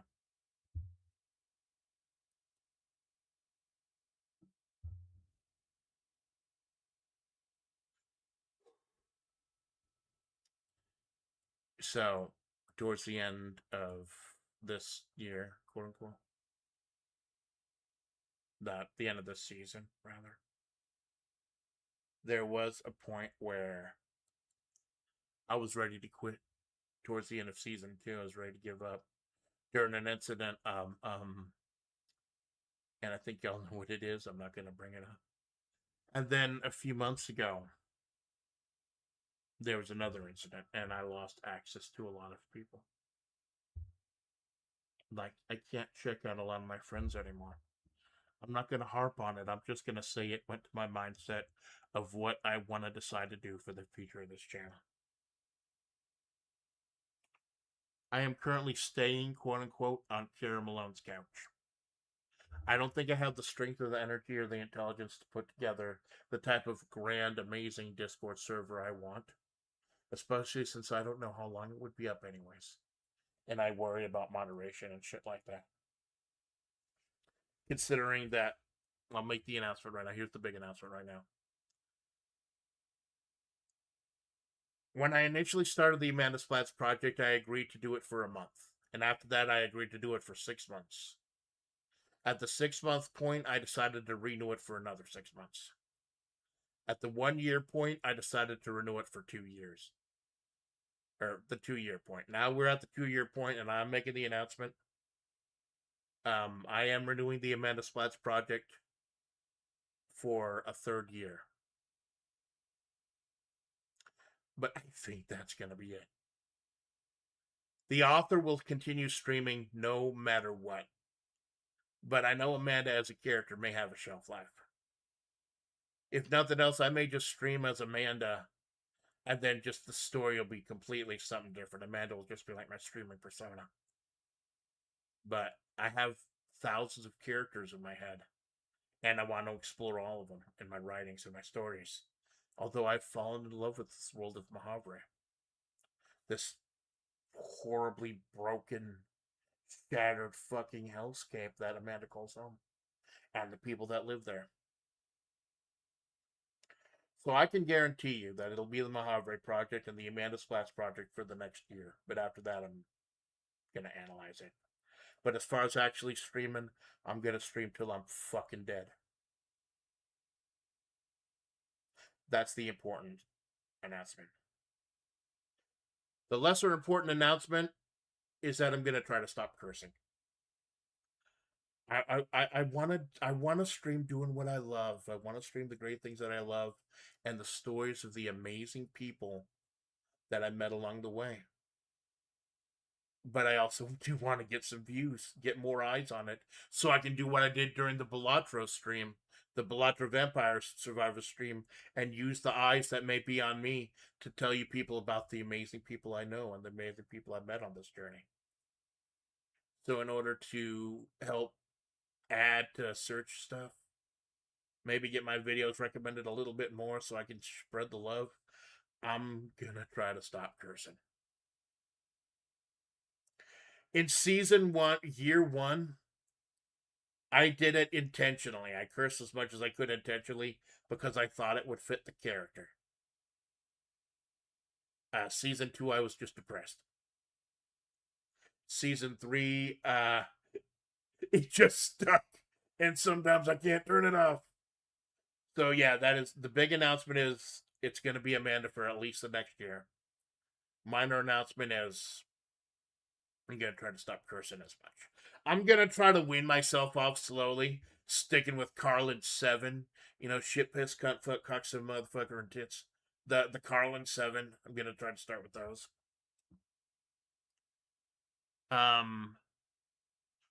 Yeah, the season as well. So the big question is, with the Amanda Splash Project, there are different seasons. Do I have all 3 seasons loaded up on here? Let's see.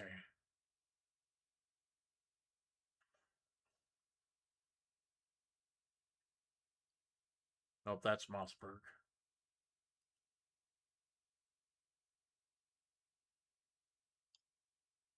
No, I don't. So season 1, Me in the Business Suit. That was from January 17th, 2025 to January 26th, or January. Oh, no, fuck me. July 17th, 2024 to July 17th, 2025. That was season 1. And that ended because after doing this for a full year, I felt confident enough that I'd established Amanda as a character and could start doing things for the channel itself. That's why season 1 ended. Gonna be hard, lol, if I don't, because when I'm on T1 stream. Yeah, me too. Me too. A season 2. Might as well be Sandy, season 2. Season 2 was season 2 because there are a couple of tragedies that happened. And including a big one that is blown up now, but I don't want to bring it up. And season 2 is like I was in a very dark place. That was from January 17th, 2025 to December 31st, 2025. I was in a very dark place. Bad things were happening. Horrible shit. Season 2 is going to be like my lost season. I don't want to remember that shit because everything just happened. I lost a lot of friends. There are people who still don't talk to me anymore. And people I still don't talk to anymore. That's season 3. No, there's season 3. Season 3 started January 1st, 2026. And then there was the thing that happened a couple months ago where I lost access to a lot of my friends. A lot of people I cared about. So the question was going to be to me, is this going to be the start of season 4? Which means a new outfit. And calling it season 4. Because season 2 ended because of a tragedy. Is season 3 going to end because of a tragedy? I'm thinking I don't think I can. I don't want this channel and its eras to be defined by tragedies anymore. Bad things that happen. I want it to be dictated like it's always been dictated by the story. By how I feel about my progress. So season 1 was being in character most of the time and learning the ropes and learning how to stream. Season 2 was the Menhera. And season 3 is just giving up and letting go. But I cannot deny that what's happened over like the last couple months happened. So we are now in season 3B. Walking Dead did this. Or they're most popular for doing it. They'll film a whole season and split it in half. Same outfit. I'm still mulling over a different image song for season 3B. I'm not sure. I might use 555 again. But it's in the heart. It still want to do it. I still want to say, fuck everything else. Fuck streaming because it's supposed to be a certain thing. I need to start streaming for me. And Fire Pro did that. And Creating Writing did that. And Malone did that. And Minato did that. And Jinx did that. And all these people I care about did that. And the people I've met so far have done that. Allow me the freedom to be me. And do what I want regardless. So yeah. I'm not denying that shit happened, but I don't want it to affect this channel anymore. So, thank you for watching the Amanda Splash Project for the last 2 years. it has honestly meant everything to me. That people have cared as much and been through touch this long for everything that's been happening. And welcome to season 3B.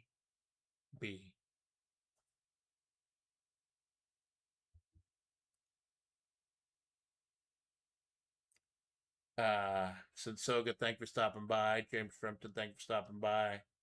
Benzine, thank you for stopping by. The chat cut off at some point, so I'm missing a couple of the early ones. I do apologize. Blame my tech and not my heart.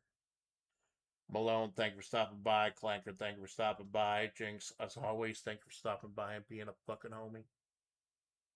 Blastbox, thank you for stopping by. Minato, thank you for stopping by. Lurkers, VOD watchers, second screen saints.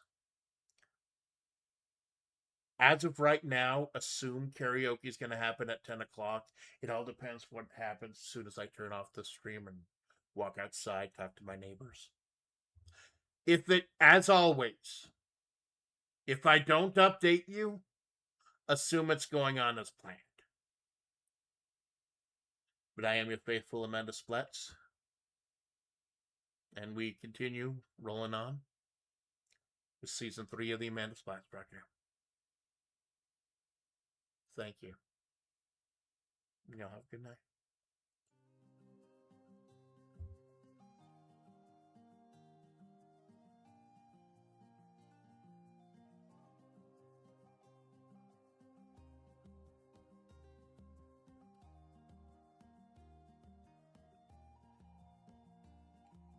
Shit. I forgot to soft raid to Malone. He's still going. Here. Face. Okay. Malone raid. Desert raid. Whatever you want to fucking call it.